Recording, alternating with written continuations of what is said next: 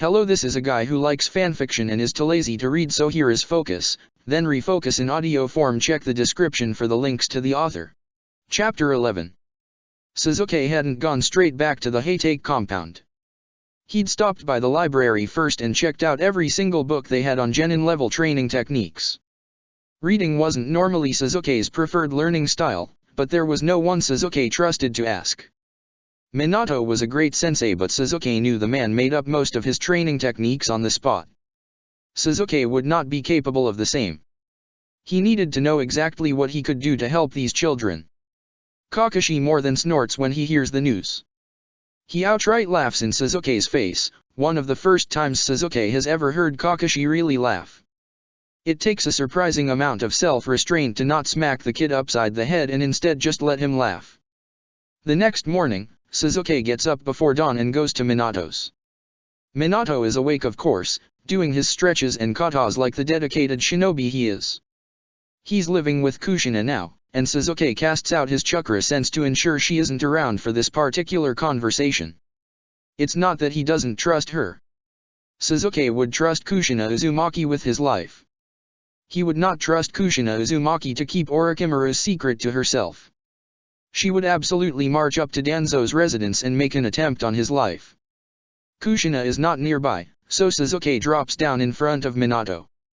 I have bad news. Minato doesn't even flinch, just keeps stretching, though he smiles at Sasuke in greeting. Well, don't keep it to yourself. Danzo made a move on Orochimaru. He's dissolved our two-man squad. Minato raises an eyebrow. Wow, that's pretty bold. I suppose since the move was so brazen, they must have no idea any of us are onto them. Danzo's too crafty of an old man to make an obvious move if he knows he's being watched. What are they having you both do? Sasuke runs a hand through his hair, irate. I'm a Jounin sensei, now. Orochimaru dash. Minato freezes for a moment, then smiles so wide Sasuke continually wonders why the man doesn't burst. A Jounin sensei? Congratulations. Sasuke waves him off, and continues. Orochimaru is being forced into the labs. Minato, I can't leave him down there. We can't let him stay there. It's going to change him. More than it already has, anyway. How close are you? It's a moment of silence before the blonde responds. I have a counter seal I know will work. I've been trying to find another way around it, however. My current version would nullify the seal, but it will also probably put him in the hospital. It could even potentially kill him. I didn't think the risk was worth it. How bad do you think the situation is? Sasuke remembers the dead look in the replacement, Sai's face, as he detailed what Danzo had put him through. He recalls that Mokuton user, Yamato, screaming at night thinking he was back in Danzo's clutches. He thinks of the Orochimaru he remembers from his future. Orochimaru would be better off hospitalized or dead than what Danzo is going to do to him. Minato sighs. I was afraid of that. I have a solo mission this week. When I get back, we'll do it. Only with Orochimaru's permission though, do you understand? I am not using a seal that could hurt him without his consent. His mind is already running through scenarios to mitigate the damage. And Sasuke keeps mentally running into the same conclusion. I'll request a solo mission of my own. I think I know someone who might be able to help. Minato balks. What about your new genin team? He hums. It's wartime. They can handle a few D ranks on their own. With that, Sasuke leaves, heading toward the residence of Orochimaru. The door opens before Sasuke can even knock. Orochimaru is paler than usual. He motions for Sasuke to enter, and he does. He settles at Orochimaru's table, where there's tea already set. Orochimaru had been expecting him, clearly. It looks like your experiment failed, Sasuke. Orochimaru's voice is flat, and matter of fact. How so? Sasuke tests the water. Orochimaru's words are never what they appear. I apologize that I won't be able to uphold my side of the bargain, but it seems I will be rather tied up from now on. Orochimaru is careful not to show any emotion, but he's averted his eyes slightly, a tell Sasuke has come to understand is a showing of emotion from the Sannin. I'm not giving up yet, Sasuke states his intentions as bluntly as possible. Unlike Orochimaru, he's not usually one for word games. He says what he means and that's all. You must hold a great deal of disdain, to keep trying even after your experiment has failed. Orochimaru sips his tea. Sasuke thinks he's starting to unravel the word game. And you are the experiment. Sasuke watches carefully for Orochimaru's tells. They are so minor as to be invisible to most, but Sasuke has worked shoulder to shoulder with him for 4 years. The tiny pause of his hand tells Sasuke the answer to his question, but Orochimaru has worked with Sasuke too, so he answers anyway, knowing Sasuke prefers direct communication. Of course. He stares at Sasuke, daring him to disagree. Sasuke always dares to disagree. You're not an experiment, Orochimaru. He stares back, daring Orochimaru in turn to disagree. What am I then, do tell? Orochimaru sips his tea dispassionately, as if he couldn't care either way. He's trying so hard to be unreadable that Sasuke knows from that alone the man is boiling over on the inside. Luckily, Sasuke knows the answer to this question. You're a teammate. A friend. Sasuke can't believe his life got to the point where he considers Orochimaru a friend. But here he is. And admitting it too. Further proof that Naruto did get through to him eventually. Orochimaru scoffs. You are far too idealistic. You don't even know what I've dash. He chokes off as his seal activates. Only the slight clenching of his hand gives away that the Sannin is in a considerable amount of pain as it activates. Tisk. I think I've made my point. Orochimaru releases his cup carefully. I think we both know this wasn't all you're doing. Besides, I have some experience myself in doing things that drove others away. Sasuke makes his counterpoints calmly. Now is the time to bring up the counter seal. Minato has a solution, finally. The only downside is, it may hospitalize you.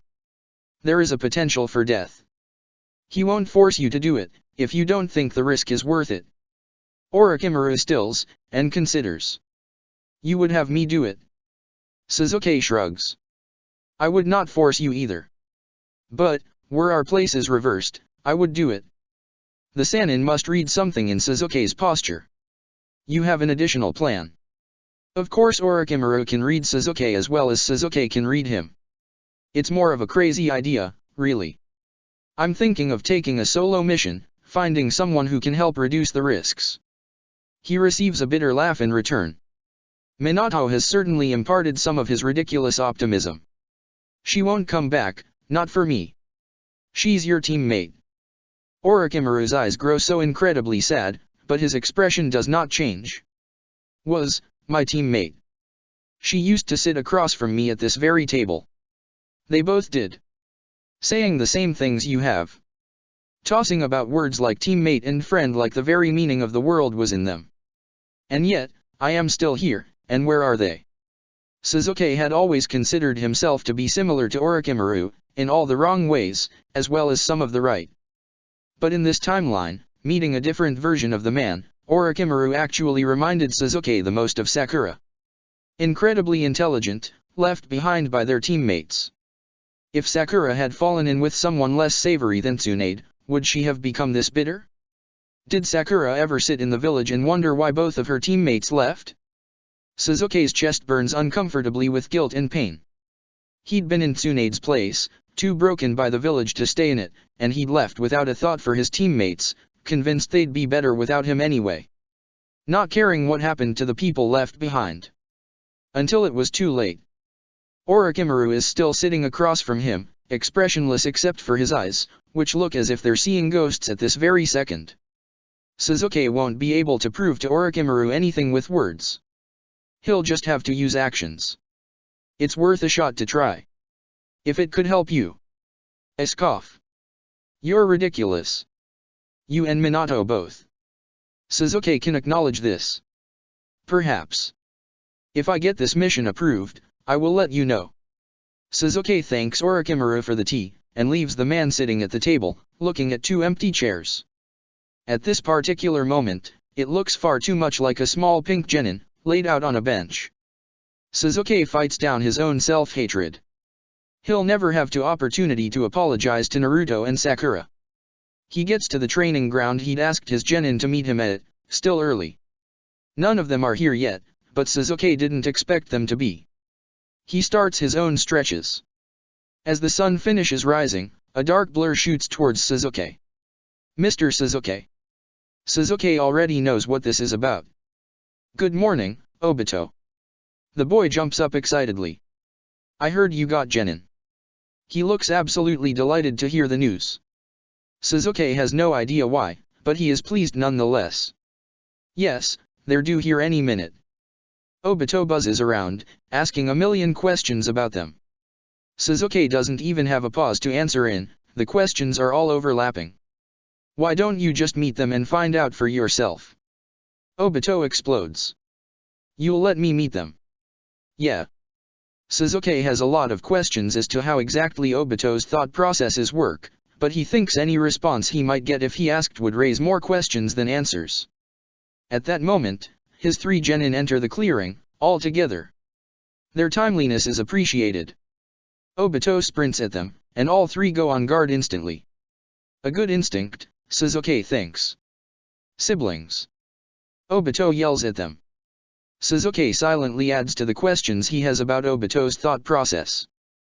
The three genin look helplessly at Sasuke, either for answers or for him to save them from the hurricane which is Obito, he isn't sure. Either way, they're out of luck. Sasuke simply shrugs. Obito starts launching questions at them left and right, and Sasuke finds he does have to intervene.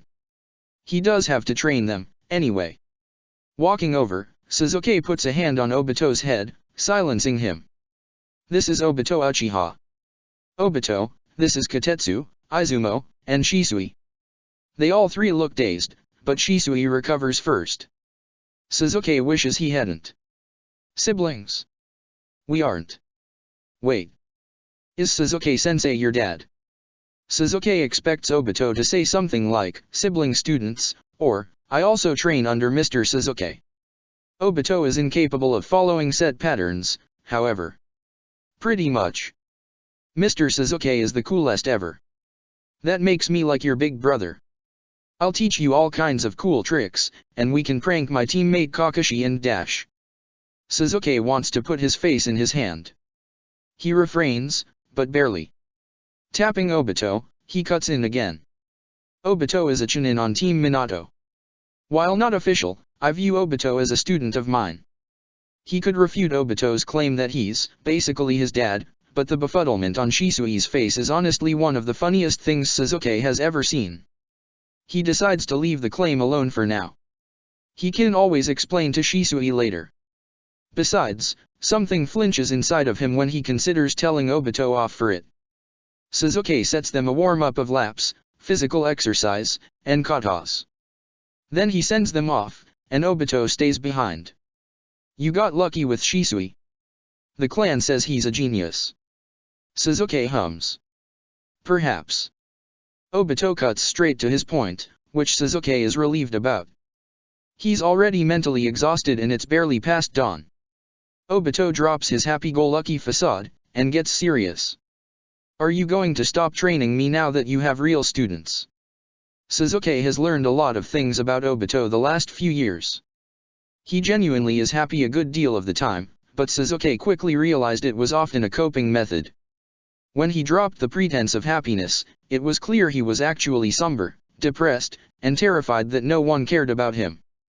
Even though Sasuke is sure he doesn't mean to, Minato's constant bright presence only amplified the need to only appear happy in Obito. Sasuke had eventually convinced Obito that it was okay to not be happy all the time, and the boy had relaxed greatly. For the most part, if he acted happy around Sasuke, he generally was. Sasuke had also learned that Obito was also affection-starved, and a hand on top of his head or shoulder could calm him more than a far larger number of words. This had been a relief to Sasuke. Once Obito had officially decided to hang around Sasuke like his life depended on it, the next thing Sasuke learned about him was that he was often afraid Sasuke would just leave. The guilt of that line of thought never ceased to depress Sasuke. Putting a hand on Obito's shoulder, Sasuke feels him relax slightly. No, I won't stop training you. Obito takes a deep breath. I believe you. He still seems sad, somehow. Sasuke has seen enough said people today, he wishes Obito wasn't. You know, you're a Chunin now. If you wanted to, you could help me train them in between your own missions. Unsaid is, even if you don't need training, you can still be around. Obito throws his arms around Sasuke, and Sasuke lets him. That's another thing he's had to get used to. No one ever hugged Sasuke before Obito, and the sensation was hard to get used to. Me, Kakashi, and Rin have a mission today, we'll be gone for a couple days. Sasuke nods, he'd been aware. He'd bid Kakashi farewell last night and expressed his apology at being unable to see Kakashi off at the gate. He'd gotten the requisite eye roll and insistence that he wasn't a little kid and didn't need to be seen off at the gates. But he'd accepted Sasuke's hair ruffle and the bento Sasuke packed for him. Obito looks up hopefully at him. When I get back, maybe I can help. I may be gone on my own mission then. If I am able to leave the genin in the village, I'll request you as their squad captain for D ranks. Obito lights up. Really? Sasuke huffs. Only Obito would be so excited to be a captain he'd accept D ranks. Yes. Of course, I may also put Kakashi in charge of one, you know how much he enjoys D ranks. Obito snickers. Kakashi notoriously hates D ranks after the hundreds he'd completed in his first year as genin. Okay, bye Mr. Sasuke. Sasuke watches as Obito barrels off towards the gates. He knows he's never deserved anything like the loyalty that he's been shown in this timeline. Sometimes, he wonders if they'd still hang around if they knew who Sasuke really was, what he'd really done. But he can never tell them. Turning his attention to his genin, who are dutifully going through their katas, Sasuke tries to clear his mind. When they've finished, they head over to Sasuke. He's gained a little more confidence, having stayed up most of the night reading books on teaching genin. The only one he has left to finish is on genjutsu and when to introduce specialties. He has an idea of where to go now.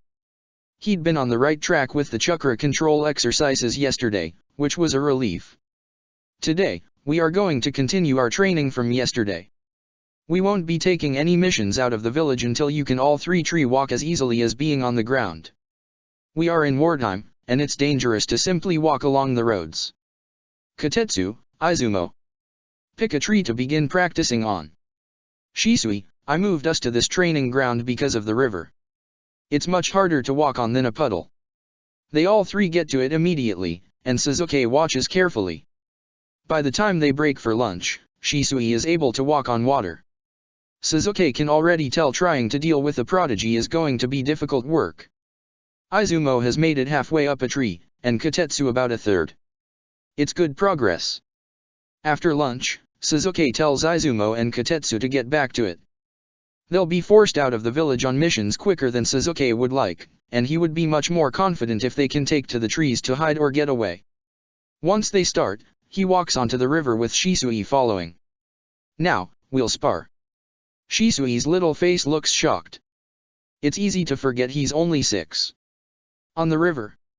Sasuke nods. You'll fight more on the surface of water than you think you will.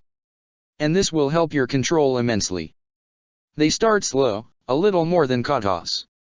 Shisui falls in several times, and Sasuke forces him to get out using chakra on the surface of the water instead of swimming to the shore. By the time he can start to feel everyone's chakra wavering, Shisui can defend from basic attacks while keeping his footing on the surface of the water. Walking to shore, Sasuke is pleased to find that Katetsu and Izumo have decided to work together, and have both gotten almost to the top of their respective trees, though their footing is shaky. The last thing he has them do is spar each other in a 3-on-1. No chakra allowed. He sends them home exhausted and filthy, and heads to the Hokage Tower to request his mission. Chapter 12. In an unsurprising turn of events, Sasuke is cleared to go on a mission searching for Tsunade, but with a serious condition. He has to bring his new genin team. He doesn't tell Hiruzen why he wants to find her, and Hiruzen doesn't ask. There have been many missions to find her already, and each one came home with their hands empty. Most didn't even catch a glimpse of her. Sarutobi likely assumes Sasuke's mission will end in failure as well. He doesn't know it, but in a way, he's crippled Sasuke's ability to do this mission in a shorter time frame.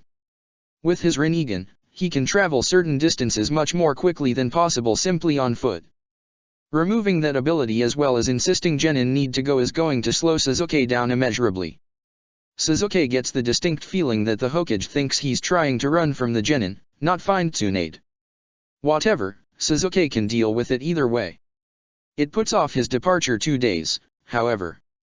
True to his word, Sasuke refuses to leave the village until Izumo and Kotetsu can both tree walk relatively easily. That's not to say that they're good at it now, but in a pinch Sasuke is convinced they could flee to the trees. After this mission, they'll be a lot better at it. True to prodigy potential, in that same 2 days, Shisui is able to hold a full fight on top of the river, jutsu included. The morning they're set to leave dawns, and Sasuke waits at the gates for the 3 genin. Izumo arrives first, living closest to the gates. Sasuke goes through his pack to make sure he's packed correctly. A slightly messy grouping of kunao, shuriken, ninja wire, and other academy-approved essentials. He has included a first aid kit. Sasuke gives approval, and notes that if he packed more neatly, it would be easier to access his weapons. For a civilian-born shinobi, the packing is to be expected. He followed the academy instructions closely. Sasuke will have to work on additional packing for more advanced missions later. Kotetsu arrives next, and his pack is in similar shape to Izumo's. The difference being that Izumo brought a large pack of exploding tags, and his clothes were arranged far more messily. Sasuke makes a similar comment about neatness allowing for more items and easier access. Shisui arrives last, his compound being the farthest from the gates. His pack is as neat as any Sasuke has ever seen.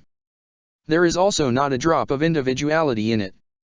The other 2 boys had brought bandages and exploding tags, but Shisui packed to the letter and nothing more. Sasuke comments to the boy that he should think about packing something that benefits him specifically, instead of just a general pack. Shisui nods seriously. Then they're all off. Sasuke had given them each a packet of information that he'd made, to give them experience in strategy. He'd read a book about this already and it gave him some interesting strategy pointers for genin. Enough that Sasuke felt confident enough to broach the topic. It laid out who they were looking for, and well-known characteristics of their target. After they've set their pace in the trees, Sasuke starts questioning them. Kotetsu correctly answers what definition of mission they are on, tracking. Izumo correctly answers the question of their target, Tsunade Senju. Shisui correctly defines the parameters of a search mission during wartime. How would you track Tsunade Senju, if you were running this mission? This should give Sasuke some idea of their strategic capabilities. It takes a few moments for the genin to gather their thoughts. Izumo and Kotetsu because they're still half focused on staying in the trees. Shisui because Sasuke has been throwing a light genjutsu over him every few minutes until he notices and dispels it. I would go to all her friends and question them about where she might be. Izumo exclaims. That would work best with a civilian target. It's as gentle of a put-down as Sasuke can come up with as a return. Shisui opens his mouth to answer the question and Sasuke throws a genjutsu that makes the affected reverse their left and right over him. I would go to her house and try and find her chakra signature, and then search by her chakra signature. Kotetsu is more thoughtful, but no more realistic. That would work best if the target had left the village recently. It'd been over 5 years since Tsunade left, and any chakra signature would be long gone. Shisui shakes the genjutsu. Sasuke waits to layer the next one. It says in her file she gambles, and is bad at it. So I'd go looking for people she owes money to. Shisui still looks a little disoriented from that last genjutsu, so Sasuke decides to wait a little before the next one. That is what we are currently doing. There are other ways to track, but this one will work best for our current purposes. We are headed to a small gambling town in Fire Country. If they weren't in the middle of a war, Sasuke would leave the genin outside the town limit and have them train while he searches for Tsunade, but he's paranoid enough to think they'll get killed if he lets them out of his sight. Sasuke could have made the trip to this town in less than a day. Traveling with genin, they have to stop for the night. He sets them to work, having Shisui set traps while Izumo gathers firewood and Kotetsu starts the fire. The evening goes without event. The traps get set, the fire gets made and started. They don't have shifts, because they're still near the leaf and there are patrols nearby, though the genin probably can't sense them. The next day they make it into the town by midday. Sasuke gives a brief explanation on how to hide a chakra signature, and sets them to working on it while they walk through town together. Despite their headbands, Sasuke is asked no less than 3 times by nosy old women if the 3 genin are his children. He supposes they strike quite a picture, a dark-haired man and 3 dark-haired boys around the same age, all of them quietly bickering behind him. Sasuke hasn't stopped the fighting, partially because he's secretly glad that Kotetsu and Izumo are including Shisui in their bickering. He can't exactly train Shisui the same way as the other 2, and Sasuke is afraid to either play favorites or isolate one set over the other. But they're arguing like the 6 and 8-year-olds they are, over who hides their chakra better, and how to do it, and who is faster and so on. Besides, as long as they're arguing, they aren't interfering with Sasuke's information gathering. The information gathering goes about as Sasuke expects. The owners of the gambling establishments all remember her. She has debts all over town. But she hasn't been in town for almost a year. He takes all of their theories on which way she went, and mentally checks those off at places he doesn't expect to find her. It's useful intel, just not in the way they think it is. Tsunade is a shinobi. She might be ignoring that right now, but any hints she drops about her next locations are more than likely false lures for her many debt collectors. The next stop they'll need to make is closer to the border of the country. The fighting could be a lot worse there. It worries Sasuke, but there's nothing he can do about it. He has to find Tsunade, to give Orochimaru a chance, and the 3rd Hokage had commanded Sasuke to take the genin. He rents a room at a nearby inn for the evening. Better to stay in the town's limits while they can. They all pile into a single room, and argue until they pass out in a tangled pile on the floor. They make quite the picture. Izumo and Kotetsu are laying on top of each other, and it's difficult to tell where one of them ends and the other begins. Somehow, they've dragged Shisui into it as well, Kotetsu using his legs as a pillow, and Izumo's legs are sprawled over his arm. They're just a pile of children on the floor, too innocent to know what the war going on around them looks like, what it feels like. They've never lost anyone, never felt true fear. They trust each other enough after a week to pile in a senseless way that would get them killed if they were in an actual war zone. Sasuke never remembers being so open. But as he looks at them, he does remember his own team. The good parts of it, before Sasuke had ruined it all. The careless way Naruto would roll onto Sasuke's bedroll at night and make Sasuke get up and move. The way it felt to wake up and see Kakashi-sensei's back guarding them in the night. The way Sakura would smile genuinely at him when he passed her food at dinner, or acknowledge her after a practice. He misses them. He has always missed them, from the second he walked out the gates of Konoha. He'd never fully apologized to Sakura. She'd died before he could make amends to her. Sasuke sees her everywhere. In Orochimaru, lost without his teammates. In Rin, trying desperately to stand alongside her teammates. Sometimes Sasuke even swears he sees her in the street, the briefest flash of pink around a corner, a laugh just a little too far away. Sasuke wonders now, sitting in the dark, leaning against the wall. Looking at his genin, curled on the floor, if this is how Kakashi had felt. Watching his team, missing his lost teammates and sensei. It must have been lonely for him. And his genin were far easier than Sasuke had been to Kakashi. He feels a spike of affection towards his old sensei. He cares for this young Kakashi deeply, but he's nothing like his old sensei. Sasuke plans to keep it that way. But he'll keep the memory of his sensei, burdened by the weight of the world, but watching over him nonetheless. The night passes in an eternity, and an instant. Sasuke sleeps briefly, senses still on alert just in case. He wakes the genin in the morning, and they rise groggily and start packing their things, while he packs his own. When they've all finished, Sasuke informs them that they are heading to another town on the border, far closer to the fighting, and that they'll have to be careful. He asks them to continue practicing chakra cloaking on their journey. Genin don't really have big enough signatures to register as a threat to Jounin, but a team of Chunin or other genin might track them down for a fight, and while Sasuke can handle that, he doesn't really want to have to.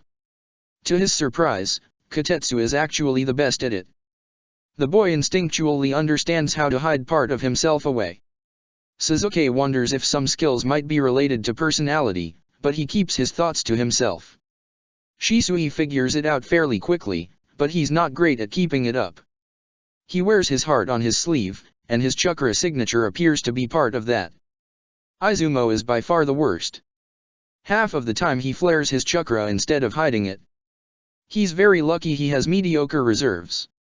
If he doesn't figure it out by the time they get closer to the border, Sasuke is just going to have him to stop, because flaring his chakra like that is dangerous, even if he doesn't have much chakra to flare. They pass the sites of a couple of skirmishes, not unlike the ones Sasuke has run on his few shifts as border control. There are no bodies, so the fights aren't recent, which is relieving. There are signs of jutsu usage, bent and broken trees, overturned earth here and there. Fire has singed the trees where they run. Sasuke allows them a pause to check out one site, and the boys speculate what the fight must have looked like. Izumo finds a broken shuriken in a bush. Sasuke makes him throw it out. No need to cart around broken equipment. Over the next few days of traveling, Shisui and Kotetsu have figured out how to tamp down their chakra signature a significant amount, and Sasuke sets them on the next level, which is to make their chakra signature resemble a bird or a rabbit. No chakra signature at all is almost as obvious as a huge one, and the ninja best at stealth are the ones who are able to match the amount of chakra they have to their surroundings. Izumo has nearly conquered the basics. He's at least stopped flaring his chakra, which is a success in Sasuke's book. They've been traveling much more slowly, because the closer they get to the border, the higher the danger gets. It is no longer safe to stay in towns, so they sleep in the outskirts. Eventually, their luck avoiding all conflict runs out. Late one night, as they make camp, a squad of enemy ninja attack the tiny village nearby. Sasuke weaves a heavy genjutsu for hiding around himself and the three genin. He's glad to have them now. He hadn't really known many area genjutsu of its type before the Fourth Ninja War. They'd been so necessary for hiding, getting the smallest bit of rest, so they'd all learned a few. That it doesn't require the use of either of his eyes is a bonus. The unfortunate thing about a hiding genjutsu is that it doesn't isolate sound from outside. His genin wake up to the echoes of screams. A particularly high one pierces the air, a scream of anguish that carries through the air and makes all the hair on the back of Sasuke's neck stand up. The kids jolt awake, terrified. They grab at their weapons, ready to fight, to help. Sasuke shakes his head at them, holding a finger to his lips. The desperate look in all three of their eyes as they silently beg Sasuke to let them rush to the aid of the villagers hurts Sasuke. It's more than likely that the attackers are Jounin. His kids are genin of about a week, there's no way they'll survive. Please, their eyes beg. Sasuke beckons them closer, and all three of them rush at him, their eyes big and bright in the dark. All three of them are shaking. Izumo looks like he might be crying. Sasuke speaks as quietly as he can. An explosion sounds in the distance. You aren't ready, you'll die. Kotetsu is the one who speaks first, keeping his voice a whisper. Paper bombs continue to explode. But, sensei. Those civilians. Sasuke bows his head. Someone's weeping carries. It sounds like a man begging for his life. Somewhat nearby too, likely running away from the little village. Shisui's whisper is horrified. They're going to die, aren't they, sensei? Sasuke isn't going to lie to them. Silently though, he curses Sarutobi for making Sasuke bring these genin. These children. The gurgling sounds of someone choking on blood filter through. They are much closer than Sasuke thought. Yes. If there was a patrol in the area, they may try to step in and help. Izumo is full out crying now, and Shisui looks a second behind. Izumo pulls a kunai out of his pack with a shaky hand. We can't leave them, sensei. We swore to protect the fire country. Sasuke pushes his kunai down firmly. The gurgling noise stops, and the rustling signals a ninja running back towards the village. They're safe for now. If you live now, and train, you'll save more in the long run. They all look like they want to argue with him, but there's no argument to be made. Another scream splits the air, and Sasuke realizes they can't stay here. Not just for his genin, but for him. The screaming is eating away at that part of his mind that he tries to push down. If he sits here too long, the empty Uchiha compound is going to get closer and closer to the forefront of his mind, and Sasuke needs to keep on top of himself. Has to keep these genin safe. Who knows if an enemy will start prowling around for survivors. All three of them now have tears streaming down their faces. Sasuke motions for them to pack, and they do, as quickly as they can. Every explosion, rumble, and scream causes them to flinch. They look to Sasuke, and he nods in the direction they need to go. Sasuke makes a shadow clone, and runs ahead and behind simultaneously. As they start to run, the wailing starts, carrying through the trees. Sasuke leads them away from the fighting as much as he can, but still heading to the town he thinks Tsunade may be it. She better be here, or all of this will have been for nothing. They run across the civilian who died. His blood pools around him, silver in the moonlight. Sasuke knows the genin have seen. To their credit, they don't pause, but all three of them flinch massively. They've probably never seen a body before. Sasuke only sees theirs. They have to get away from here. They run almost all night, and as the morning dawns, the target town is in view. The genin stopped crying after a while, the pace too exhausting to both cry and run, but their spirits dropped throughout the night. At this point, it was nothing short of miraculous that they were still on their feet. He finally calls them to a halt, and Izumo and Kotetsu slouch exhaustedly, choosing to crawl down the trees without chakra. Shisui, who is the smallest and has the natural lower stamina of a small child, passes out on the spot the second he stops moving, and falls out of the tree. Sasuke intercepts him mid-fall and catches the little Uchiha. Shisui has dried tear tracks on his face, and he's covered in sweat. Sasuke probably should have called for a halt earlier, but he'd been possessed with the need to get as far away from the fight as possible. What if a scout had followed? Sasuke simply couldn't risk it.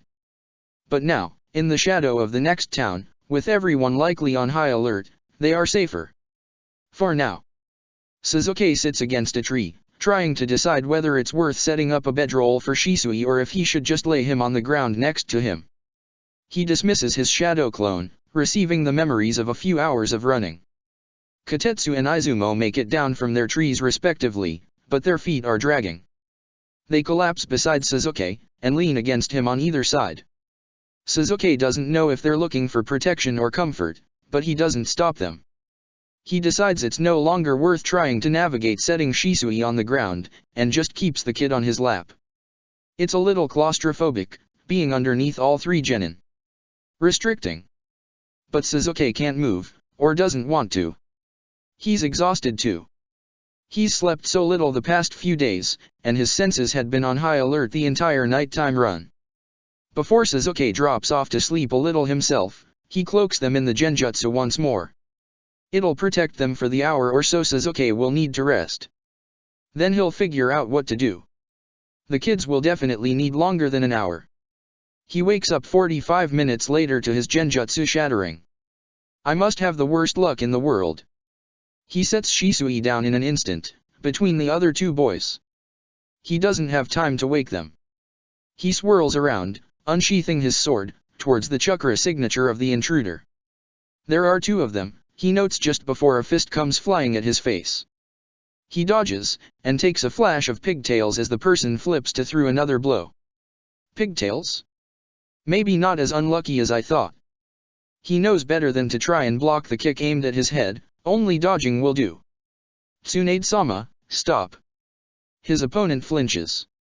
Sure enough, Tsunade Senju stands in front of him, rage in her eyes, like Sasuke is the source of all of her problems.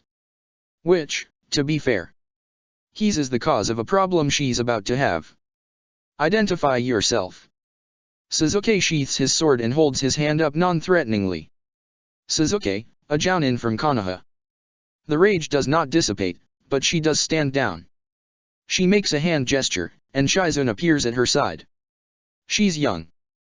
Probably not older than Obito and Rin. Why are you here?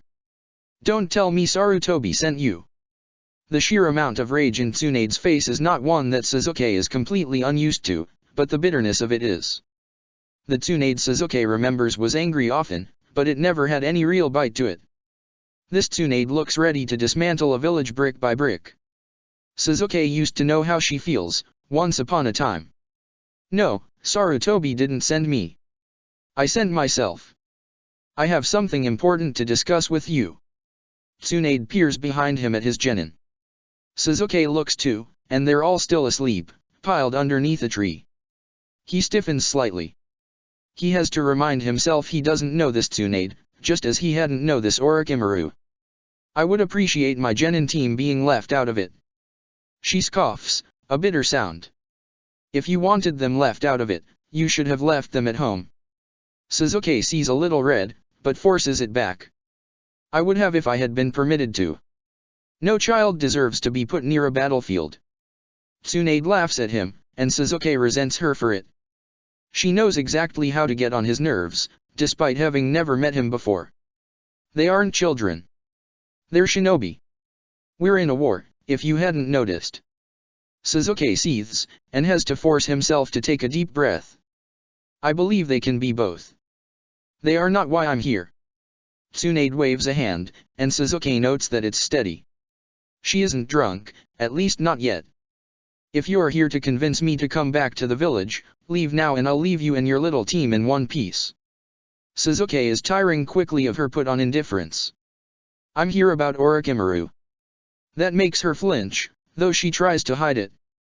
And what about him? Don't tell me he got himself killed. She tries to sound nonchalant, but the intensity of her gaze says otherwise. This is going to be harder than Sasuke thought. He's alive. But in trouble. Tsunade crosses her arms and taps her foot. You have 5 minutes, spill. Sasuke spares a glance at his genin. They appear to be asleep. He doesn't trust it, though. Can we do this in private? With emotion, Shizun walks over towards the genin, and stands in a defensive position.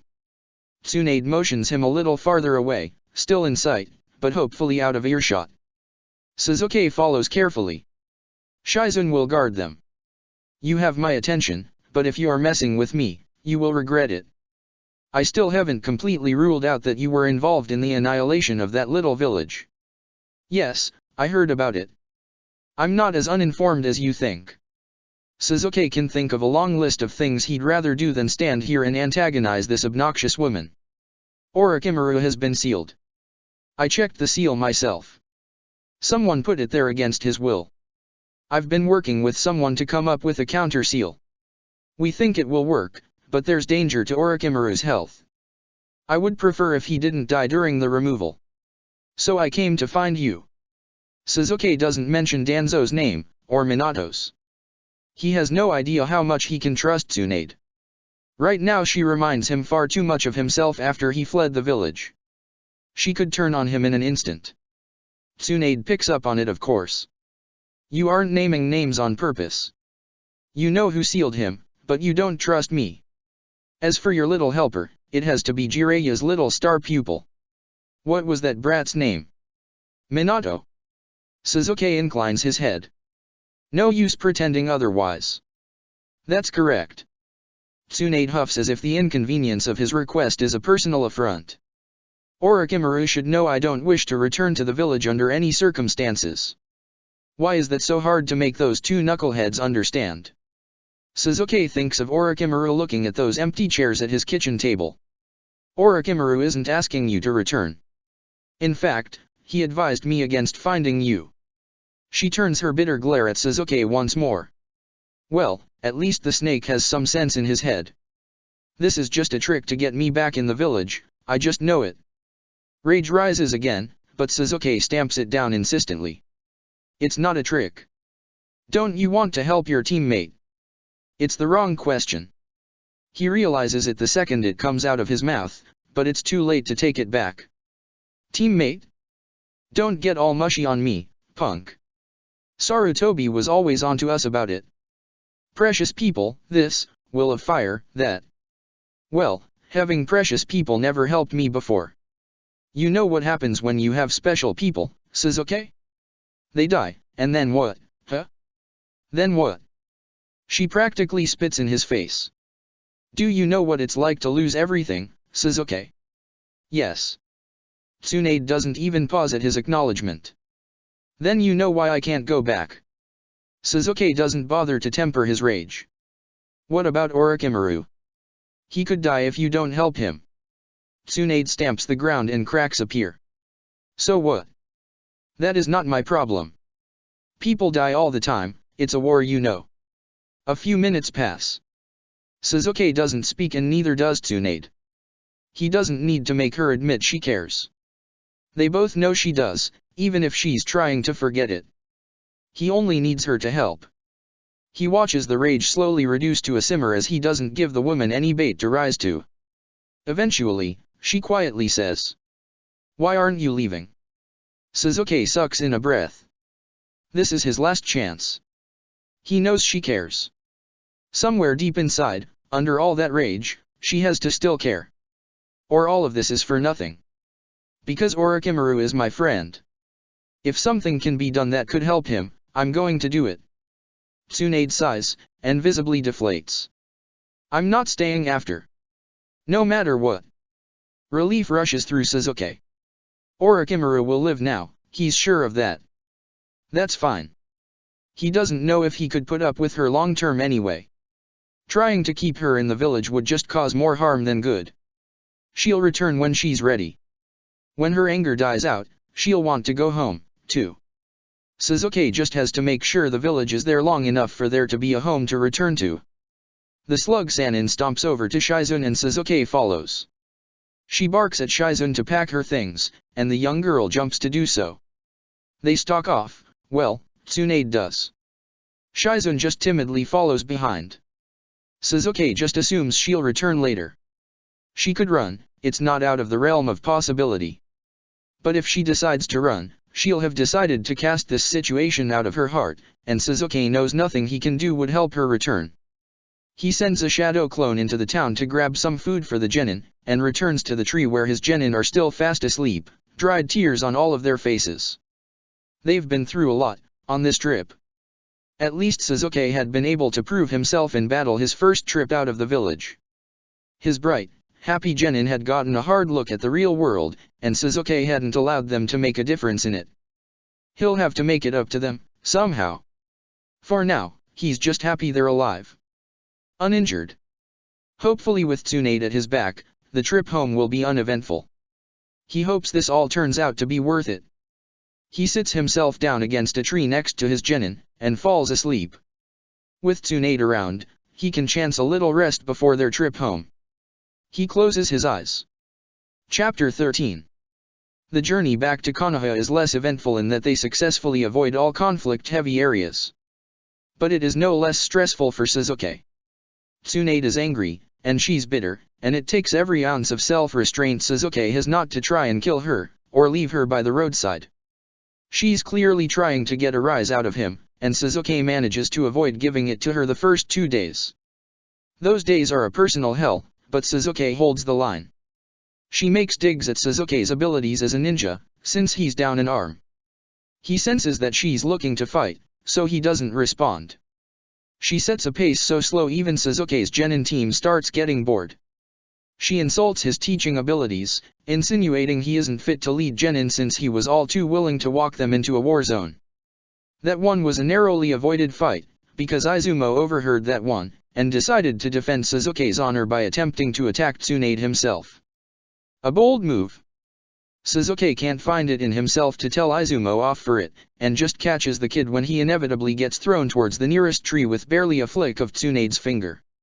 Catching Izumo was the weakness Tsunade needed to see, and on the 3rd day it comes to a head. She insults Kotetsu directly. A clanless ninja, huh? Didn't they tell you there's a war going on? Kotetsu nods. He's more reserved than Izumo, and the direct attention from one of the Sannin is overwhelming him. I want to do my best to protect the village. Tsunade snorts derisively. You can't protect anything when they kill you. And they will kill you. Kotetsu shoots a helpless look at Sasuke, and he intervenes. Putting a hand on Kotetsu's shoulder, he grits his teeth, and tries to be as polite as his mother had always taught him. Lady Tsunade, while I appreciate your concerns, I would request you keep your thoughts about my genin to yourself. She has the delighted look of knowing she's hit someone's sore spot. Oh? I thought surely you wouldn't mind me toughening them up, Or was that not what you were doing, taking them on this little mission of yours? Because you've been so protective of Shizun's innocence. It slips out before Suzuki can stop it, and he silently curses himself. That was the opening Tsunade had clearly been looking for, and before he knows it, they're in a heated spar. In a way, it's relieving to vent his stress with his fist. He wonders briefly if Tsunade has been feeling the same. Or if she's just using this as an excuse to run off, and this fight is ensuring that she'll never return to the village. That is an unacceptable conclusion, and if comes to that, he'll have to incapacitate her and force her back to the village. He remembers the Slug Sannin being quite a bit stronger, when they were in the war. Either she's out of practice, or holding back. Suzuki decides to hope for the latter. Tsunade is taking pains to be as flashy as possible. Her every step shakes the earth, every punch shatters a tree, or causes a crater. He decides to match her flashiness, because why not? His fist crackles with electricity, he goes at full speed, dashing so quickly about her that he's not visible to the normal eye. On the sidelines, Kotetsu and Shizun are standing together, looking mortified. Shizun is calling out an exasperated, "Lady Tsunade," as though her words alone will sway her master. On the other side, Izumo is excitedly cheering for Suzuki. "Give it to her, sensei." Shisui has been swept up in Izumo's excitement and is also cheering. The fight goes on for quite a while, and it slowly becomes clear that Suzuki has the advantage. He's faster than Tsunade is, and even though she can heal the wounds he's inflicting, it takes chakra. She's afraid of blood, he knows. So as an attempt at respect, every wound he inflicts is either internal or lightning burns. Both of them have an enormous well of chakra to burn through, but Suzuki isn't using as much as she is, and he seriously doubts she's going to unseal her strength of 100 just for this spar. Suzuki also realizes that her pride won't allow her to lose. She'd kill him or herself before admitting defeat. He realizes it as he realizes he can't allow himself to lose either. If he does, it'll just tell Tsunade that she can continue to make disparaging comments at his students, and Suzuki can't stand for it. He just has to wait for the right opening. The fight ends with Suzuki's Chidori over Tsunade's heart, and Tsunade's chakra scalpel at his throat. They call it a draw. Their students rush them at the same time. Suzuki can hear Shizun fretting over Tsunade, while his own students do their own sort. "Sensei, are you okay?" Kotetsu is almost immediately drowned out by Shisui yelling, "You could have got her, Suzuki-sensei." Izumo echoes Shisui's statements with equal vigor. Suzuki looks at Tsunade to find her already looking at him. He nods at her, and she returns it. "Respect for your fellow ninja. It's so much easier to fight than talk." Suzuki wishes he could resolve more problems that way. Looking down at his students, he finds that Kotetsu is still looking fearful and slightly concerned. "I'm fine." He's actually sore, and he's sure he'll have bruises. He didn't take any direct hits, or he'd probably be dead. Even just being in the vicinity of one of those blows caused shockwaves hard enough to bruise. But as far as his students need to know, he's fine. Kotetsu doesn't really look like he believes him, so Suzuki ruffles his hair. To Shisui and Izumo he says, "It's generally frowned upon to kill the mission objective." Izumo expresses distaste for that, but Shisui looks thoughtful. Suzuki has no idea what that's about and he's not about to ask. Tsunade isn't any nicer on the rest of the journey, but she refrains from actual insults, and settles for just being massively unpleasant. Suzuki makes it through by imagining challenging her to a fight again. Late at night, only a handful of hours from Konoha, Suzuki wakes up for his shift of guard duty just a few moments too early, and he sees Tsunade sitting quietly, with an empty, broken expression. She hides it the second she realizes Suzuki is awake, and he never mentions it. The next morning, she's just as bitter. But Suzuki knows what he saw. Just before they enter the village, Tsunade quietly remarks, "Does sensei know about Orochimaru?" Suzuki shakes his head. Tsunade sighs. "You think Danzo did it, then?" Suzuki doesn't respond. Perhaps Danzo had been up to some schemes before even Suzuki was aware about it, if Tsunade was certain immediately. She inclines her head. "I won't say anything. Until afterwards, that is." Suzuki keeps his voice barely over a whisper. Thank you. Then Tsunade holds her head up high, and stalks into Konoha like she owns the place. She absolutely refuses to show ID to the gate guards, who are actually making a solid attempt at security. A flustered Shizun follows in Tsunade's wake, apologizing on Tsunade's behalf and begging Tsunade to show decorum. Suzuki can see why Tsunade likes her so much. Tsunade is a lot of personality, and for a 13-year-old to even stand up to her is impressive. Suzuki and his genin diligently show ID, and then follow Tsunade as she loudly makes her way to the Hokage Tower. People are stopping and staring in the streets, and they march all the way to the Hokage's office. Tsunade opens the door to the office without announcing herself in any way. Suzuki has never been so glad to be back in the village, and he's deeply looking forward to not seeing Tsunade for a few hours. But first, the Hokage. Suzuki will treasure the look of shock on Sarutobi's face as long as he lives. It is only the old man's quick reflexes that keep his pipe from falling out of his mouth. He makes a decent attempt at a recovery, but Suzuki feels sure he isn't even fooling the genin. Ah, Tsunade, it's good to see you again.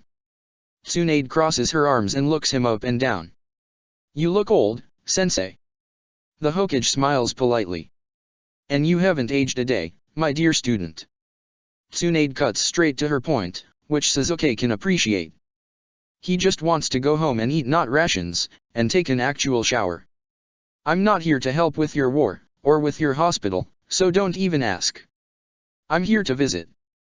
Sarutobi tries to demur, but Tsunade is insistent. After a few moments, she shoos Suzuki and his team out of the office, with a demand that Sarutobi go out to lunch with her and catch up. Suzuki is more than happy to leave. He releases his genin, and tells them to take the next day off to recover. They accept the orders, and start trudging home. They look exhausted. But they'd all survived, and Suzuki could live with that outcome. He trudges through the door of the Haytake house, calling out a tired "I'm back." Kakashi is sitting at the table, drinking a cup of tea while reading a book.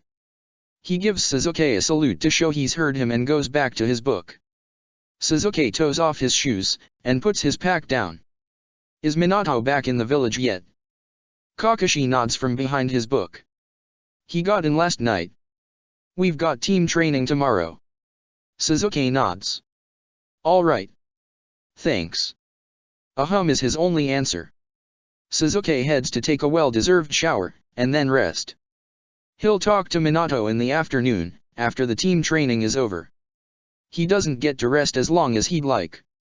It's barely evening when a small snake wakes Suzuki up by hissing in the most obnoxious way possible. He jerks awake and stares at it. It's clearly a small summon. The urge to kill it for waking him subsides slightly when he realizes it's probably sent from Orochimaru. The snake just stares at him, hissing. Suzuki asks, still clearing sleep from his mind. What do you want? The snake closes its eyes happily. It almost looks delighted to have annoyed Suzuki. Wonderful. Orochimaru requests your presence, for a pressing issue. There are several reasons Suzuki can imagine Orochimaru would be in dire enough straits to contact Suzuki, but none are good. If it's Danzo, well, he definitely deserves to die for waking Suzuki. Suzuki decides not to bother walking across the whole entire village, and uses his Rinnegan to walk through dimensions, right into Orochimaru's backyard. He's done it a few times before, so he's reasonably certain there's no trap set to kill him. There aren't, and he strides into the house as quickly as possible. A raised voice meets his ears even before he opens the door. A raised voice he recognizes. You can't kill her, you still need her. Suzuki sighs. Danzo would have been much easier to deal with. He swings the door open. Tsunade is standing over Orochimaru, her face getting redder by the second. Orochimaru is sitting straight, carefully expressionless. They both turn to face him as he enters. Tsunade looks enraged. Why are you here, brat? If Orochimaru didn't tell her he had called for Suzuki, Suzuki certainly wasn't planning on it. Social call, he deadpants. Tsunade's eye twitches. Suzuki does not change in expression. She gives up in a huff and turns back to Orochimaru. You have no right to make such assertions about me. You know what I went through. Ah, yes. Of course. I had forgotten that personal loss was such an excellent cause for village abandonment. Forgive me, princess. Orochimaru's voice is calm, but it's laced with poison. You have no idea what I went through. And quit calling me princess. If it had really been village abandonment, Sensei would never have let me back into the village, you know that. He knows I just need some time. Tsunade is practically spitting in Orochimaru's face. Sasuke has no idea what caused this fight, or why Orochimaru is continuing it, but he decides not to interfere for now. I can never understand because I never had a family to begin with, isn't that right, Tsunade? And you must know that the only reason Sensei lets you come and go as you please is your status as the last Senju princess. Orochimaru has not raised his voice even the smallest amount, but his words are barbed, and Tsunade looks like she's been slapped. You know that's not true. It's unclear what Tsunade is referring to. Perhaps both. If I set a single foot out of this village without permission from the Hokage, I'd be labeled a missing nin faster than I could draw a breath. Orochimaru's voice is flat, accusatory. Tsunade stomps her foot, putting a small crack in the floor. That's not why. Why is it then? Perhaps because you two secretly see me as the villagers do? As a monster. Orochimaru's statement lands, and it looks as if all the breath has been knocked out of Tsunade, she deflates so quickly. Orochimaru. You know that isn't what I meant. Sasuke doesn't really want to listen to this conversation anymore. He doesn't exactly want to interfere, either. So he just loudly pulls a chair out and sits down as if the conversation isn't happening around him. It sort of works. They stop looking at each other, and instead face Sasuke again. Do you mind? Tsunade is trying to look angry, and failing. Not at all, please continue. Sasuke reaches for the teapot, and finding it empty, goes to the sink to fill it. They do not continue. Sasuke fills up the teapot and sets it on the stove. Tsunade, are you planning to stay for tea? He asks it casually, like he's discussing the weather. What? Tsunade stares blankly at him. Would you like a cup of tea? He repeats the question. She huffs, some displeasure starting to color her face again. Sasuke decides to take that as a yes and gets out 3 teacups. He picks out a light blend from Orochimaru's cabinet and starts steeping it. No one speaks while he fills the teacups and sets them on the table. Orochimaru is looking determinedly at the teacup, as if it's the only interesting thing in the world. Do they really call him a monster? Tsunade's question is quiet, but it's definitely aimed at Sasuke. It's also a very loaded question. Sasuke hates loaded questions. He's not ever sure how to navigate the conversation afterwards and he never says the right thing. He decides to take a leaf out of his sensei's book and go for casual deflection. I wouldn't know, I don't talk to many civilians. They are often misinformed. A terrible source of information. I can't remember the last time I talked to one. Sasuke's Kakashi sensei would have said something funny or off-color about a fake conversation he'd had with a civilian, but Sasuke just doesn't have the imagination for it. But there's a little light back in Orochimaru's eyes, and he isn't holding the cup quite as tightly, so Sasuke considers it a win. Tsunade makes a sound that's almost a growl, and she turns to Orochimaru. I can't believe you went and befriended someone who somehow manages to be more obnoxious than Jiraiya. It's an olive branch, an attempt at an apology if Sasuke has ever seen one. There is no one more obnoxious than Jiraiya, Tsunade. Orochimaru takes the olive branch with a quiet grace. Tsunade makes a noise of agreement, and the tension leaves the room. They chat for a while about goings-on in the village, and Sasuke tunes out for a while. He's still exhausted, honestly. Sasuke waits for a moment where Orochimaru is looking at him, and he tries to convey the question, is everything fine, without actually asking it. Orochimaru dips his head slightly. Sasuke slides his chair back, and puts his cup into the sink. I'm going to rest. I plan to speak to Minato tomorrow afternoon, and then we'll make plans. Agreed. The Sannin nod, and then continue with lighter conversation. Sasuke takes his leave and goes home to get some actual sleep. He never thought he'd see the day when he, Sasuke Uchiha, was called to solve an argument. Plus, he'd gotten compared disfavorably to Jiraiya. Things have certainly changed, and Sasuke hopes he can keep his footing, somehow. Chapter 14. When Sasuke rises the next day, there is a toad sitting on the table when Sasuke makes breakfast. Sighing, Sasuke extends his hand, and the toad drops a note into his hand, and disappears with a small pop. Sasuke has no idea how he got to the point in his life that people just send summons to his house instead of waiting to talk to Sasuke like a normal person. As he eats, he takes a few moments to wonder whether having summons enter the house at their ease makes the house more secure or less. Probably both. After he's eaten and more alert, Sasuke unrolls the small note from the toad. The note is written with a loose script, as if the writer was so excited they had forgotten to attempt to be legible. Sasuke. I heard you got back in town yesterday. Who wouldn't? Tsunade made quite the splash. I'm sure there isn't anybody who hasn't heard. Oh, right. I'm sure Kakashi told you we have team practice this morning. Afterwards, meet me at Orochimaru's, I already cleared it with him. We can talk more then. Minato. P.S. If you run into Kushina, be sure to tell her it's just the two of us hanging out. She still hasn't forgiven me for last time. Thanks. The odds of Sasuke running into Kushina are small, but Sasuke understands the fear. Kushina had been apoplectic the last time Minato and Orochimaru had publicly gotten together to train. They'd decided to test a jutsu that they'd been trying to understand from a journal of Tobiramas. The resulting rerouting of the river had not gone unnoticed, nor had the absolute leveling of surrounding landscape. Kushina and Sasuke had been alerted to a potential security breach, and had arrived on scene to find Minato covered with ash, and leaping around the clearing delightedly shouting the results while Orochimaru hurriedly transcribed it into a notebook, looking pleased. The result was a strongly worded request from the Hokage that the two not attempt to create jutsu within the confines of the village any longer, which Kushina fully endorsed. Sasuke had personally found the whole thing funny, especially considering only the month before Kushina and Mikoto had done the exact same thing with a seal while on border patrol. The only difference had been instead of blowing up part of the village and getting reprimanded, Mikoto and Kushina had inadvertently blown up an enemy regiment, which earned them a commendation from the Hokage, and a dual entry into the bingo book.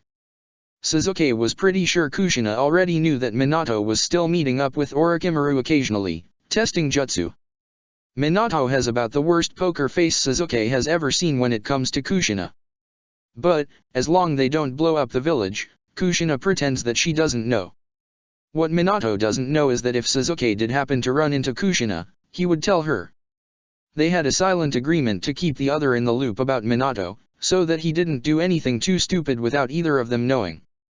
He's pretty sure Minato and Mikoto have the same pact about Kushina.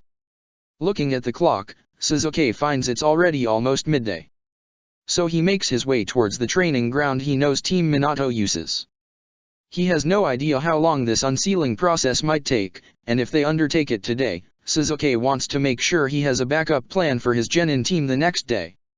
Arriving at the training ground, Sasuke sees all four of them going through their warm-down stretches. He heads to Kakashi first. Kakashi doesn't pause in his stretches, but he nods so that Sasuke knows he's listening.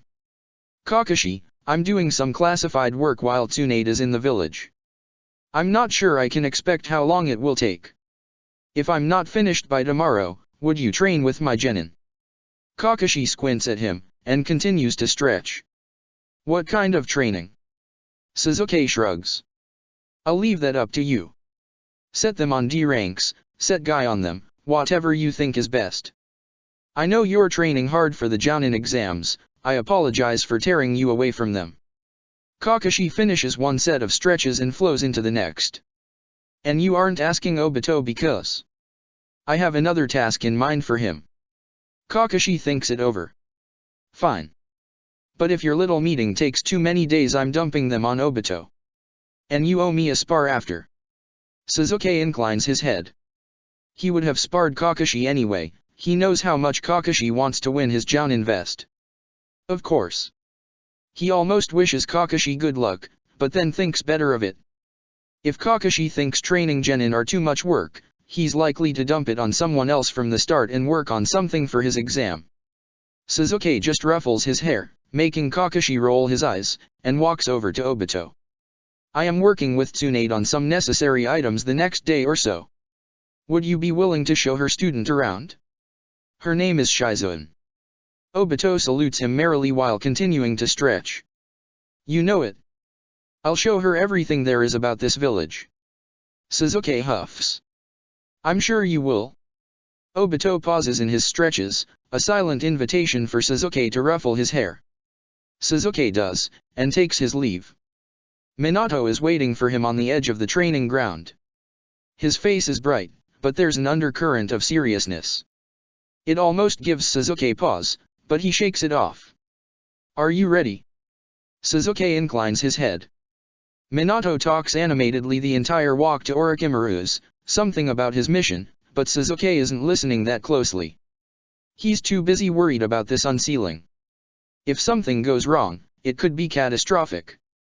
If Orochimaru is injured enough to bleed, Tsunade might be unable to heal him. She might also change her mind at the last minute.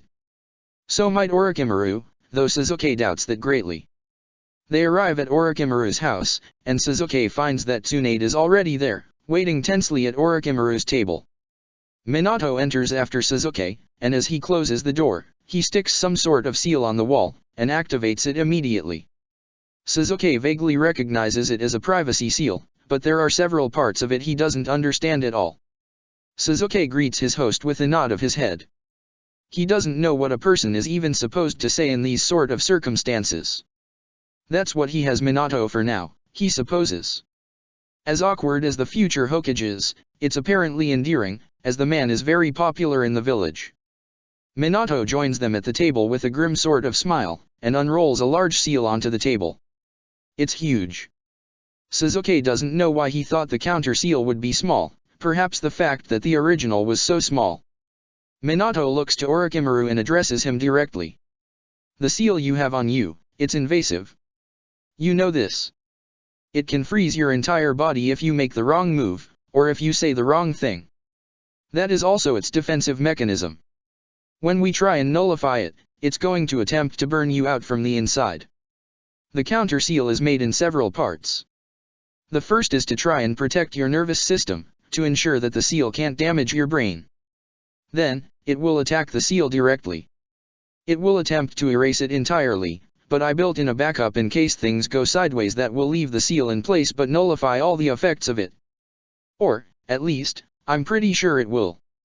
Orochimaru listens with the patience of someone who's clearly heard all of this before. Minato continues. Ideally, I'd prefer it to be risk-free. But with circumstances being what they are. Are you still willing to go through with this, knowing it could potentially kill you, or brain damage you, or some effect we aren't even aware of? Orochimaru blinks his golden eyes once, twice. He looks to Sasuke. Sasuke isn't sure what he's looking for, so he doesn't know what to give. He meets Orochimaru's gaze evenly. The Sannin turns back to Minato. Yes. I've considered the possible outcomes, and this is the only path with the potential to not lead to my death. Minato nods then. Sasuke notes that Tsunade has gone quite pale, and is uncharacteristically quiet. Sasuke decides not to mention his particular brand of backup plan to the group. He's sure Orochimaru may have already guessed it. There is a moment where they're all silent, taking in the magnitude of what they are doing. Then they start moving. Sasuke and Tsunade clear the kitchen of all items and furniture, including the table and chairs. Orochimaru goes to partially disrobe, and Minato starts transferring the first part of the seal to the floor. This part of sealing Tsunade is clearly familiar with, and she helps Minato draw out the enormous circle on the floor that Orochimaru is meant to sit inside of. The whole thing is complex. Sasuke is willing to help, but he's unsure what to do, so he simply watches. Orochimaru returns, stripped down almost entirely, save a short pair of pants that look to be made of cotton. He watches alongside Sasuke as the other two paint the floor.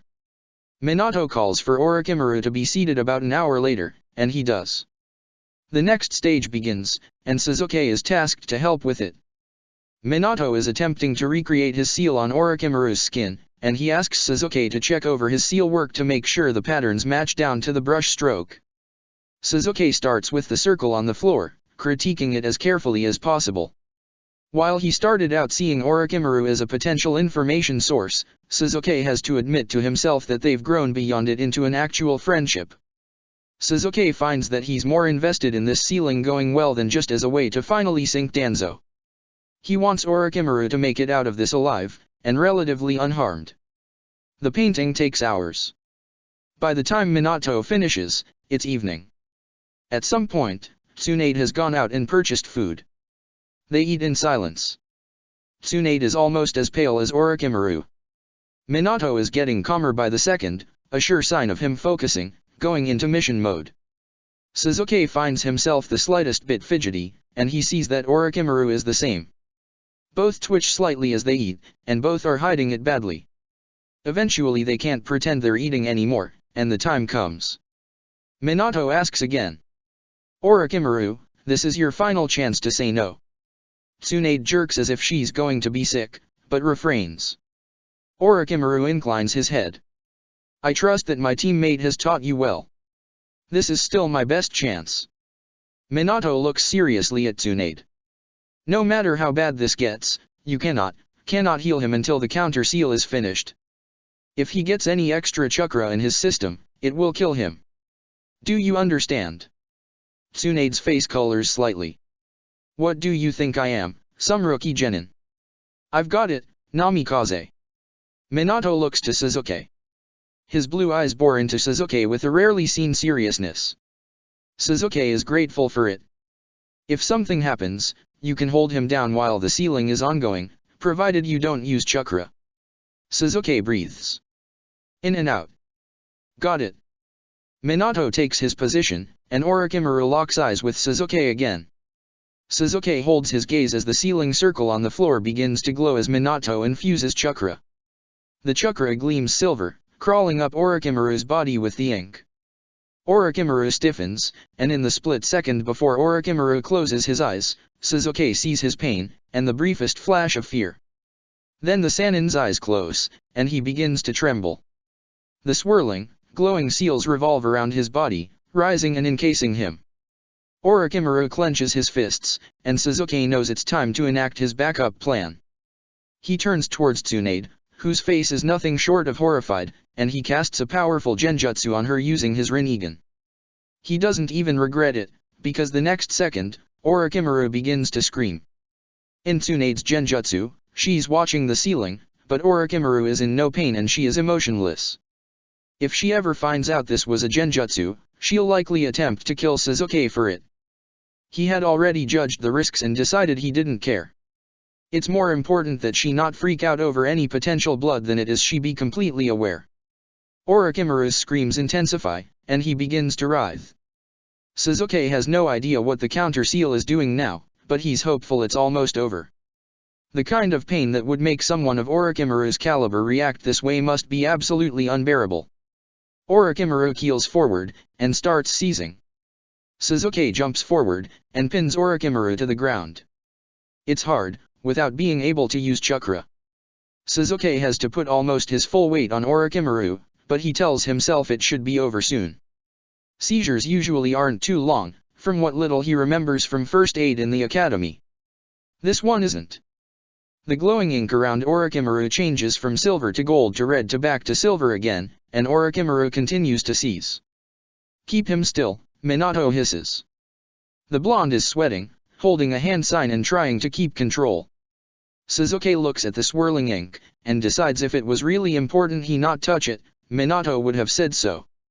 All he'd said was for Sasuke to keep him still. So Sasuke climbs on top of Orochimaru, half sitting on his stomach, and half kneeling to keep control.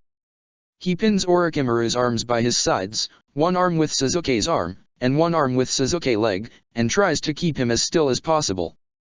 It goes on, and as it does, Sasuke realizes it's not a traditional seizure. The seizing isn't sporadic, or random. It's almost synchronized.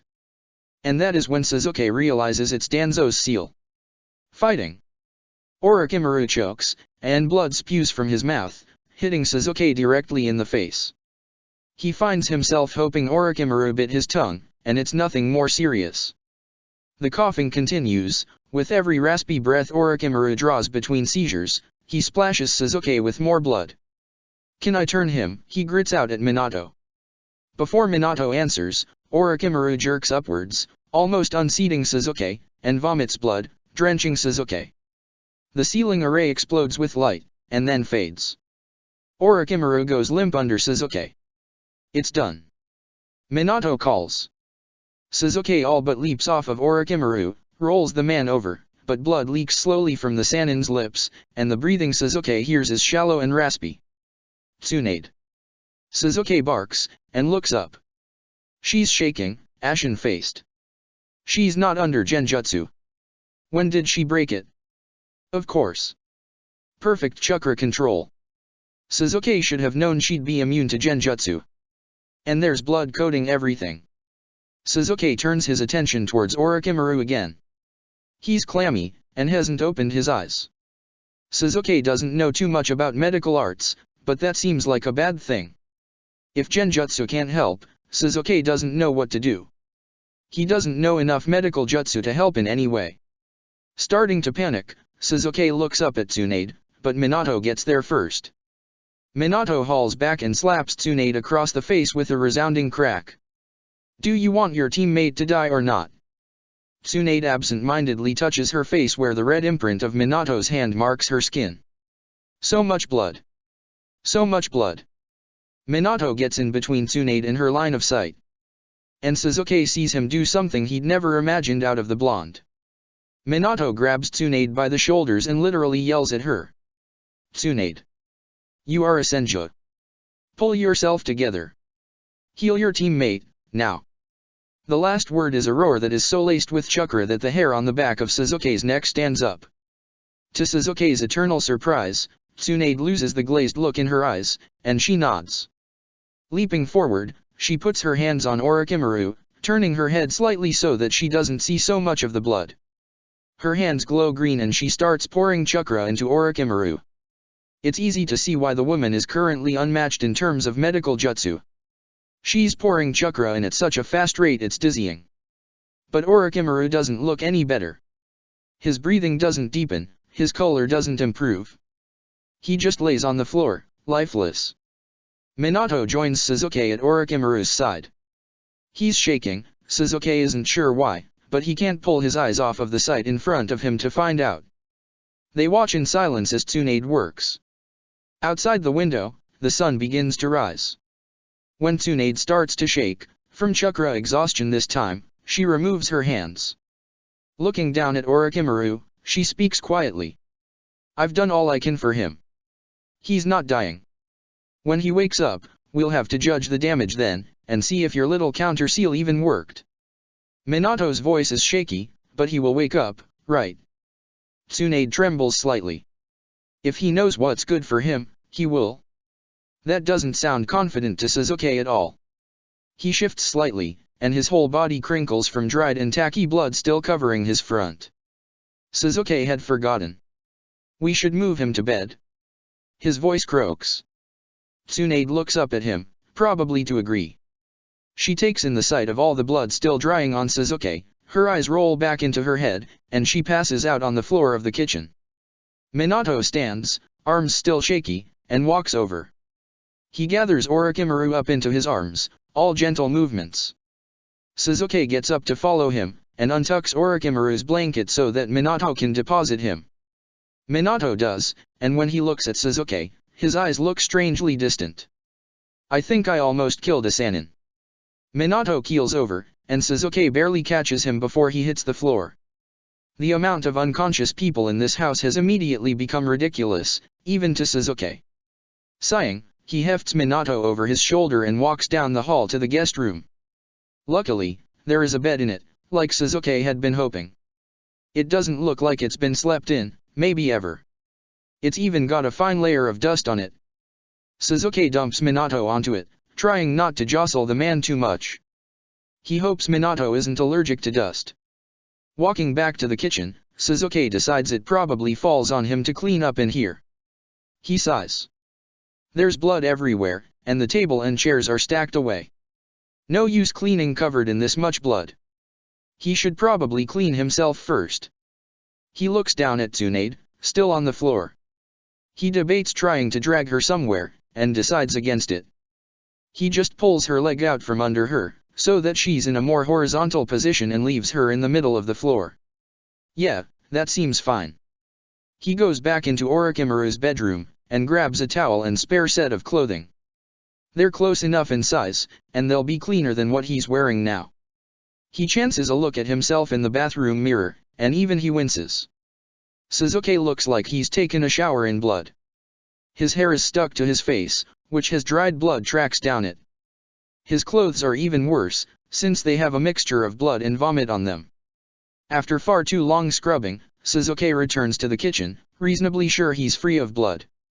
Tsunade is gone, and Sasuke doesn't sense her in the house. He hopes she made it to whatever place she's staying to sleep.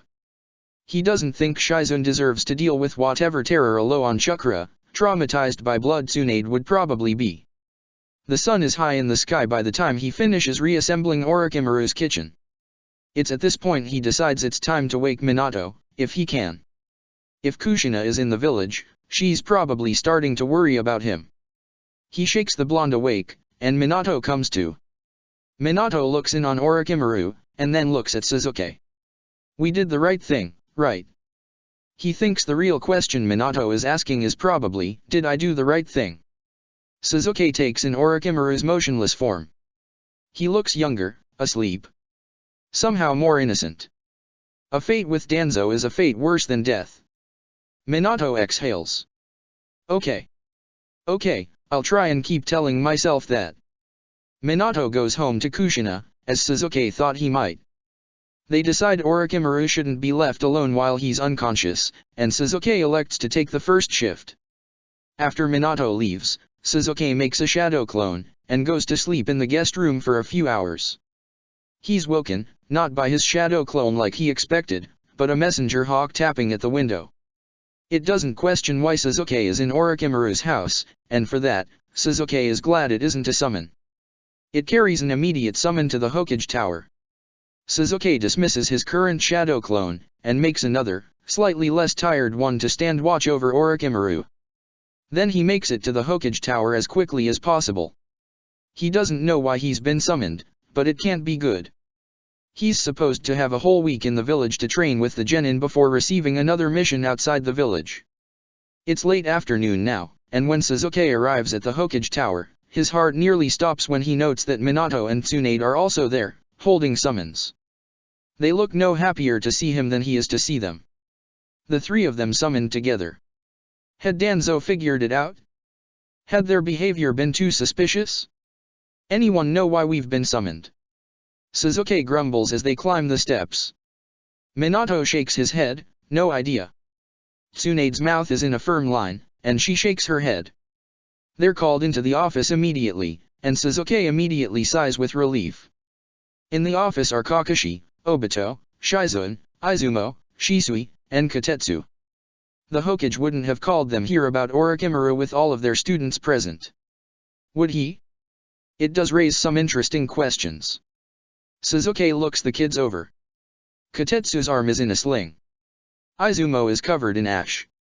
Shisui is favoring his right side and pretending he isn't. Kakashi looks absolutely mortified. Obito and Shizune are covered with dirt, and look delighted.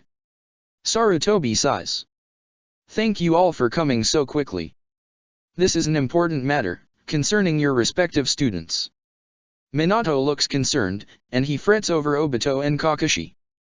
After he confirms something to himself, he turns to the Hokage. What happened? Sarutobi takes a long drag of his pipe. Tsunade interrupts. Before you start blustering, I'd like to hear it from them. She looks at Shizune. What happened? Shizune tries, and fails to look serious. Sorry, Lady Tsunade. We had a training mishap. The Hokage clears his throat. That's a bit of an understatement, wouldn't you say, Shizune? Tsunade holds a hand up to shush Sarutobi, and surprisingly, it works. Shizune shifts, clearly unwilling to throw whoever was at fault under the bus. Sasuke knows who to ask. He turns to Shisui. Shisui, report. Don't hold anything back. Shisui looks nervously at Kakashi, who is pointedly not meeting his eyes. Then he takes a deep breath and reports. Izumo, Kotetsu, and I met up at the training ground as requested. Kakashi-senpai was there when we got there, and he said he was in charge of training us today. He said he had a training exercise in mind that would help him with the Jounin exams and help us too. First we all sparred together, and Kakashi-senpai watched us to judge our strengths and weaknesses. Izumo looks greatly like he wants to jump in and add his 2 cents, which are probably along the lines of so awesome. So Sasuke shoots him a look and silences him. Shisui continues, carefully not meeting anyone's eyes but Sasuke's. He tries to shift on his feet, but winces. Sasuke is going to have to teach him how to play off injuries better than that. Then Kakashi said we were going to play capture the flag. Like a mission objective. He said his teammate Obito would be guarding the flag, and Obito had a ninja visitor to the village with him. He would command us, as captain, and we would run the mission. This sounds like a terrible idea already. Sasuke is not surprised whatsoever. We all got different jobs. Izumo cuts in before Sasuke can stop him. I was on demolition.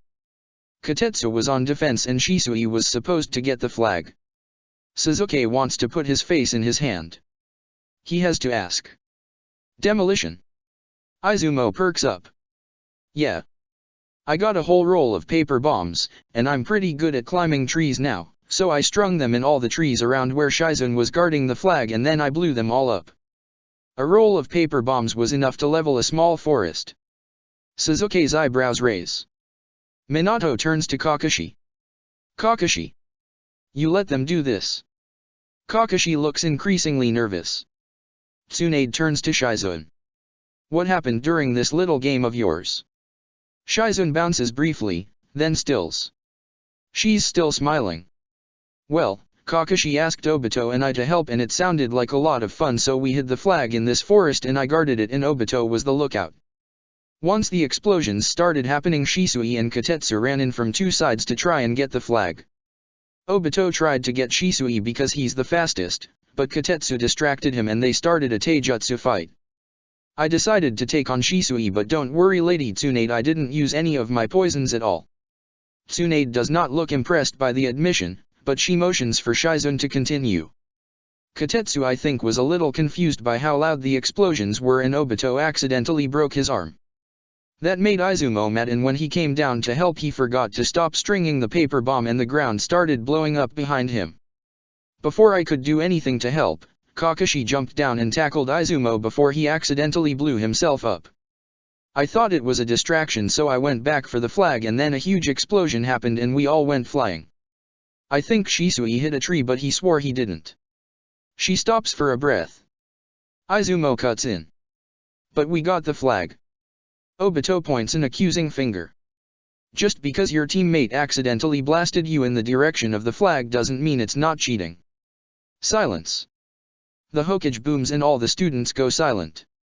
As you've heard, your students blew up an entire section of forest, made the civilian section afraid we were under attack and start panicking, and ruined the landscape, as well as almost got themselves killed. This is, of course, unacceptable. The look he gives Sasuke, Minato, and Tsunade silently demands them to punish their students. Tsunade actually has her head in her hand. Minato looks so absolutely shocked his mouth is open, gaping like a fish. Sasuke looks over to Kakashi, and sees the growing worry on his face. He's probably concerned he won't make Jounin for this. Actually, all the kids look nervous. But especially Kakashi. Sasuke walks over and puts a hand on Kakashi's shoulder. He turns to the Hokage. This is my doing, I'm afraid. I asked Kakashi to work with the genin to practice for his Jounin exams. Sarutobi splutters. Sasuke turns to Kakashi. Did you learn anything? Kakashi looks at him, really looks at him, and his face drops. I'm sorry. Sasuke shakes his head. That's not what I meant. I meant, what did you learn from this exercise? Kakashi searches Sasuke's face, shocked that Sasuke is taking blame for this, and Sasuke squeezes his shoulder gently, his best attempt at encouragement. Kakashi thinks for a moment. Izumo should probably not be trusted with so many paper bombs at once unless it's an emergency. Kotetsu is shy except when his teammate's safety is on the line. Shisui is agile and he throws the enemy off because he looks like a baby. Shisui looks incredibly offended. Sasuke looks at his genin. What did you learn? Izumo predictably goes first. Always look where you are laying your paper bombs. Shisui follows it up. If the enemy can see you and catch you, they'll fight you. Katetsu doesn't answer until Sasuke looks expectantly at him. Be aware where your teammates are. Sasuke looks at Kakashi. He still looks on the verge of devastated. Sasuke leaves the hand on his shoulder, and looks at the Hokage. It sounds like the exercise was a success to me, sir. Kakashi did as requested. Obito cheers, and the rest of the students looks relieved. Kakashi lets out a breath, and relaxes a little. Sarutobi starts to get red in the face. Sasuke follows up quickly with. They will all, of course, spend as much time as necessary repairing the damage to the training ground, and personally apologize to the civilians they scared. This too, is a part of training. Tsunade catches Sasuke's drift and smirks. I think it was good for Shizune to learn some teamwork, we've been out of the village so long, and she's only had me for training. We are indebted to Kakashi for including her in this exercise, and to Obito for working with her. Minato looks less sure, but Sasuke and Tsunade meet him with equally hard stares. Well, I guess since no one got hurt. The Hokage slouches slightly, and he looks tired. Fine. Sasuke, I ask that in the future you be directly involved in overseeing future exercises. So it's easier to punish you goes unsaid. However, he shoots a stern look at Obito, who smiles unflinchingly, and Kakashi, who deflates a bit underneath Sasuke's hand. You must be much more careful when training. These sorts of destructive exercises are not excusable. Especially in the wartime when nerves are high. Kakashi utters a, understood, sir. Obito looks unrepentant, but gives a jaunty salute anyway. Sarutobi looks at the three sensei. Please get out of my office, and take your students with you. Outside the office, Obito and Shizune excitedly high-five Izumo and Shisui, and they all start chattering excitedly. Katetsu even smiles slightly. Kakashi, however, steps closer to Sasuke. This is the point where Sasuke would have knelt to talk to him. But Kakashi isn't 6 anymore, and he comes up to Sasuke's chest in height now. I'm sorry I got you in trouble with the Hokage. Sasuke puts his hand on Kakashi's head. Don't be.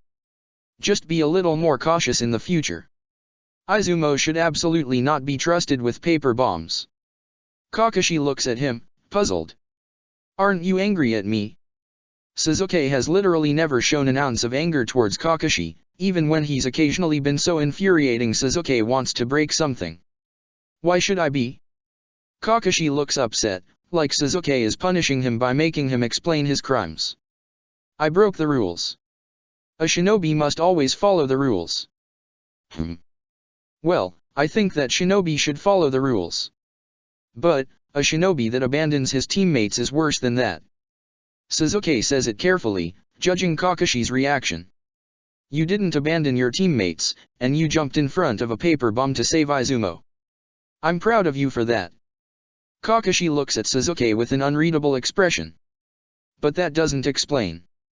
Sasuke hates explaining himself. He sighs. I'm not going to get in trouble with the Hokage for one little training accident. It was an easy decision to make. Kakashi looks a little lost. The only thing Sasuke hates worse than explaining is explaining feelings. But with that look on Kakashi's face, he has to try. You are important. To me. Sasuke is sure he doesn't imagine Kakashi leaning slightly into his hand at the words. To say Sasuke is uncomfortable would be an understatement. He goes for levity. Besides, the whole thing was humorous, don't you think? Kakashi hates talking about feelings even more than Sasuke does. He clears his throat, and smiles a little. Yeah, I guess it was, wasn't it? Sasuke notices Minato trying and failing to look like he wasn't eavesdropping on that whole conversation. Obito and Izumo run up to Sasuke, cutting off any reaction Minato might have had. Hey, can we go get ramen, Mr. Sasuke? Yeah, please Sasuke-sensei.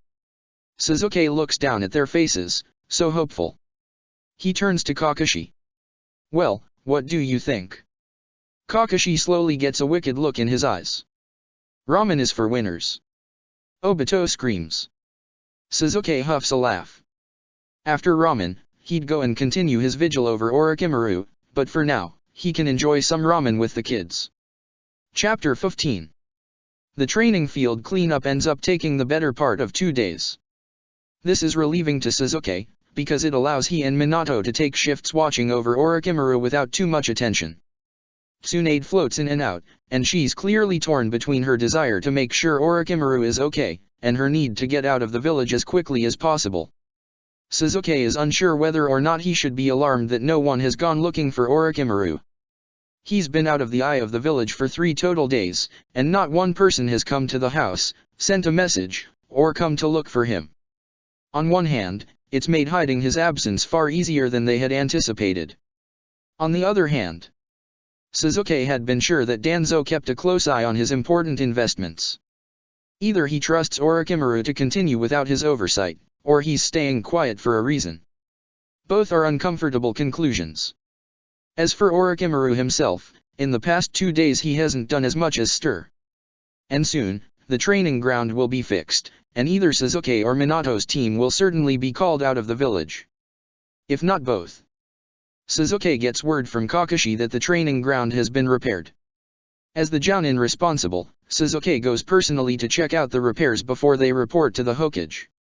He arrives to find the training field in excellent shape. The ground has been reformed, grass has been replanted. The dead and fallen trees have been cleared. All of the students are standing off to the side, watching. Well, Kakashi is watching. Sasuke hears his genin sparring nearby, and Obito and Shizune are talking animatedly together. The two have definitely made friends. Sasuke has never seen Shizune show anything but a serious side. Either due to her youth in this time, or Obito's influence, she's been happy and talkative whenever Sasuke has seen her. There is nothing left to do here. The field is as repaired as it can be. Sasuke calls the group to attention, and when he sees his genin come out from behind the trees, he almost groans. Izumo is holding a tanto he definitely didn't have before, and Kotetsu is lugging a battle axe that's as tall as he is. He'll have to ask about that, but first. The repairs on the training field are complete. I will make the report to the Hokage. You can return to regular training today. They all nod, and Kakashi, Obito, and Shizune move to the side, but no one starts training immediately. Sasuke looks down at his genin. Kotetsu, Izumo. Where did you get those weapons? Kakashi-senpai gave them to us. Kotetsu looks up at Sasuke, trying to judge whether Sasuke is happy about it or not. Sasuke betrays no emotion. He said if we won the training he would help us with one thing of our choice, and we won, so we earned them, Sasuke-sensei. Izumo is earnest, and he's clutching the tanto as if it might disappear. Sasuke looks at them. They look so excited, clutching their new weapons. Neither of them are even holding them correctly. This is going to be so much work. You'll have to train with them for a while before I allow them on missions. Their matching smiles are wide and they chorus together. We will, Sasuke-sensei. Sasuke turns to Shisui. What did Kakashi teach you? Shisui smiles his childish, crooked smile. Can I show you? And isn't that a wonderful opening? Sasuke is immediately on guard. Sure. Shisui stands back, turns, and makes a hand motion. Sasuke tenses. Shisui shunshin across the whole field and directly into a tree. Or, he would have hit a tree, if Sasuke hadn't made it there first and caught Shisui by the back of the collar. An out-of-control shunshin and 2 unusable weapons. Sasuke wonders if it's too late to punish Kakashi for this whole fiasco. He's going to be smoothing out these new techniques for potentially literal years. Well, it's not like he hadn't known genin were a lot of work. Which was the whole reason he hadn't wanted a team in the first place, but they're here now, all staring happily at him, showing off their new skills. And Sasuke can't find it within himself to be upset with them for it. Besides, Kakashi had evidently put quite a bit of thought into what he taught each of them. Kotetsu was geared toward defense, so making him a heavy hitter had been a good move. Izumo was quick and unafraid of head-to-head combat, which made the Tonto a good enough weapon to begin with. As for Shisui, his gift was speed, and showing him a jutsu that amplified it was helpful. Kakashi had no way of knowing that Shisui had once earned the moniker of Shisui of the Shunshin, but he'd once again set him on that path. Shisui, you need to learn some control before you try and use that unsupervised. He'd almost ended up in the hospital just then. Shisui smiles again and nods happily. Training for today. Sasuke would happily set them all on D ranks, but the truth is, they'd been doing 2 equivalent of a D rank for the last couple of days. And Sasuke still has to report to the Hokage. You're training today? All 3 of them stand to attention. Information gathering. They all slouch disappointedly. Before they can interrupt him, Sasuke continues. Go to the library, and check out a scroll on your new techniques. Katetsu, Izumo, find a beginner's kata for your respective weapons. Shisui, find a scroll about the Shunshin technique. You may practice what you find in your scrolls. At once, they all brighten again. The whiplash they go through is honestly astounding.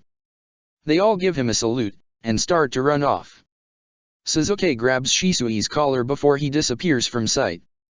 Shisui, your scroll should have warm-up techniques to the Shunshin. Even though you can perform the Shunshin, the warm-up techniques can be practiced safely. I want you to perfect those, and not use Shunshin without my supervision. Understood. Shisui nods seriously. Sasuke releases him. All right. Shisui runs to catch up with his teammates. Kakashi and Obito are gone from sight, as is Shizune. Sasuke decides to file his report before he switches watch with Minato. Sasuke has barely made it into the village limits when he's waylaid by a frantic-looking toad. Sasuke's never seen a summon look frantic before, but this one is urgent. It croaks and then unsummons.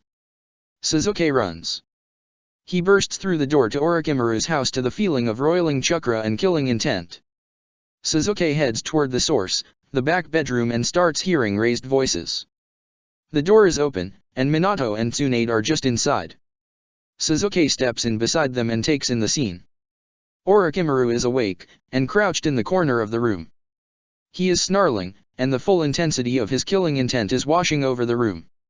He looks feral, almost as terrifying as the Orochimaru Sasuke met for the first time in the Forest of Death. You are not her.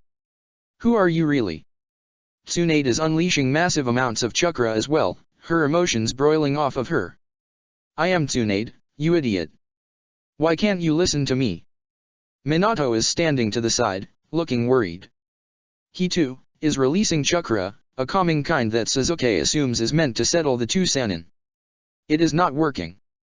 Which he obviously knows as he's currently tense, ready to attack. Sasuke isn't sure who he's planning on subduing. Sasuke moves behind Tsunade and next to Minato as carefully as possible while Tsunade continues to yell and Orochimaru hisses back. What's going on? Sasuke keeps his voice as an undertone. Orochimaru woke up, but he was disoriented. So I called for Tsunade. And, well. Minato gestures minutely at the two. Orochimaru's eyes flick to Sasuke. You too. Sasuke takes a breath. They have to calm this, immediately. Tsunade, you need to leave. Tsunade turns on him, rage flowing out of her like a physical force, her pigtails flying back from the force. Not until I check my teammate. Not until I convince him it's me. You're not helping right now. Sasuke keeps his voice as level as possible. Tsunade dismisses him and takes a step towards Orochimaru, her hand outstretched. Let me help you, Orochimaru. The chakra in the room takes a turn for the worse. Orochimaru's killing intent spikes, and he looks ready to lunge. As if in response, Tsunade's chakra forcefully pushes harder. Minato tenses. Minato, get her out of here now. The blonde looks unsure, but what about you? I'll be fine, get her out. Sasuke insists. If Orochimaru goes on a rampage, it'll be extremely difficult to stop him, almost impossible without killing him. Minato blinks, and then he's behind Tsunade. He slaps a seal on her, and all her chakra gets sucked out of the room. The blonde throws an arm around her waist, and bodily drags her from the room. She starts screaming obscenities at Minato, and Suzuki does not envy the man one bit. The second the door closes, Suzuki turns back to Orochimaru. He's still crouched, with a snarl on his face, and the killing intent has not lessened in the slightest. He looks like a caged animal. Suzuki opens his hand non-threateningly, and stays back. She's gone. And yet you're still here, Orochimaru hisses. Clearly, Orochimaru thinks something is going on here, but Suzuki doesn't know what. Would he even answer if Suzuki asked? Suzuki decides to try it. What's going on? Shouldn't I be asking you that question? Orochimaru spits. Ask your master, why all the tricks? Suzuki's master? And who might that be? Suzuki tries to stay non-threatening, but it's increasingly difficult as the killing intent in the air is choking. Orochimaru begins to look irate. As if you don't know. You made a mistake. If you wanted me to trust you, you shouldn't have started with Tsunade. Only a fool would fall for that henge. So the Sannin thinks they're all fake. But why? I am Suzuki. Sense my chakra if you don't believe me. Orochimaru should have been able to tell if Tsunade was actually Tsunade as well, but Suzuki has heard that chakra signatures can change slightly over time, growing with personality. Perhaps her time away from the village changed her just enough to seem an imposter. How can I, when you've hidden it so well? Orochimaru's eyes are starting to hold confusion, and Suzuki isn't sure if that's an improvement or not. Steeling himself, Suzuki releases his chakra slowly, letting it interact with Orochimaru's toxic killing intent. It feels a little like being flayed alive, but Suzuki maintains it. The killing intent flickers, and the confusion grows on Orochimaru's face. You can't be. The real Suzuki would never work with him. It's much harder to think, now that his chakra is exposed and being attacked. Him has to be Danzo. You're not with Danzo, Orochimaru. Suzuki is almost choking, now. He won't be able to keep his chakra open to sensing much longer. Where else could I be expected to be tortured in Konoha? The venom in his voice almost makes Suzuki's knees buckle, and he withdraws some of his chakra to keep his feet under him. It wasn't torture. Every breath hurts. We removed your seal. The killing intent lightens, and Suzuki drags a breath in. Orochimaru looks puzzled, and Suzuki assumes he's checking the seal himself, with his own chakra. Say his name, Suzuki isn't sure what else would work. If anything would. Danzo. The word is whispered from across the room, and Orochimaru flinches as if expecting pain. When none comes, all the killing intent leaves the room with a nearly audible whoosh. Suzuki drops to a knee, gasping a little for breath. He'd forgotten how utterly poisonous Orochimaru's chakra could be when he wanted. The Sannin falls backward. He still looks disoriented. But he's not trying to kill Suzuki at the moment, so Suzuki sees it as an improvement. You're in your house. I left Konoha and returned with Tsunade. The two of us, along with Minato, applied a counter-seal. It went about as well as could be expected. You've been unconscious for 3 days. Orochimaru's face goes absolutely blank for a moment. Then too. I remember. Suzuki regains his breath and stands again. You should lie down. Orochimaru closes his eyes. Suzuki waits until he opens them, and takes a step towards him. Orochimaru watches him but doesn't show signs of distress. So Suzuki takes another, and then another. Until he's directly in front of the Sannin. Orochimaru's tired eyes meet Suzuki's, and Suzuki extends his hand. Orochimaru takes it, and Suzuki pulls him to his feet. The Sannin limps over to the bed and sits on it, sighing. Tsunade is going to kill me. Suzuki dismisses that with his hand. I'm sure she took it out on Minato already. Should I let her back in? She'll force her way in eventually anyways. Orochimaru no longer looks angry, or confused.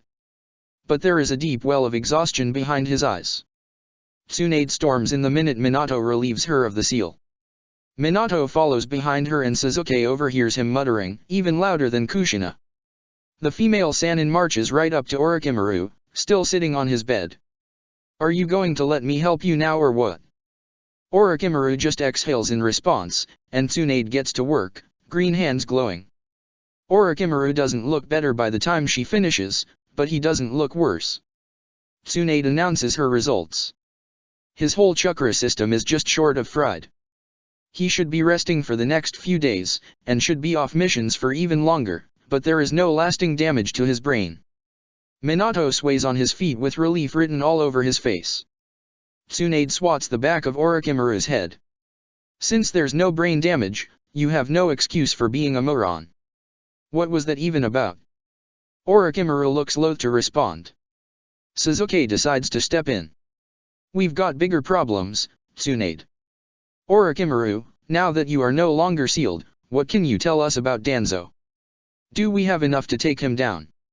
Minato and Tsunade snap to attention, and watch Orochimaru carefully. He looks almost nervous. I need to clear some things from my lab. Things Danzo shouldn't get his hands on. Sasuke has a general idea of the sorts of horrors his lab might show. I agree. However, will we have enough to take to the Hokage? Orochimaru nods grimly. You will. We need to clear the lab as quickly as possible, however. Sasuke prepares himself for the kind of experiments they will find inside. Chapter 16. They decide to clear the lab that evening, since Sasuke still had a report due, and Minato had a summons, likely for a mission. They were to meet in the Forest of Death after sundown. Sasuke files his report with no issues, and pulls as many sealing scrolls as he can into his pack. Sasuke knows better than most what sort of experiments Orochimaru could have been up to. He's slightly concerned that Tsunade may not handle any potential blood well, but he has no way to warn her of it without overplaying his hand. Before he heads to the Forest of Death, he drops by the library to secretly check on the progress his genin were making, and is reassured to find them all sitting at a table together, reading scrolls. They each have a notebook and seem to have filled several pages of notes already. If they're studying in the library, they're doing fine for now. He slips out as silently as he can and heads towards the forest. He is met by the gates by Orochimaru, Tsunade, and Kushina. The redhead smiles grimly when she sees him. I'm Minato's replacement for this. He filled me in, yeah no. Orochimaru and Tsunade look impatient to get going, but Sasuke finds himself slightly concerned. Is Minato okay? Kushina makes a so-so gesture with her hand. Hokage called him in. We had a mass of casualties on the front line. Minato and his team are supposed to make a preemptive attack. Minato said if it worked, it might start ending the war, yeah no? It's classified, but he's a little stressed out about it, seeing as his team is supposed to go too. Kakashi even got made jounin for it, so it's looking serious, yeah no? Kakashi made jounin. Sasuke finds he's slightly disappointed. If he'd made jounin in the exams, Sasuke would have been able to plan for some sort of gift and celebratory dinner. As it is, Kakashi is preparing for a high-stakes mission and Sasuke is going to clear out a lab full of potentially terrifying experiments. Sasuke will simply have to catch him before he goes off on his mission tomorrow, and give what congratulations he can. Tsunade interrupts his thoughts by tapping her foot impatiently, causing small tremors. Are you ready or what, brat? Sasuke nods his assent, and off into the woods they go. Sasuke is glad to not see Shizune on this trip. Whatever they are going to find is not something Sasuke would want her to see. Kushina keeps up a steady stream of one-sided conversation, asking Tsunade all about her travels in between her gushing about how great it is to have such a powerful kunoichi in the village and that they should totally train together. Tsunade responds with short, one-word answers, but Kushina doesn't seem to mind. Orochimaru is moving slowly, and Tsunade had said he probably wouldn't be able to channel his chakra for quite some time as he recovered, but he doesn't look nearly as bad off as he had before. That doesn't completely explain the way the man looks more and more nervous, shifting on his feet, the closer they get to their destination. They get to the secret entrance, which looks like a tree like every other tree nearby, without incident, and Orochimaru relaxes minutely after he examines his seals. Danzo has not been here. That's a relief to all of them. The door in the tree requires Orochimaru's chakra to enter, so he slices his palm open and smears his blood on the door. As they enter, Tsunade heals his hand with a flash of green. Inside the doorway is clearly the office and paperwork side of the research area. It holds a desk and several filing cabinets, along with a chair. Orochimaru looks like he's seen a ghost. Sasuke looks down the hall, past the reception area. There is nothing in sight, but that doesn't necessarily mean anything. Do you have specific tasks for us? Sasuke asks, knowing he's going to comb through this whole lab, but wondering if Orochimaru is willing to try and warn off Tsunade or Kushina. Tsunade scoffs loudly. Let's just walk through and see what we're dealing with first. And she stalks off. Orochimaru pales even more. Sasuke motions to Kushina and the two of them follow in Tsunade's footsteps. The literal first room in the hallway, Tsunade enters and cries out. Kushina rushes to her side. Sasuke takes his time, unworried. Entering the room himself, Sasuke finds that it's full of operating tables, meticulously cleaned, but some scuffed enough to have obviously been used. They are all outfitted with hand, ankle, and head bonds. And each of them is child-sized. Tsunade spins around and points a finger at Orochimaru. What have you been doing? Her tone fluctuates between desperate and enraged. Sasuke doesn't give Orochimaru time to respond. Firstly, Orochimaru was sealed heavily. Secondly, if you're going to do this in every room, this is going to take forever. Tsunade gapes at him, and a very pale Kushina gives Sasuke a side-eye that means she's suspicious, but not saying anything yet. Sasuke notes that each examination table has a monitor next to it. Do the monitors hold important information? Orochimaru shakes his head. The readouts are in the filing cabinets. Sasuke nods, and leaves the room. This time, the women follow him. The second room has tanks that Sasuke recognizes as ones Orochimaru kept potential victims in, but they're all empty. He leaves that room too. The next room looks like a training ground. The floor is slightly cracked, but there's no equipment except for 2 wooden training posts. The next room starts the turn for the worse, at least for Tsunade and Kushina. It is full of calcified and jarred specimens. Some of it obviously human. Most of it incomprehensible. Tsunade starts going through them, her chakra roiling faster and more chaotic with every human specimen she finds. Kushina looks like she might be sick. Sasuke has seen far worse. He turns to Orochimaru. Are any of these important? Orochimaru looks cagey, but answers more straightforward than Sasuke thought he might. For potential continued research, yes. For current information gathering, no. Tsunade drops a jar, and it clunks loudly on the floor and begins rolling. What did you just say? Potential continued research. These were people, Orochimaru. You're. Tsunade grasps for words. Sasuke notices she has tear tracks on her cheeks, and he looks at the dropped jar to see that it's a very tiny brain. You're a monster. Orochimaru and Kushina both flinch. Tsunade looks about a second from trying to destroy the entire lab or start a fight. Sasuke assumes he needs to be the one to calm her down, but he has no idea what to say that won't cause her to immediately fly further into a rage. Kushina speaks up instead. Tsunade, maybe we should finish looking through everything before we have this conversation. Kushina looks more torn than Sasuke has ever seen her. Sasuke has no idea what to do to help with any of this. How much of it was Orochimaru, and how much was Danzo? Sorting the whole thing out for himself is hard enough, trying to calm and sort things out for others is totally out of the question. Orochimaru is silent, and just follows Sasuke as he heads into the hall. There is one room left. A small lab, but considering that Orochimaru has only been under Danzo's influence and in his lab for a few years, and only full-time in the lab for a few weeks, the size begins to make more sense. The last room is the worst, and Sasuke had saved it for last to avoid a fight, because he can feel chakra coming out from the door. Taking a breath, Sasuke pushes the door open. It's full of cages. And the things in the cages are alive. There are animals, some Sasuke recognizes and some he doesn't. All of them look experimented on. There's a cage of rabbits all with extra limbs.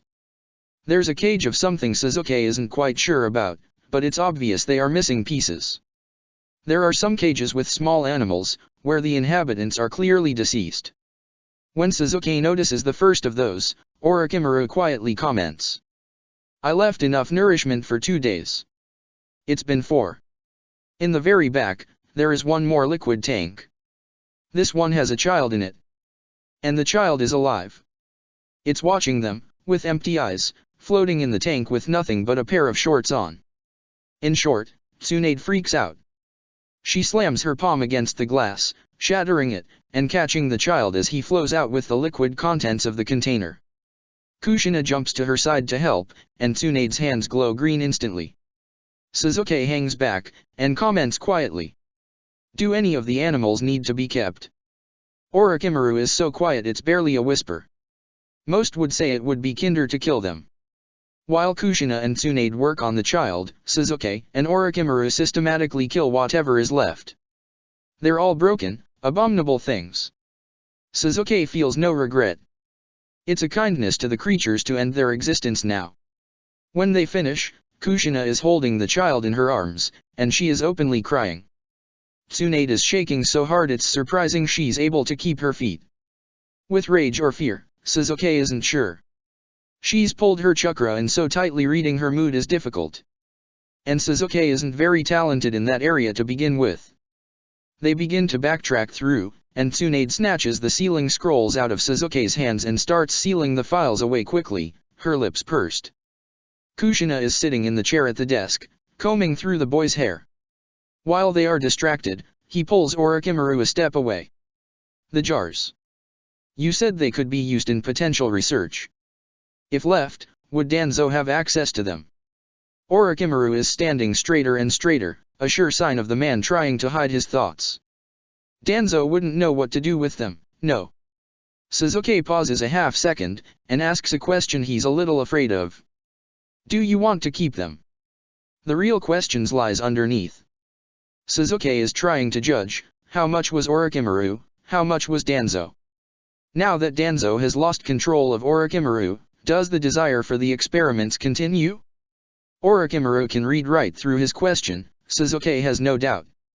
He's not concerned about Orochimaru seeing his true intentions beneath the question. He is only concerned with the answer. Only one set of them. All right. Sasuke follows Orochimaru back to the room and Orochimaru pulls out 2 jars, both labeled Hashirama, and seals them away. Sasuke knows exactly what that is, but he doesn't say anything. They walk to the doorway, and Sasuke casts a fireball jutsu large enough to burn the whole room to the ground, and closes the door. When they return to the front room, Sasuke helps Tsunade seal the rest of the documents into sealing scrolls. How is the boy? He asks quietly. Tsunade's answer is curt. Fine. I knocked him out for now.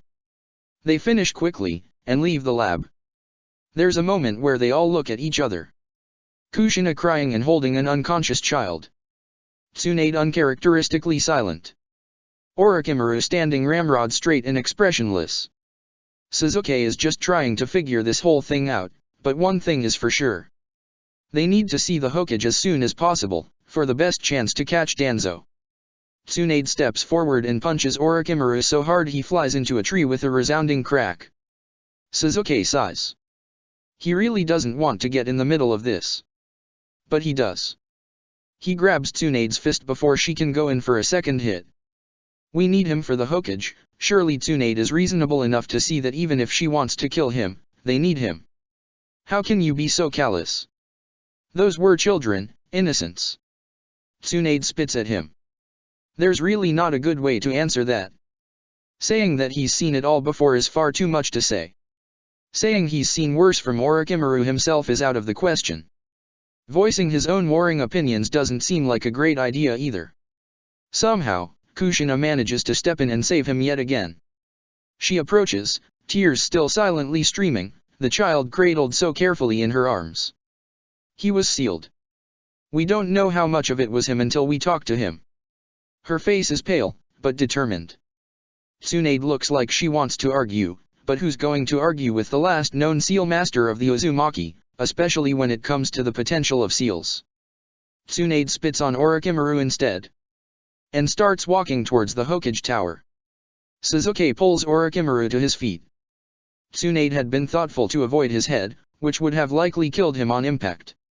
However, his entire left ribcage feels like gravel. Orochimaru hangs heavily onto Sasuke as they walk through the forest, out of the gates, and to the Hokage's office. Sasuke had not even tried to argue Tsunade about waiting to have a plan before they all stormed in there. By the time they get there, it's the middle of the night. To Sasuke's surprise, there is a light on in Hiruzen's office. Tsunade marches up there, and Sasuke and Kushina follow behind, Sasuke with Orochimaru, and Kushina with the child. Danzo is in the Hokage's office. Orochimaru blanches beside him, and Sasuke is sure he's gone a few shades paler as well. Ah, good of you all to join us, and with the person we were looking for as well. Danzo's smile is the most evil thing Sasuke has ever seen. The urge to assassinate him on the spot overwhelms his senses, and he sees red. He forces himself to breathe, in and out. Tsunade has no such reservations. As if you have any room to talk, you ridiculous piece of filth. Sensei, we have evidence that Danzo Shimura is running an illegal operation underneath Konoha, against your knowledge. The Hokage merely raises his eyebrows. And Danzo has brought me evidence that Orochimaru has been running experiments on children in secret. Who to believe, I wonder?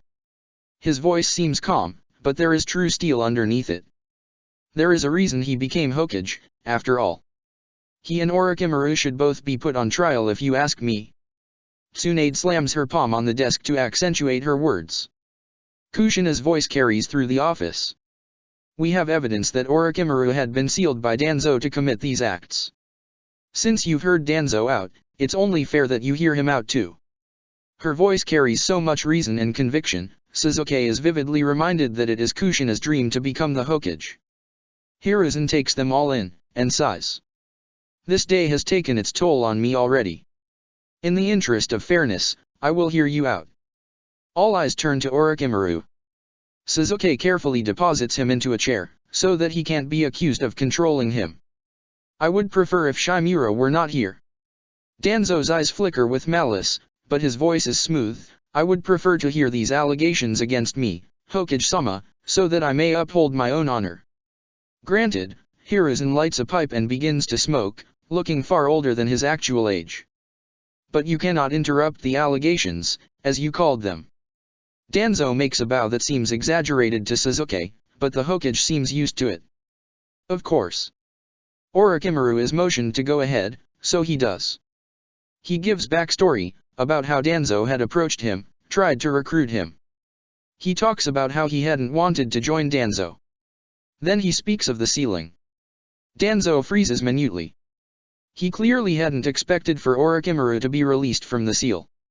Sasuke hopes he's starting to sweat.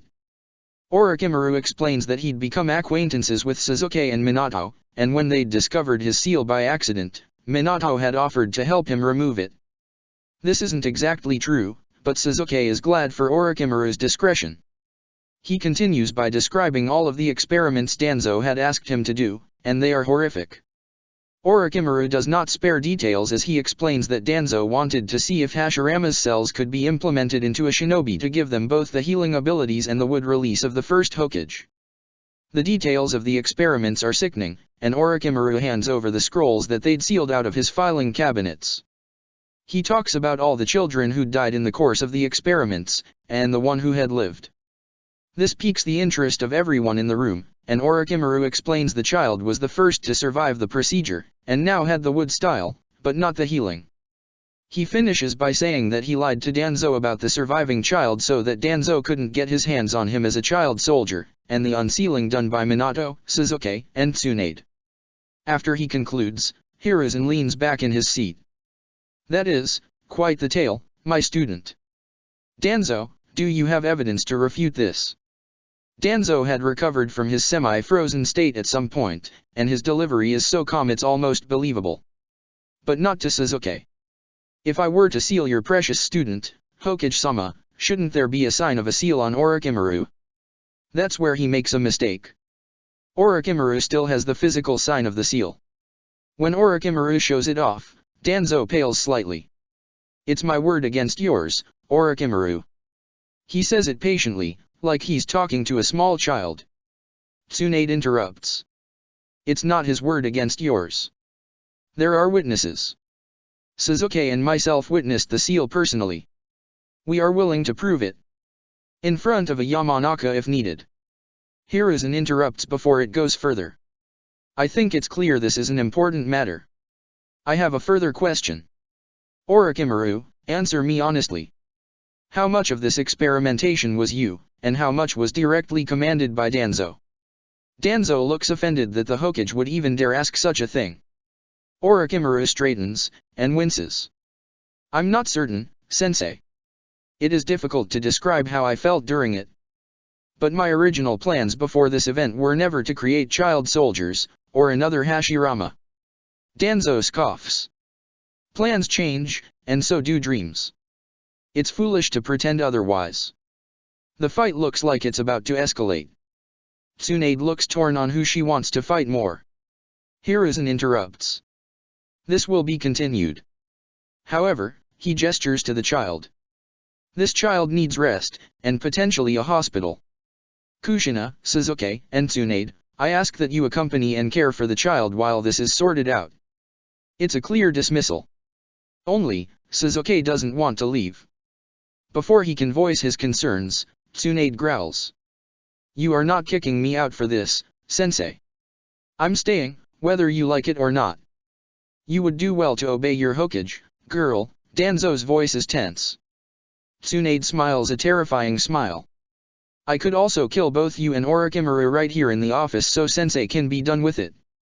Hiruzen raises his hand. Enough. Tsunade, you may stay. Kushina and Sasuke, please. Sasuke isn't seeing a way out of this, so he gives Tsunade a look, trying to tell her what he can't say. She rolls her eyes at him. Sasuke hopes that is a sign of understanding. He puts a hand on Orochimaru's shoulder briefly, then takes the child out of Kushina's arms and walks out the door, with her following behind. They don't go to the hospital. They actually end up at a training ground, sitting quietly at first. Sasuke lays the boy down. Looking closer at him, Sasuke realizes he's actually met this child before. He was a captain of Team 7, he remembers. Yamato. Kushina breaks the silence first. That was one of the worst places I've ever been, yeah no. Sasuke stays silent. You could feel the hurts there, soaked into the walls. Kushina shudders. Uzumaki are sensor type, Sasuke recalls. She probably felt a lot more from the chakra than he did, while they were in the lab. It was awful. I can't believe this little guy made it. The things he's seen. Do you think Orochimaru meant it when he said he was trying to protect the kid from Danzo? If this is Yamato, Sasuke knows he did a stint en route. They all share the same expressions. Which is to say, usually none.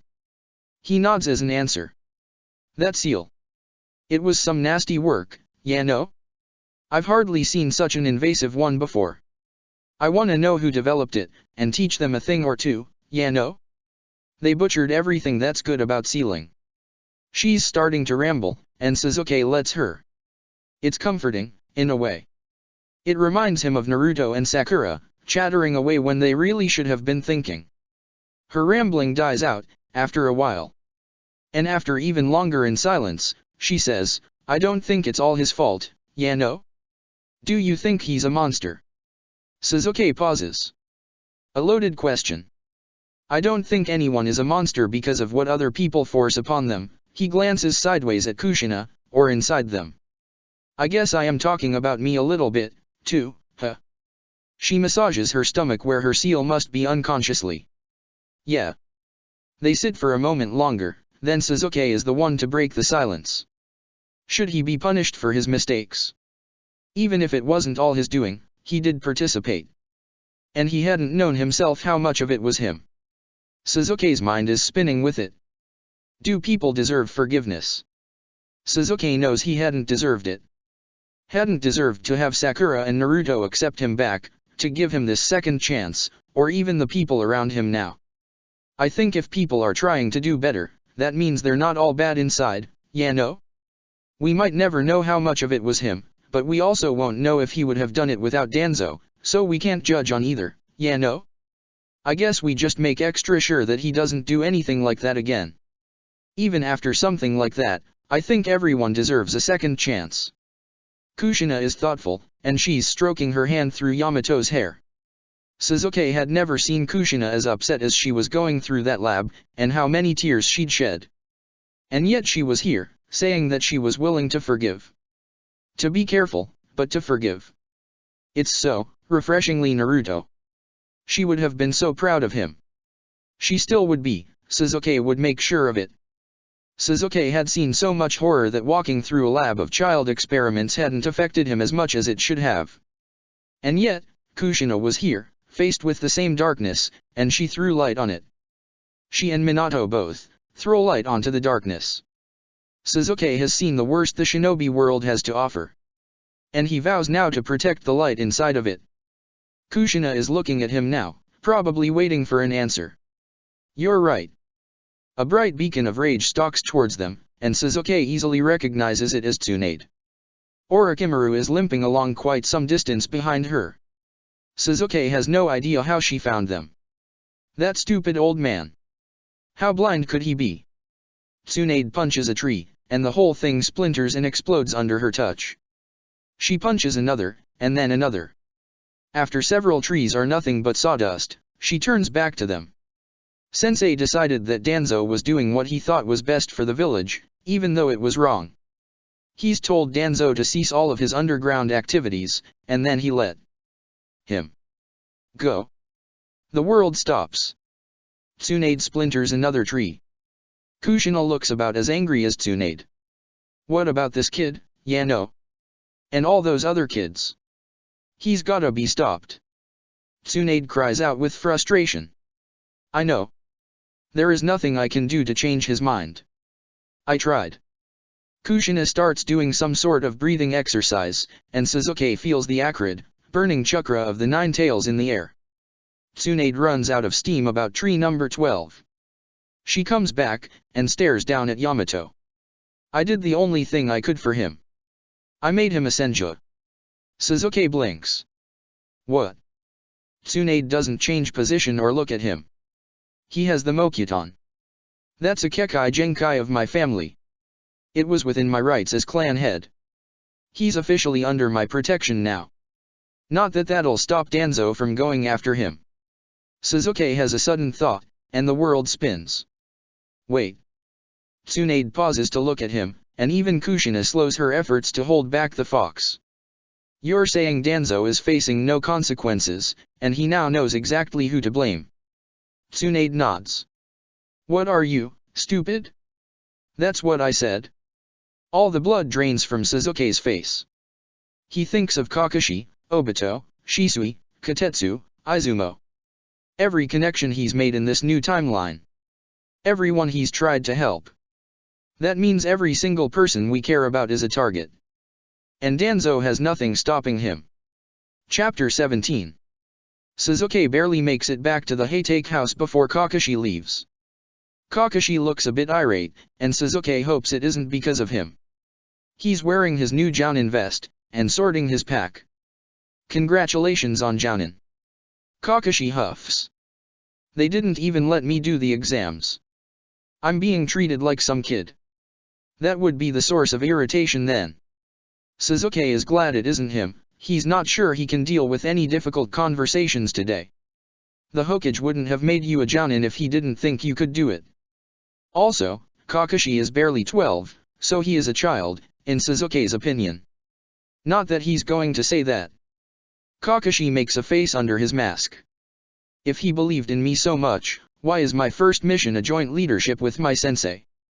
Suzuki wonders if Kakashi is aware that in any given mission there are multiple Jounin, unless it's a Genin squad. He decides not to mention it, for fear it would make Kakashi feel even more like a child. I heard that the mission may turn the tide of the war. The boy doesn't answer right away. He finishes his pack, and stuffs some breakfast in his mouth.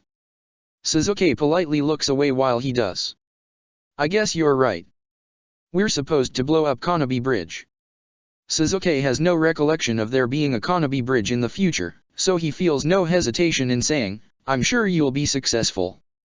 He walks Kakashi to the front gate, which Kakashi allows despite his insistence that he isn't a child. On the way, Suzuki apologizes for not having a Jounin gift for Kakashi, and he promises to have it upon Kakashi's return. In truth, Suzuki hadn't thought about it yet. He'd still thought he had months to go until Kakashi made Jounin. They arrive at the gate to a more serious than usual Minato, an overly excited Obito, and a worried-looking Rin. Suzuki knows Minato hasn't heard about the results of their attempted incrimination of Danzo. Kushina had said she would wait to tell him until he returned, so that he wasn't distracted on his mission. Suzuki has no idea why Rin is worried in particular, but it tends to be her default state, so he isn't overly concerned about seeing it, simply nodding kindly in acknowledgement when she looks his way. Obito, true to form, runs up to Suzuki and hugs him as a form of greeting. Suzuki still isn't all that used to hugging as a whole, but he's gotten enough from Obito to know that the correct response is a ruffling of his hair. He pulls back and smiles at Suzuki. "Thanks for coming to see us off, Mr. Suzuki." Suzuki dips his head. "Of course." Obito begs Suzuki to let him train again with Suzuki's genin when he returns, and Suzuki agrees easily enough. After a moment, Minato announces that it's time to depart. Suzuki meets his eyes and they nod, a silent agreement for Minato to return. They run through the gates, and Suzuki turns to go back into the village. He has his own work to do. He'd stayed with Kushina working on seals the whole night. Shisui's home he could expect to be reasonably protected, and Suzuki doesn't think there's any way the Uchiha would allow him to put extra seals on one of their houses. But Kotetsu and Izumo are civilian.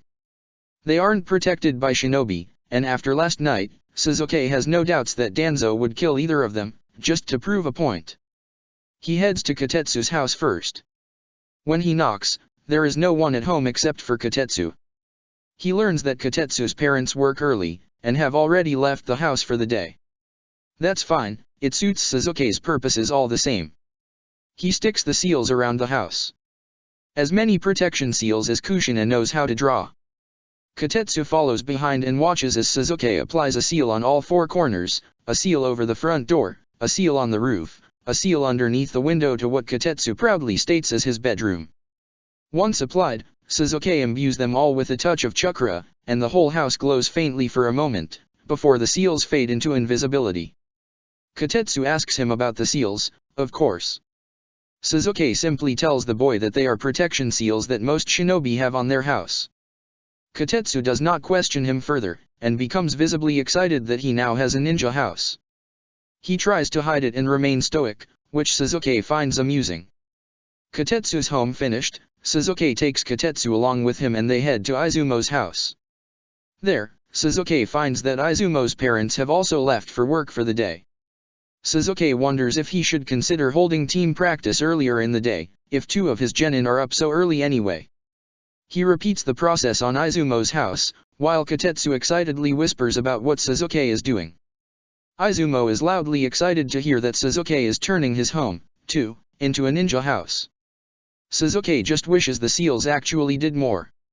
They keep outside chakra from getting into the house, and they protect a good deal of attempts at damage on the house itself. But Kushina admits that she doesn't currently have a seal that can keep a shinobi from breaking in altogether. So if a root ninja wanted to get into the house, so long as they didn't cause damage to the house, they still could. Suzuki can only hope that Danzo will either overlook the two boys altogether as civilian, or that any attempts on their lives are flashy, and that the seals will help. In truth, if Danzo really wants to get to his genin, there isn't all that much Suzuki can do, short of kidnapping his team and keeping them under lock and key. Which he had considered the night before until Kushina had whacked him in the head for it. He'd also considered killing Danzo outright, and just dealing with the consequences. The only thing that had stopped him was the knowledge that to do so would label him a missing nin, and anyone still connected to Danzo would easily be able to get at his genin or anyone else without Suzuki standing in the way.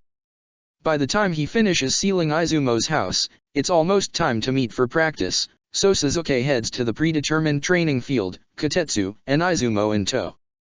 There is only one thing Suzuki can really do to protect them, and that is to teach them to protect themselves. Shisui, ever the overachiever, is waiting when they arrive. Izumo bounds over to Shisui. Guess what? Suzuki-sensei turned our houses into ninja houses. Shisui looks to Suzuki, either for an explanation or confirmation. Sasuke nods. I put basic protection seals on their homes. Stepping forward, Sasuke lightly smacks the back of Izumo's head. What use is a ninja house if you tell everyone you meet? Izumo rubs the back of his head sheepishly. Shisui pins Sasuke with a hard look. Why? His uncanny ability to look underneath the underneath is slightly unsettling. Sasuke settles for a half-truth. For protection. You may only be genin, but I'm in the bingo book. Shisui accepts the answer, probably mentally slotting Sasuke into the category of paranoid jounin. Which was most jounin, really. Sasuke doesn't think it's paranoid if you have proof. He starts practice by making his genin run over their chakra signaling. In the academy, most genin learn the basics of flaring their chakra in emergencies, to alert nearby chunin and jounin.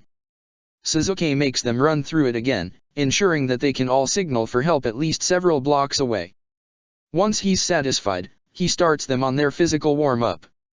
Once they're all sweaty and gasping for breath, Sasuke explains their chakra exercises for the day. Kotetsu and Izumo would be water walking, under the supervision of a shadow clone, and Shisui would be working on a far more dangerous application of chakra on the riverbank. Izumo gets started as he always does, by setting off at a run, and spluttering, and falling in instantly. The splashing noises of the two falling in set the background noise for Shisui. Sasuke teaches him how to channel chakra into his eyes. Shisui won't be able to shunshin accurately until his eyes can keep up with the speed at which his body is moving. And he doesn't have his Sharingan yet to help him out with it. It's a very delicate process. Use too little, and nothing would happen. Use too much, and Shisui could potentially blind himself. Which is why Sasuke is watching him very carefully. By the end of the time Sasuke had allotted for chakra exercises, Kotetsu can walk, and run on water with little difficulty. Izumo had taken a grand total of 5 steps, but it was still a vast improvement. Shisui figured out the channeling easily enough, and is ready for the next step. The last part of their practice involves their specialties. As genin, Sasuke is going to try and round them out as much as possible, but for now he focuses on the basics. Izumo and Kotetsu practice forms with their new weapons, and Shisui practices the shunshin. It's a lot of work. When Sasuke isn't reminding Izumo that he needs to slow down and focus on his form, he's grabbing Shisui from another Misa-aimed shunshin, but even the two of them don't stop Sasuke from noticing that Kotetsu's weapon is so heavy he's actually having trouble keeping it aloft for his forms. Sasuke has never been more glad to go on a D rank. After that, they're tasked with helping a local farmer harvest his crops, and the kids groan in exhaustion, already tired before the mission even starts. Sasuke calmly reminds them that on missions outside the village they might have to keep going even if they're exhausted. Kotetsu quietly remarks that this D rank is good training for that then. Somehow after that it devolves into a competition about who can harvest the most. They aren't nearly as destructive about it as Naruto and Sasuke would have been at that age, so Sasuke just sighs and lets them go at it. When they turn in their D rank at the mission office, all of them tired and covered in dirt, the chunin at the desk hands Sasuke another mission. I apologize, but I think Team 1 is done for today. The chunin shakes his head. It's not for today, it's for tomorrow. Suspicious, Sasuke opens the mission and reads the details. So it begins. An unnamed person has put in a special mission request for Sasuke's team to make a run to the front lines to deliver supplies. And the maximum amount of fighting a rookie genin team is allowed to take, 1-day shift on the front lines. It is not a refusable mission. Sasuke looks over it several more times to make sure, and then clenches it in his hand. Nodding to the chunin, Sasuke whisks his team outside. They all look up at him expectantly, excited to hear about a new mission. Sasuke clears his throat. We are doing a supply and fight run. Tomorrow at dawn, meet me at the quartermaster's. Pack for combat. Izumo and Kotetsu run off, excitedly giggling about how they must be the strongest genin ever. Sasuke wonders how they can remain so optimistic after what they'd experienced on their last mission leaving the village. Shisui stays and looks critically at Sasuke. I made an enemy, didn't I, Sasuke-sensei? Sasuke tries to stay impassive. Who could Shisui possibly be thinking of? He's 6. Sasuke really hadn't wanted to have any more difficult conversations today. But that's just his luck. He pushes his exhaustion to the back of his mind, and takes a breath to focus on the student in front of him. Shisui looks very worried. What makes you think that? Shisui pauses, and Sasuke watches the gears in his head turn. I guess since you're my sensei I'm allowed to tell you. They say in my compound that all the Uchiha get the bad missions, because we make people mad, and so we're only safe in the police force. Sasuke doubts that Hiruzen even knows about it. This screams Danzo's involvement. Sasuke had been hoping that the Uchiha wouldn't be marginalized until after the Nine Tails attack, which he was hoping to prevent. Shisui is waiting slightly impatiently for Sasuke's answer. Sasuke isn't going to let Shisui carry the weight of what is actually Sasuke's problem. He crouches down to Shisui's level. I don't think you made an enemy. Even if you did, if you have an enemy, it's my enemy too. I'm not going to let anything happen to you or your teammates on this mission. Shisui calms for a second, and then straightens slightly. Shisui averts his eyes. I'm not sure I want to be in the police force, Sasuke-sensei. His voice is quiet, like he's admitting something forbidden. He probably is. Sasuke is pretty sure the Uchiha don't give choices about who ends up in the police. I want to be a shinobi. Sasuke considers telling him that the police force is also made up of shinobi, but that's not really the point. Still crouched, Sasuke waits until Shisui looks him in the eyes again. If you still feel that way when you make Chunin, I'll talk to your clan head about it. Realistically, now that he knows that the Uchiha are already being maligned, Sasuke is going to need to talk to Fugaku sooner rather than later. He is not looking forward to it. He's avoided them successfully so far. But if the seeds are already being planted, Sasuke is going to have to start making steps to ensure that the clan survives. Shisui takes a deep breath, and steels himself. Sasuke hates a little bit that he already knows how to do that. Okay, sensei. Sasuke ruffles his hair. Shisui looks pleasantly surprised by it. Go get packed. Shisui salutes and runs off. Sasuke doesn't know that he's ever felt so tired. Things are taking a turn, and Sasuke knows that if things go badly, it's his fault. He's supposed to be fixing this timeline, but it doesn't seem much different from the one he left. He'll have to start planning again, figuring out a way to fix things, until the day comes when he can kill Danzo. He could have spent the night thinking and planning, maybe he even should have. Instead, Sasuke spends the whole night asleep. When he wakes, he's at least completely focused. He can't afford for even a second of lapse in his attention. Not if he's going to keep 3 rookie genin alive on a battlefield. He meets his team at the quartermaster, like he'd requested. Izumo and Kotetsu look excited. Shisui, who knows more about the implications of such a mission, looks nervous. They check in with quartermaster, and are each handed a pack full of storage scrolls carrying food and weapons. They aren't heavy, even by genin standard, which is good, because they've been given an extremely short time limit to make it to the front lines. Sasuke can only assume the rushing is more to make his team exhausted than it is a truly dire need for supplies. If it was truly an emergency, they would have sent a Jounin or even some Chunin. No, it's a pointed attempt for Sasuke's team to push themselves to exhaustion right before they fight. Sasuke explains the pace they'll need to set, and all 3 genin groan. It'll take them 2 days to get there. The pace is brutal. By the end of the first day, all of the genin collapse, and Sasuke has to wake them up to force them to eat. The only thing Sasuke thinks is going well is that the battlefield they're scheduled for is nowhere near the front that Team Minato is headed towards. Something as momentous as blowing up a bridge would be extremely difficult to navigate on nearby battlefields. Sasuke and his team are going to a somewhat more stable one. Sasuke wonders if Hiruzen had intervened on this, or if Danzo had something else up his sleeve. There is also the potential that Danzo simply underestimates both Sasuke and his genin. The second day is no less brutal than the first. To Sasuke's great surprise, none of the genin complain even once. Not even Izumo, who is usually not afraid to be vocal about his opinion. Either they're so exhausted they can't even complain, or they're much more disciplined than Sasuke had realized. By the time evening falls, the sounds of distant fighting can be heard. Soon, the base tents come into view. Suzuki states their intent to the patrol, and they direct the team to the supply tent, where they can hand over their supplies. The Chunin who takes their supplies gives Suzuki a look of surprise, her eyes darting toward his genin. Suzuki nods grimly. Rookies, yes. The woman's eyes grow slightly sad, but she has concealed the look of surprise. She looks at the genin and asks, not unkindly. First combat duty. His bedraggled and exhausted genin are about asleep on their feet.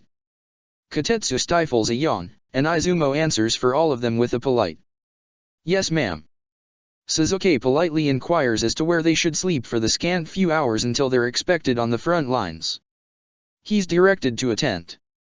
When he motions for the boys to move, he finds that Shisui is completely asleep on his feet, eyes wide open. He is still much smaller than the other two, and even though his shinobi training has been more extensive, he's still limited somewhat by his age and size. Suzuki scoops him up and Kotetsu and Izumo follow him to their assigned tent. In a tent surrounded by patrol, Suzuki has no qualms about foregoing a watch rotation, and simply sleeps alongside his genin, waiting for the morning to come. The day comes far too early, but Suzuki dutifully wakes the genin up, forces them to eat and drink, and then starts arming them. Genin are assigned temporary vests, almost exactly like Chunin vests, except for a small, almost invisible emblem that marks them as genin to leaf shinobi. That is all the armor they are assigned.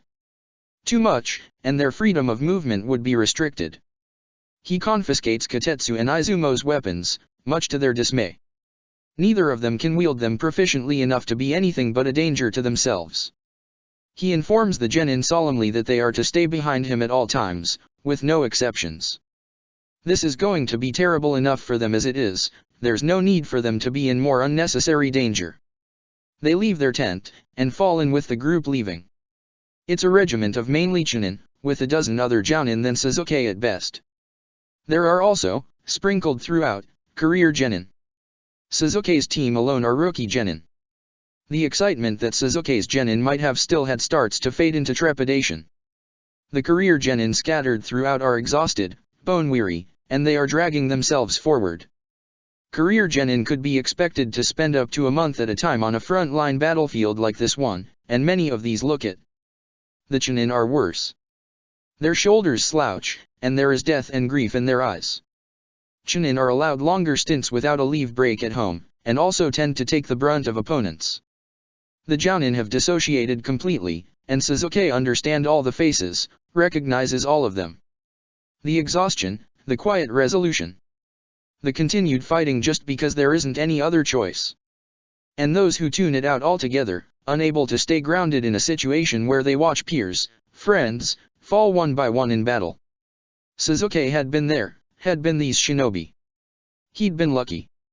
His trip through time had given him a few years off of a war front, and his genin team and partnership of Orochimaru had kept him from living on one this time. Suzuki can't afford to go back to the gnawing emptiness of a battlefield. Not with rookie genin that are his to protect. The group marches onward, and the sound of fighting becomes very close. Shinobi start passing by them on stretchers, moaning or weeping in pain. Some don't move at all, and are being carried off with glassy eyes. Kotetsu, Izumo, and Shisui press as close to Suzuki as they dare. There is no more excitement. There is only fear. Just before they reach the battlefield, Suzuki puts his hand on each of their heads in turn. Stay close to me no matter what. Loose battle formation. They only have to survive from dawn until dusk. Suzuki thinks he can manage it. The battlefield clears a path, and suddenly, they're in it. Suzuki had never realized just how many more shinobi had existed in the world before they'd had these wars. There's what seems to be a whole village of ninja on this battlefield, and it's just one of several. Naruto would probably try and do some big thing and convince them all to leave. Suzuki isn't so optimistic. Right now it's them or his genin. The only mercy Suzuki will give his enemies is a quick death. Suzuki slides into battle as if he never left it. His sword crackles with lightning, and he cuts a swathe of enemies down. Suzuki's lightning nature and jutsu easily overpowers even the heaviest hitting earth chakra on the field. He slits throats and decapitates, flowing through each enemy as if he's performing a kata. No one gets through to his genin, and they stay in formation, guarding his back just in case. It works for a length of time, but as he knew would happen, Sasuke begins to draw attention on the field, and they stop sending low-leveled Chunin at him. Then the fighting really begins. Sasuke can no longer cut through them like water breaking over a rock. Jounin start heading his way. They throw jutsu from a distance, and Sasuke has to split his attention between dodging, and making sure his genin have done the same. Inevitably, one by one, they approach. Some have their own weapons, some their fists. Sasuke meets them blow for blow. He uses as little chakra as possible, so as to preserve it for the entire day. He cuts off appendages, slices off weapons at the hand holding them, before decapitating their owners with no remorse. It's a Chunin squad that figures out his weakness first. They wait until Sasuke is momentarily distracted by a Jounin, and then two attack him from the front, and two go after his genin. With a hiss, Sasuke shoves the Jounin off of him, and whirls to defend himself from blows by the two incoming Chunin. He could electrocute them all, but the genin would be caught in the crossfire. The Jounin and two Chunin team up and start raining blows on him. It takes a few precious seconds to formulate a plan, and in that time, one of his genin yells. Sasuke snarls, and unleashes his Rinnegan. Almighty pull! He yanks on the chakra of the three enemy in front of him, and they fly towards him. Sasuke steps back, and cloaks his sword in lightning so bright it encompasses the sword entirely, and throws it with a wind jutsu. As the three enemy are pulled into line, they are blasted through with Sasuke's airborne sword. He doesn't stop to watch, and flips around to aid his genin. Kotetsu is kneeling, cradling an arm with a kunao sticking out of it. In front of him is Shisui, standing in a battle position, two red Sharingan spinning wildly in his eyes, and a kunao clutched defensively in his hand. One of the Chunin is bearing down on him, his back to Sasuke. Izumo is somehow single-handedly holding off the second. Sasuke very nearly casts Amaterasu, before he recalls that his signature jutsu is also overwhelmingly Uchiha. He flings three kunao in quick succession at the Chunin facing down Izumo, and shunshin directly in front of Shisui. He grabs the shocked Chunin by the face, and crushes the man's skull under his fingers, causing it to explode. A bloody mist dissipates from the now headless body, and Sasuke gets a clear look at Izumo's opponent hitting the ground, kunao embedded in her back. Izumo rushes over to Kotetsu without even checking to make sure his opponent is dead. Sasuke takes in his three genin. Izumo won't be allowed back to the medic tent, since he's uninjured. The thought of separating the three is not an option.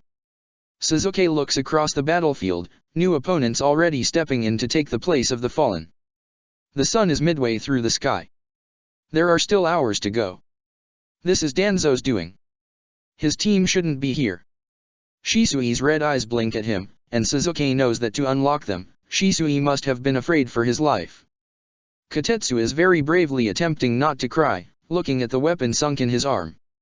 Sasuke had not attempted to change the outcome of this war, just followed what missions he was given, and tried to change the village from the inside. Sasuke is one of the new Sannin. He has a Rinnegan, a well of chakra to rival even Naruto, and an unlimited amount of jutsu at his command. He is also, at this moment, the second fastest ninja alive. On a technicality, first place still belongs to Minato, because of his flying thunder god. But Sasuke can nearly match it, with no jutsu except his lightning release.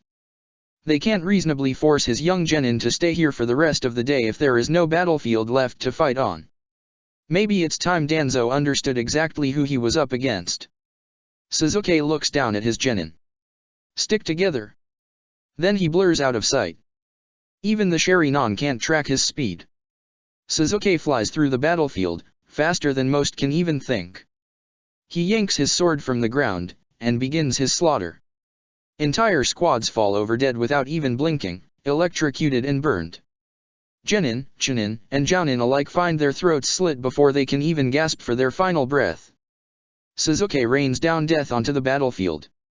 Fire falls from the sky, mixed with lightning in a paralyzing and horrific glow, and ice spikes up from the ground, intertwined with the very earth that his enemies would use against him. There are screams of terror amongst his foes, but Sasuke does not let up. The ground turns to a thick, bloody mud. And hundreds die in his wake. The sun is still bright in the sky, though lower than before, and the battlefield is now a massacre. The few that are left turn tail and run. Sasuke allows it. Complete annihilation is not his purpose. The Leaf Ninja are gaping at him openly. The ones who still have life left in their eyes show only shock. But Sasuke isn't here for their applause either. He locks onto the chakra signature of Izumo, who is not suppressing it whatsoever, and he goes to his genin. They are all gaping at him too. Shisui's look is dark and unreadable. But Izumo and Kotetsu's look is not one of awe, but one of abject terror. But not terror at the battlefield. No, they are afraid of Sasuke. Sasuke ignores the piercing of his heart when he sees it. He will deal with this later. For now, he has an injured genin. He hoists Kotetsu up, ignoring how stiffly the boy is holding himself, as if he isn't sure he wants to be this close to Sasuke, and starts walking towards the medic tents. Izumo and Shisui follow along. Sasuke notes that Shisui's eyes are still red, and each has 2 tomo. Keep up, you two. Shisui, stop directing chakra to your eyes. Sasuke feels more than sees Shisui obey. The crowd of Leaf Shinobi part before them, and the whispering begins. Sasuke had known it would. Had known unleashing his power would label him a legend, whether good or bad, Sasuke doesn't yet know. He should probably feel more self-conscious. But Sasuke has been the focus of whispers his entire life. The last Uchiha, the traitor, Orochimaru's apprentice, and finally, the one who stands shoulder to shoulder with the savior of the ninja world, Naruto. This is nothing Sasuke can't handle. Watch out Danzo, I'm coming for you. It might not be today, and it might not be tomorrow, but you will get what's coming to you. Chapter 18. Kotetsu's arm is repaired easily enough, and the medic nin puts it in a sling for him and tells him not to jostle it too much on the way home. Throughout the medic's attentions, Kotetsu and Izumo had pointedly ignored him. Shisui had been curiously turning his Sharingan on and off, and since the genin wasn't all that low on chakra, Sasuke let him experiment with it without comment. The medic releases them, and Sasuke motions for his team to follow him. The campsite, which had been full of whispering before, was now full of ninja outright staring at Sasuke. None of them were brave enough to approach him. Sasuke could have smiled, or carried a genin or two in a way that showed he was not a threat. But Sasuke has no way of knowing which of these ninja are connected to Danzo. Sasuke is a threat, and everyone in this camp now knows it, and Danzo will have surely been updated by the time Sasuke returns to the village, his genin unharmed and intact. He did note his genin's reactions to the surrounding ninja. Izumo and Kotetsu are surprised, awed, and afraid in turn at the sort of looks Sasuke is getting. Shisui is holding his head stiffly, staring ahead, and not turning to acknowledge any gaze. Right. As much as he's loath to admit it, Sasuke is going to need to talk to Fugaku when they return. Especially now that Shisui has unlocked his Sharingan. He is not looking forward to it. So much so that the thought of a question he has for Tsunade is more worth thinking about. During the fighting, Sasuke had noted that his Rinnegan was just the slightest bit less responsive than when he'd used it during the Fourth Great Ninja War. It could be from lack of use, or conversely, overuse. But as far as Sasuke knew, the Rinnegan was not supposed to be able to deteriorate, making it more powerful than even a Mangekyo Sharingan. Sasuke had been using his lightning release to keep himself at his top speed. The truth is, he doesn't know all that much about the Rinnegan, and the Leaf Village had been destroyed, so there was no chance at looking for records. Now though, that the village is intact and Tsunade is in it, Sasuke wonders if there might be some information about it in the Senju records. After all, it was supposed to be a mix of Senju and Uchiha genes that could unlock it. If he's going to use it, he should learn all he can about it. More than Senju alone, Sasuke should probably also do a deep dive into the Uchiha records as well. Yet another thing he should probably ask Fugaku about as well. Sasuke was really beginning to dread talking to him. Once they've gone past the camp a good distance, Sasuke feels Shisui relax behind him, letting his guard down. This is not usual behavior for Shisui, and Sasuke is beginning to wonder if something happened to him. Izumo is arguing with Kotetsu about the best snack food, an argument they've already had about a dozen times since starting under Sasuke. He knows at some point one of them is going to break and ask Sasuke about the battle. He decides not to push them. He's unsure of what they think of the whole thing, and he doesn't want to influence them by answering a question they haven't even thought to ask on mistake. But they don't ask him anything while they travel, or when they break for camp, or when they start the fire. They don't bring it up at all until they're eating, and the silence is beginning to drag. Suzuki had privately bet on Izumo being the one to break first and ask him a question. To his surprise, it's Shisui. The boy shuffles his feet uncomfortably for a minute, and then he looks at Suzuki seriously. Suzuki-sensei, can you teach me to do what you do? He's taken aback by the question. Of all of them, that wasn't one he was expecting. He would have asked the same thing, much less nicely, at Shisui's age. Suzuki thinks it over. Shisui obviously won't develop the Rinnegan.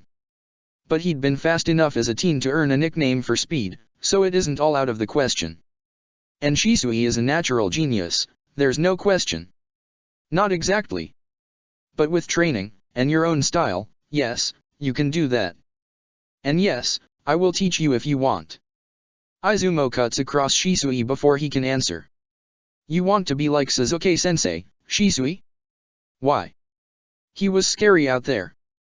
The words don't hurt as much as Suzuki thought they might, mostly because Izumo doesn't sound particularly afraid of Suzuki in particular, but more of what Suzuki actually did, which was definitely out of the realm a fresh civilian genin would have ever seen. Suzuki doesn't have to defend himself, because Kotetsu does it first. But he protected me. He says it very quietly. Suzuki is surprised to hear Kotetsu disagree with Izumo, and he doesn't say anything in response, waiting to see what the other boys will do. He protected all of us, and the whole village. I want to do that. That's why I became a ninja, Shisui says firmly, nodding at Kotetsu. Me too. Kotetsu's voice is still quiet, and he looks to Izumo for validation. For Izumo's part, he looks thoughtful. After a moment, Izumo nods at Shisui. You're right. I guess being a shinobi means more than just cool jutsu. I guess it means sometimes you have to kill people to protect the village. Right, Suzuki-sensei. That is true, Suzuki agrees cautiously. Then I guess it's settled. We'll have to be the strongest ninja in the village so we can protect it. Izumo's eyes flame with passion and he jumps to his feet, pumping his fist. Shisui and Kotetsu smile, and they all agree to be the strongest ever. Suzuki is honestly a little baffled at the whole thing. Watching his genin just change the way they see the world, and integrate it so quickly. It's astounding. And terrifying. One wrong mission, a few wrong words from the wrong person at the wrong time, and their lives could take an entirely different path. And they've been entrusted to Suzuki. He isn't remotely prepared for this level of responsibility. Not wanting to worry the genin, Suzuki tucks that thought away for later. Perhaps he will ask Minato about it when they return. The man is an inspiration to nearly everyone, he surely knows how to make sure your students don't go rogue. The rest of the journey to the village is quick and relatively uneventful. Suzuki only has to stop a physical fight from breaking out once, and it's a scuffle between Izumo and Shisui over whether or not sweet food was superior to salty. When they enter through the gates of Konoha, it's like being in the camp all over again. People stop in the street and stare at Suzuki. News travels fast. Especially battle-related news. And there is no group of people more committed to the spread of gossip than shinobi. Shisui once again straightens his spine and refuses to meet the eyes of the staring. Kotetsu and Izumo have calmed down considerably, and seem to be enjoying the attention. Suzuki shepherds them into the Hokage Tower and into the office. Technically, a simple resource drop is not a reason to report directly to the Hokage. But the amount of attention Suzuki is getting, well, the Hokage is definitely going to want to speak to them. Sure enough, Hiruzen nods approvingly at Suzuki as the door swings shut behind them. Not that Suzuki is really looking for his approval. But he could make life difficult for his genin, for now. I'm pleased to see your team returns safely, Suzuki. The old man puffs peacefully on his pipe. Suzuki just nods and waits. Minato was similarly successful on his own battlefield. They're already calling you to the Wrath of 1,000. Several devoted parties have already entered my office lobbying to have one of you take the head after the war. Suzuki feels absolutely certain Danzo was not one of those parties. As innocent as the question seems, it's a loaded one. Hiruzen is asking him if he wants to be considered for Hokage. That is at least an easy enough answer. I'm sure Minato was thrilled to hear it. The Hokage raises an eyebrow. Suzuki looks on resolutely. He doesn't want to be Hokage. There is no part of Suzuki that wants to be in charge of the day-to-day of this village. Hiruzen inclines his head, an acceptance of Suzuki's refusal. Minato hasn't heard yet. I'm afraid his team wasn't as expedient as yours. The Hokage smiles warmly at Suzuki's genin, but Suzuki feels cold. Minato's team are Chunin and Jounin. Kanabi Bridge was farther away than Suzuki's mission, but they'd also had a day's head start. He wonders if someone is injured. He knows the Hokage doesn't know either, or he would have said something. Yet another thing to worry about. They're dismissed soon after, with Suzuki receiving a request to meet again soon. Suzuki figures it's to discuss why Suzuki hadn't done this level of fighting before. But Hiruzen had phrased it as a request, and as long as Minato gets named the future Hokage, Suzuki figures he can get away with not showing up. Unless he gets an official request, that is. Suzuki drops Izumo and Katetsu off at home, and finally, it's just him and Shisui. He looks down at his youngest student. Are you prepared for this? Shisui nods his head. You're coming too, Suzuki-sensei.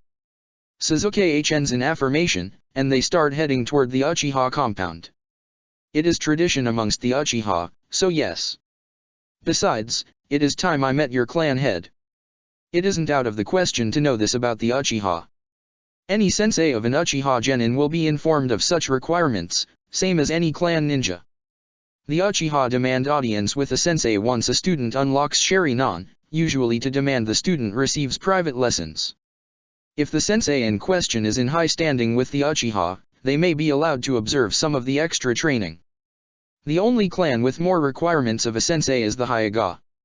And Suzuki is glad for many reasons that he doesn't have a Hyuga student. He walks along with Shisui, pretending to ignore the boy vacillating between excitement and nerves. Shisui's Sharingan will be an excellent excuse for Suzuki to speak with Fugaku. He still hasn't decided what he's going to say. He's made a point not to have ever met the man, and he's only seen Itaki a few times, each time either with Mikoto or a nursemaid. Seeing his mother so young had been a particular kind of pain, and Suzuki had furthered his desire to distance himself from them. But now, there's no way around it. Suzuki has to get an idea of what's going on in the Uchiha clan, before it's too late. And that means facing his father. When they enter the compound, Shisui politely asks for an audience with Fugaku on behalf of himself and Suzuki. The Uchiha he requests it of inquires as to the occasion, and Shisui proudly activates his Sharingan. The Uchiha smiles at Shisui and congratulates him. More quickly than Suzuki would have thought possible, they are ushered into the head house. It is exactly as Suzuki remembers it, and it takes every ounce of his control not to look around more than he normally would, or betray any emotion. They enter the office, and Suzuki almost freezes at the sight of Fugaku behind the desk. His father looks much the same as he remembers, just a few years younger. He's already stern, and sitting stiffly. Suzuki spares a thought to wonder if Fugaku had looked like he was carrying a burden in his childhood, and Suzuki simply hadn't noticed, or if something had changed. Shisui and Suzuki sit on the mats politely, heads bowed, waiting for Fugaku. Welcome to the Uchiha, Suzuki. Suzuki raises his head, as does Shisui next to him. Fugaku-sama, I have unlocked the Sharingan on my mission. Shisui speaks deferentially, a vast difference of how Suzuki remembers him speaking to his father in the future. Indeed. Congratulations, Shisui Uchiha. You have added to the pride of the Uchiha. Are you prepared to take your seat at the council? Only full-blooded, Sharingan-wielding Uchiha are welcome at the council. It is a privilege, and a requirement. Suzuki had never sat in on one before. The Shisui that Suzuki remembers from his future had winked and told a much younger Suzuki they were dry and boring and full of old people. Suzuki wonders if the Shisui before him will feel the same. Shisui bows his head again.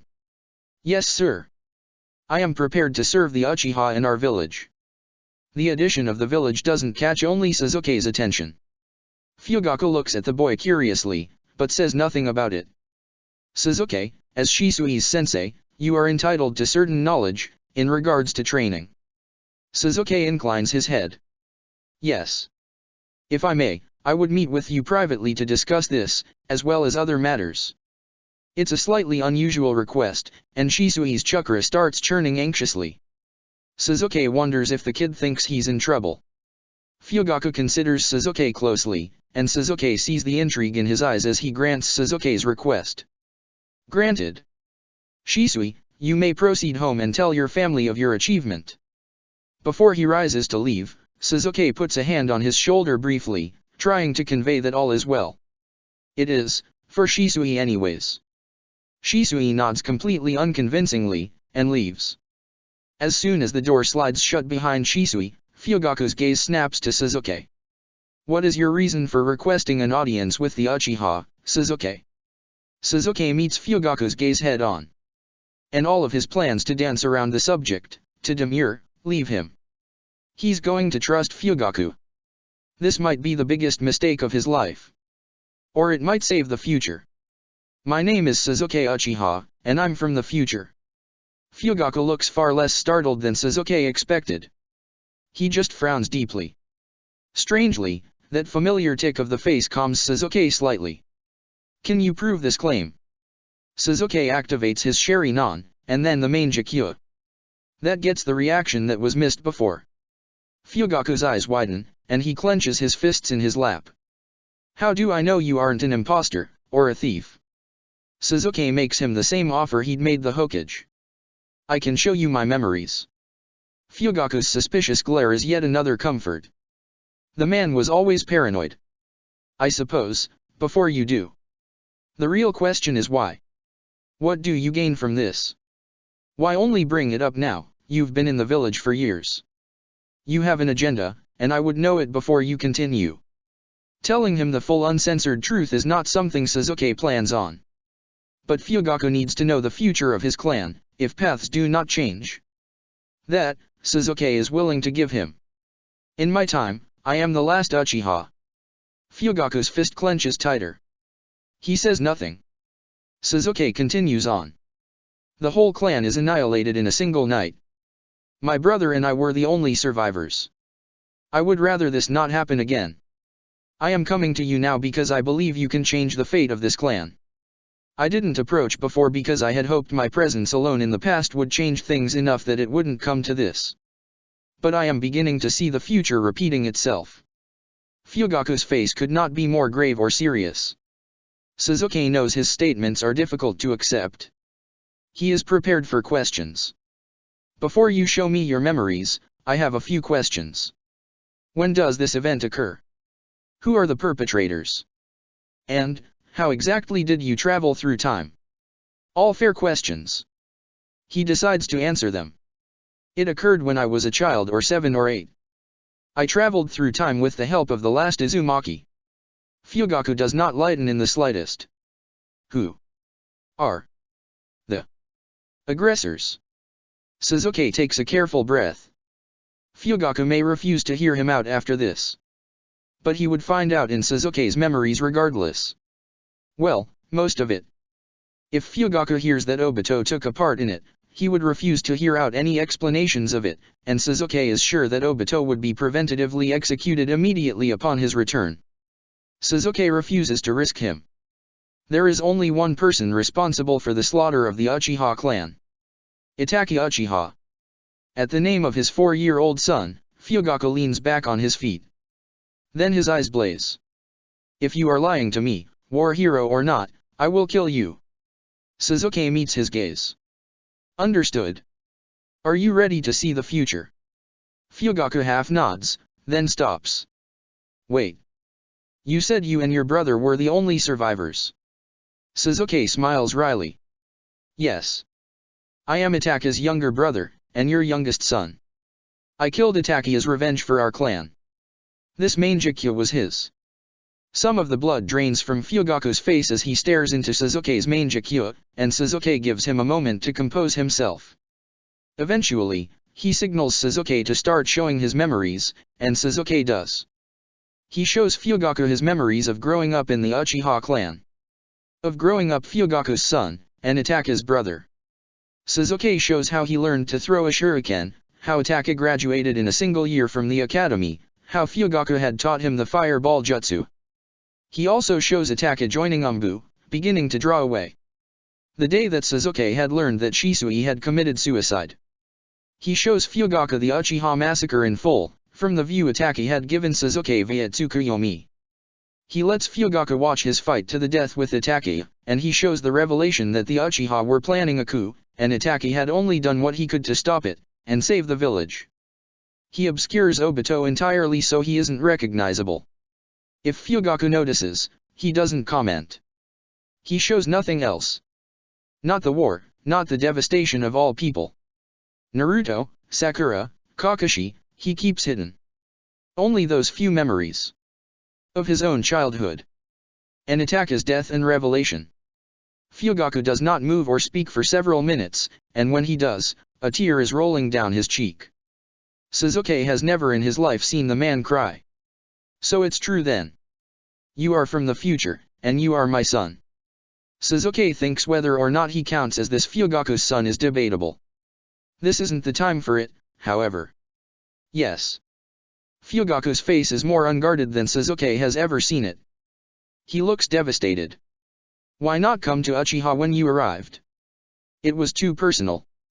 My wishes are to continue to remain unaffiliated with the Uchiha, for the time being. As well as you're keeping my status secret. I will respect your wishes on this matter, Fugaku agrees. Surprising Suzuki. What would you have me do? And if that isn't the question. Suzuki had specifically not shown Danzo or his hideous collection of Sharingan eyes. For all Suzuki knows, Fugaku could start a coup right now just to kill Danzo. As satisfying as that sounds, Suzuki still isn't convinced that is the answer. Things will probably improve for the Uchiha in the village once Minato takes the hat. Don't push Ataka through the academy, or force him onto a battlefield so young. Let him be a child. Fugaku stiffens. The Uchiha need good standing in the village. Ataka must be a good example. I saw how powerful he becomes. Pushing him so quickly is only going to turn him away from you, Suzuki is firm on this. I will consider your request. Anything further? Fugaku's gaze is challenging. Besides the obvious of convincing the council not to throw a coup. Suzuki hesitates. The other thing he thinks Fugaku should actually do is open the police force to other ninja besides Uchiha, so that the Uchiha can be more integrated into the village. But there's no way to convince Fugaku of that. He'll leave that up to Minato. Shisui has requested to learn from me directly, and I am not opposed to apprenticing him, once he's a bit older. That I will allow. Fugaku concedes him this point, and Suzuki nods in thanks. I apologize for not having a greater idea of how to improve the clan's relations to the village. I thought best to leave that up to you. It's flattery. Truly, Suzuki is planning to leave it up to Minato, who is far more persuasive than Suzuki is. Fugaku receives the flattery without comment. Suzuki decides to make his final request. My final request is unrelated to the clan's future, I'm afraid. I have obtained the Rinnegan, and I have little to no literature or insight on the topic. I wondered if I might be able to access the clan's library in search of some answers. Suzuki might be pushing his luck, dumping so much of the future in the man's lap and then making such demands, but he may as well ask. There is no way for you to access our files without revealing your status as Uchiha. However, in light of your assistance rendered to our clan, I will look into it myself. If I find anything, I will let you know. That's as good of an answer that Suzuki is likely to get, so he accepts with grace. After some further formalities, Suzuki ends up allowing himself to be an official ally of the Uchiha, which will allow him to apprentice Shisui. Then he takes his leave. After leaving the Uchiha compound, Suzuki feels all the air leave him in a rush. That conversation had been just as difficult as he'd thought. But now it was over. He hopes Fugaku doesn't betray his trust. The thought of having to kill his father, to save this timeline, is painful, and Suzuki decides to trust him. For now, Tsunade isn't at the home she was renting. So Sasuke heads over to Orochimaru's instead, hoping to find the blonde Sannin there. He may as well have all his difficult requests today, so that he can rest, and focus on the next steps. Tsunade isn't with Orochimaru either, and the snake Sannin smiles politely as he nods to the empty seat at his table. Sasuke takes it, noting that there isn't a trace of Tsunade in the house at all. He wonders if they had another falling out. He hopes Orochimaru wouldn't want him to fix it if he had. After being passed a cup of tea, Sasuke listens as Orochimaru explains the Sannin's absence from his home. Tsunade left the same day you did. She claimed a fear for her apprentice, Shizun's safety, and they fled the village. Sasuke almost drops the teacup. What? Indeed. She has abandoned us to our fate, so to speak. Oh, she made her apologies and excuses. But she's gone now, just I knew she would be. After the lab, well. She's seen now. It was to be expected. Orochimaru's tone is bitter. He looks like he expects Sasuke to get up and leave as well. Sasuke no longer has anywhere to be, so he doesn't see a reason to do so. She left out of fear of Danzo. Sasuke can hardly believe it. The Tsunade he's accustomed to would have done everything in her power to bust Danzo's head in every day until the deed was done. Or out of disgust, Orochimaru comments mildly, not looking at Sasuke. Sasuke knows he must be referring to himself. Before he can figure out how to respond to that, he jerks. Wait. What about that kid, Yamato? You must be tired. It took you far too long to get there, Sasuke. Orochimaru comments smoothly. I heard of your battlefield accomplishment. I suppose congratulations are in order. Sasuke huffs. Hardly. My genin were ordered to do a frontline rotation. Easy to see where an order like that came from. I just allowed our enemy to see who they were up against. You were quite successful in that. It's been quite a while since I've seen the councilman so flustered. Orochimaru smirks privately at Sasuke. As for the child, well, Tsunade left him behind. Sasuke can do nothing but blink, trying to process it. She just named the boy Asenjo, making him a target, and dropped him in an orphanage. It seems so out of character. Sasuke can hardly believe it. His rage against the blonde Sannin starts to simmer. Anything to escape her past, it would seem. Orochimaru seems to be reading Sasuke's mind. However, the boy isn't in an orphanage. Kushina was similarly outraged, and she took him on as a ward, citing a long-standing allyship between the Senju and the Uzumaki. Sasuke supposes Yamato could have ended up worse places. He hopes this doesn't affect the eventual birth of Naruto. If he accidentally erased his best friend, Sasuke doesn't know what he would do with himself. Sorting through the enormous amount of thoughts he's been forced through today, Sasuke sits in silence with Orochimaru, sipping tea. It's calm, amiable. Or, Sasuke had thought it was until Orochimaru broke the silence a few short moments later, when Sasuke was in the middle of trying to reconcile Tsunade's actions. You don't have to guard me anymore, you know. I'm no longer a threat to you, or the village. Golden eyes meet Sasuke's with a calm resignation.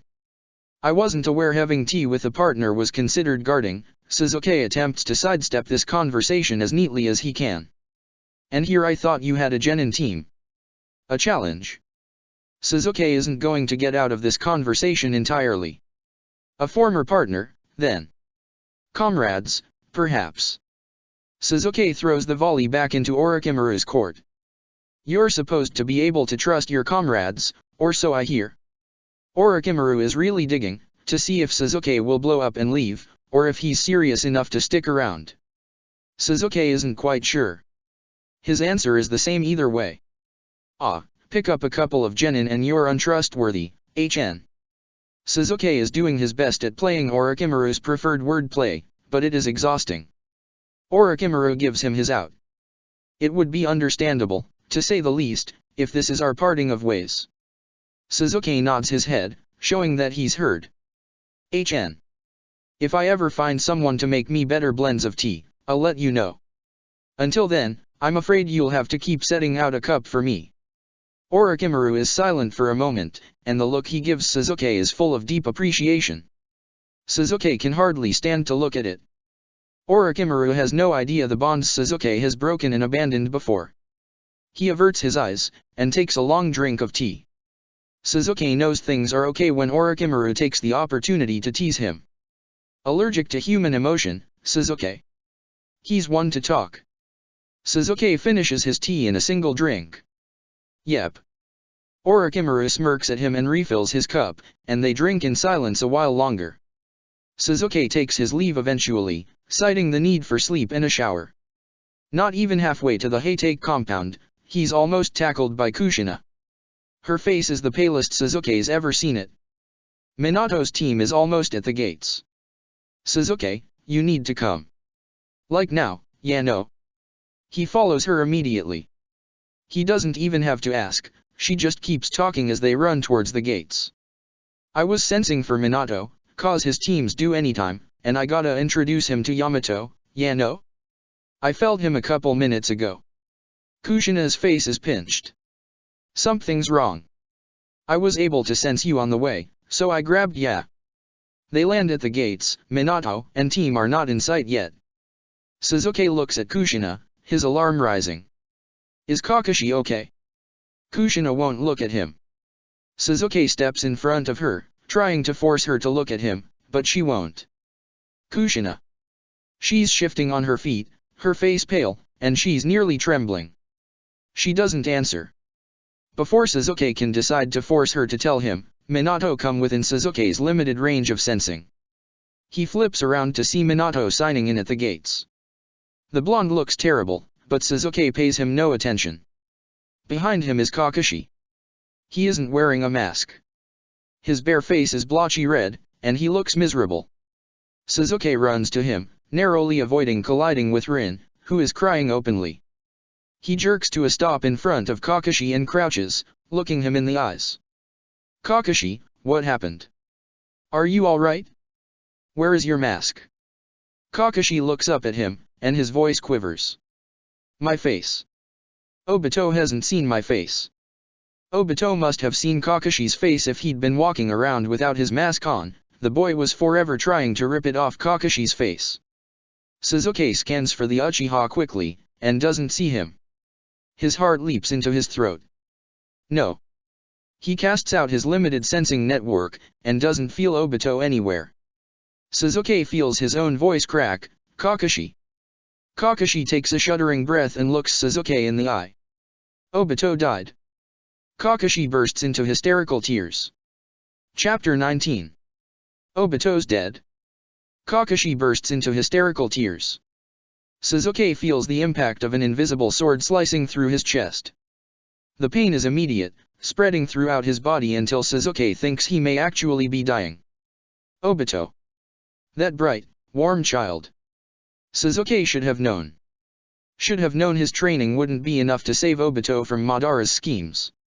Sasuke moves on instinct, and surges forward, pulling Kakashi to his chest as the Hatake weeps brokenly.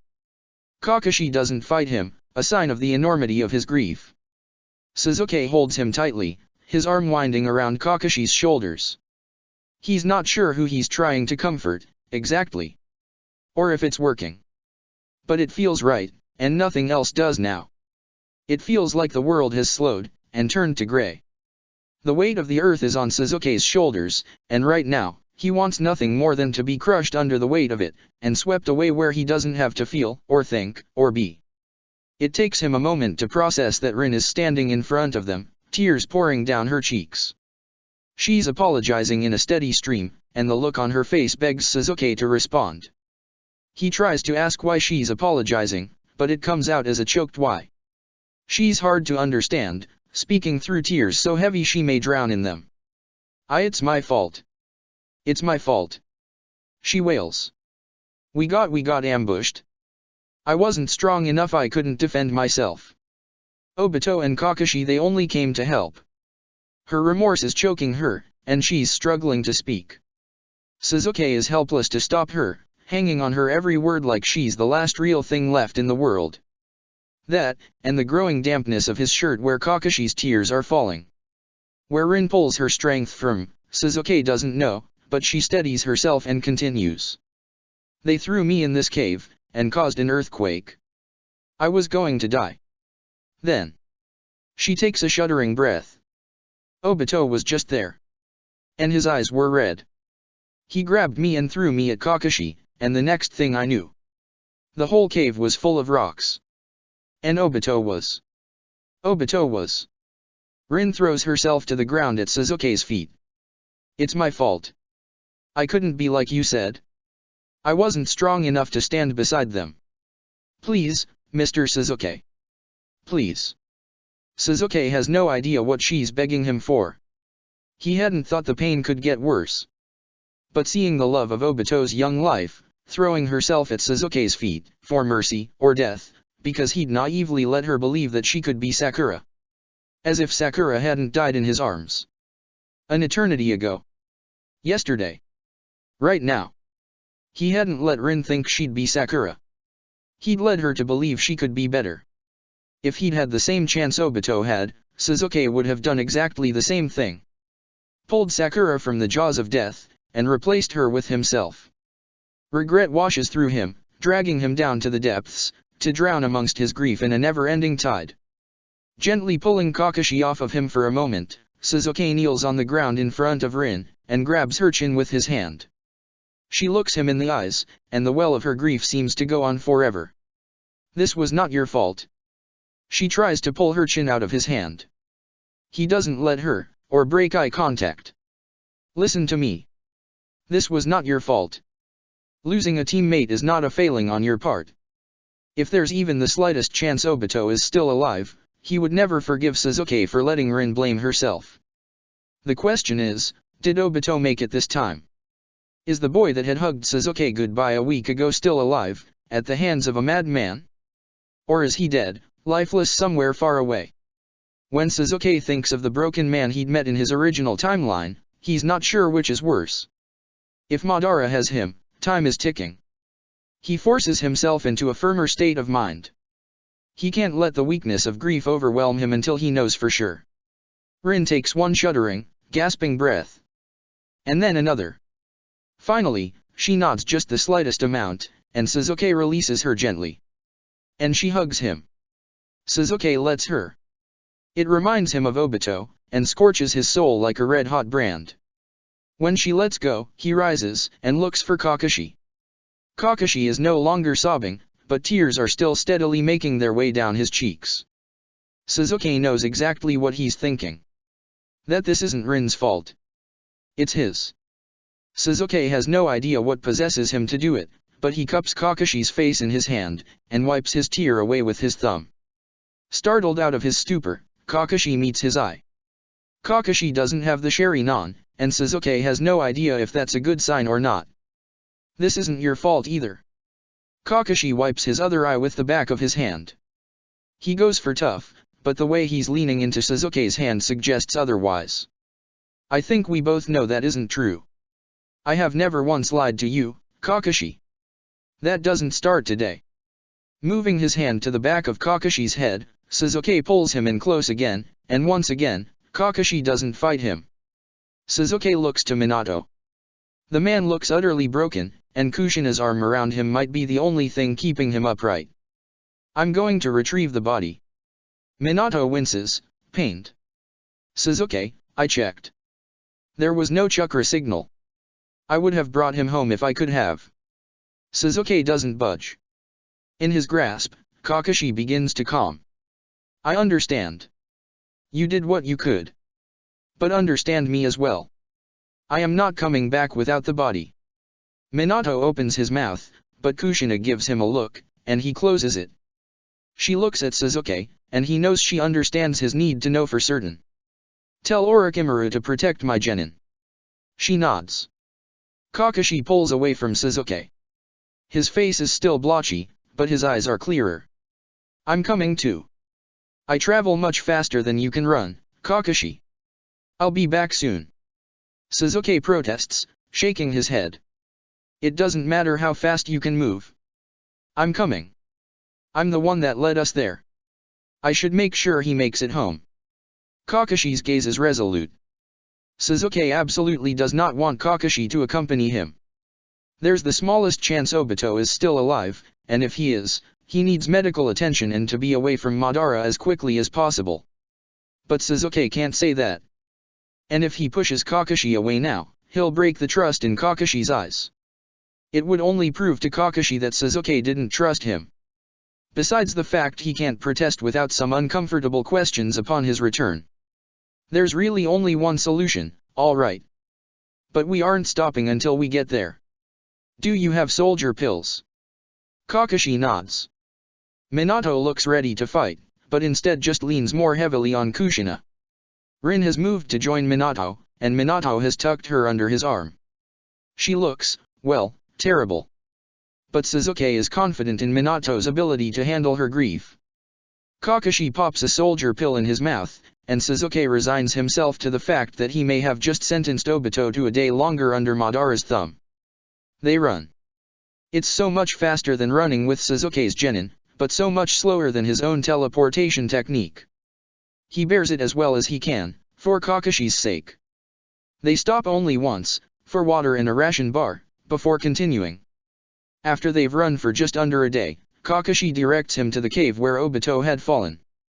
Sasuke directs Kakashi to sit and eat a ration bar. He's had 2 soldier pills, which is enough to put him in the hospital upon their return. Sasuke also knows you can take 4.5 before you cause permanent damage. And he can't carry both boys. Kakashi sits at his direction, and Sasuke scans the entire area with his chakra, but he can't feel even a trace of Obito anywhere. He is either truly dead, or Madara has moved him to a different location. It has to be the location, because Sasuke isn't prepared for the alternative. Sasuke starts moving boulders. Utilizing Sakura's technique, which he's seen dozens of times, he lifts the boulders out, one by one, careful not to make an enormous amount of noise, or disturb anything that might be beneath. He could put them in his pocket dimension, but the amount of chakra required might be too much for even Sasuke's large reserves. Especially considering he hasn't recovered his full stamina from the battlefield. That feels like a lifetime ago. He lifts boulders quickly, and his mind sticks on Obito. The way the boy had laughed. The way he'd openly cried, over just about anything. When he used to beg Sasuke for training, and follow Sasuke all around the village. The way his eyes would light up when he saw Sasuke. And Sasuke hadn't protected him. Not from this. He starts to see the first splatters of blood. And he moves faster. The coppery, almost sweet smell of wet and drying blood fills his nose. At first it's a few droplets, which quickly turns into stones that are still tacky with blood. And then Sasuke sees the ones that are soaked. The ones that must have directly landed on him. Sasuke can't imagine anyone surviving this. He moves the boulders anyway. And forces himself to look beneath. There is an overwhelming amount of blood, and small chunks of flesh. And a tunnel. No body in sight. Sasuke could collapse with relief. But he won't. Not until he sees Obito. Touches him with his own hand. Kakashi. His tone is sharp, and Kakashi appears instantly. His maskless face blanches. They took his body? But, why?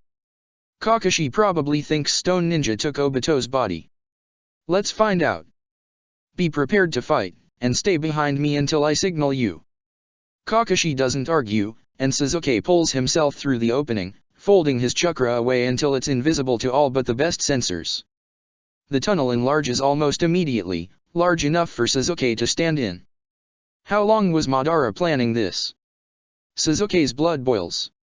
He can't wait to kill the man. He races down the tunnel silently, Kakashi behind him. Sasuke's heart pounds in his throat as he runs. Sasuke isn't sure if he believes in fate, but if it's true, he hopes it's keeping Obito alive. The tunnel is much longer than Sasuke would have anticipated, but eventually, he begins to feel faint chakra signatures. One of which he recognizes instantly as a white Zetsu. The other is probably Madara. He can't feel Obito. Perhaps he's too weak. That has to be the reason. An opening approaches. A young, agonizing wail meets his ears. Simultaneously the best sound he's ever heard, and one of the worst. It's Obito. Kakashi recognizes it too, because he freezes in shock. Sasuke only feels rage.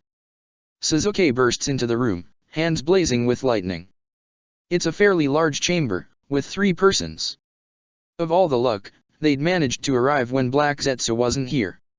A shame, Sasuke truly wanted to make him pay. But there was still time. Once he eliminates Madara, he'll have the rest of his life to hunt Zetsu down. Madara hangs limply from an extensive amount of wiring, connected to what Sasuke vaguely recognizes as a tree of some power. He's old, white-haired, and frail-looking.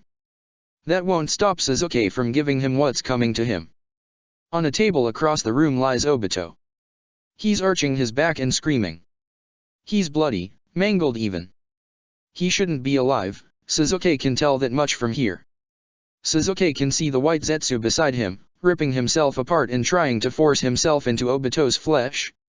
The strands of white are starting to integrate into Obito's mauled places, obviously causing his immense pain.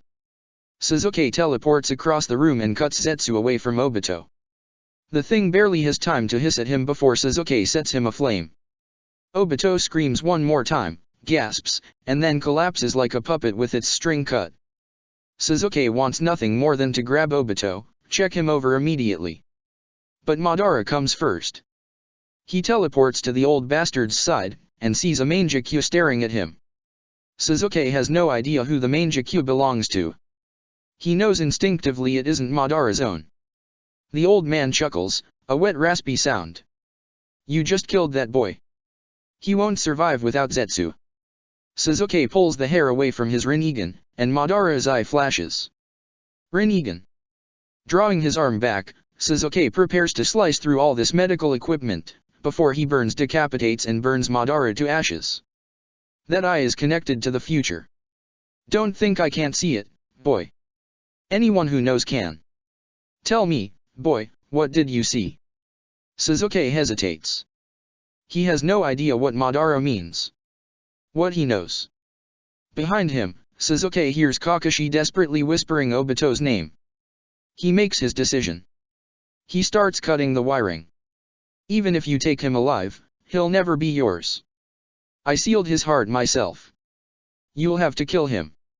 Madara, once the greatest of the Uchiha, begins to slump to the floor, quickly dying.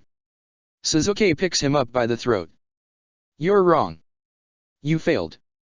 Sasuke kills him quickly and efficiently.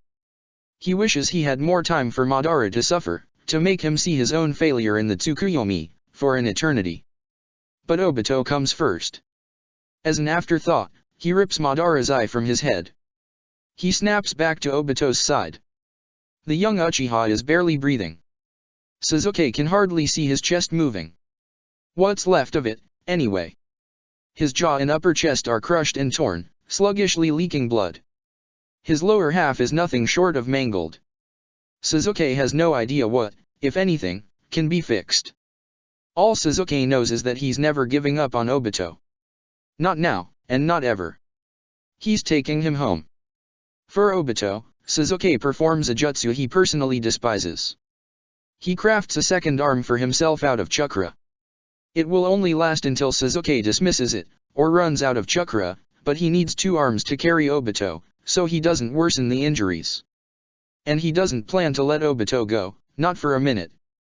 He'd planned to never have a second arm again, to remind himself of what he'd thrown away, and of the friends who had never let him go. For Obito, he can put that aside, for right now. Swiftly and precisely, Sasuke slides Obito into his arms. Kakashi is in shock. He's trembling and white all over. He's alive, for now. We have to go quickly, Kakashi. Understood. Kakashi half nods, clearly not understanding. Did you know that he was alive? Sasuke shakes his head. No. Come on. Kakashi follows, slowly at first, and then faster. Sasuke races them back through the tunnel, up into the cave, and then starts racing home. Obito's condition is terrible. The amount of healing jutsu Sasuke is halfway competent with is pathetic. He should have thought of this, learned more. As it is, The only thing he can do is monitor Obito's fading vitals, and make paltry attempts to repair some of the minor blood vessels inside him as Sasuke and Kakashi run towards the leaf. Obito does not open his eyes, does not regain consciousness for even a second. Kakashi takes his third soldier pill. Obito's heart begins to fail, stuttering. Each time it does, Sasuke shocks them both with a small burst of lightning jutsu. It works, but each time Obito's heart restarts, it's weaker. Each breath Obito draws, gets wetter. Sasuke can feel his lungs filling up with blood. He has no idea how to get it out. He sinks more of his chakra into Obito's system, trying to support it as it flags and fails in Obito's body.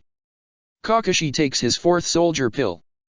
Less than an hour away from Konoha, Obito dies in Sasuke's arms. He feels the crackle of Obito's lungs as they give out, and Obito stops breathing, and his heart slows to a stop.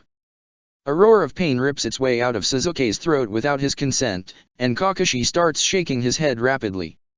Obito's body is beginning to cool in his arms. Sasuke can't let it come to this. Won't let it come to this. He's come so far, Obito has tried so hard, hung on so long. Sasuke won't lose him. Sasuke can't lose him. Sakura is sitting around a campfire, hands weaving in the air as she tries to explain to Sasuke everything that's happened since he left the village. As if Sasuke had been away on some sort of vacation, and hadn't abandoned her. Abandoned the village. Her pink hair flies in her face as she talks and her green eyes are alight as Sasuke watches her. Pain killed so many of us. But he had this jutsu, Sasuke.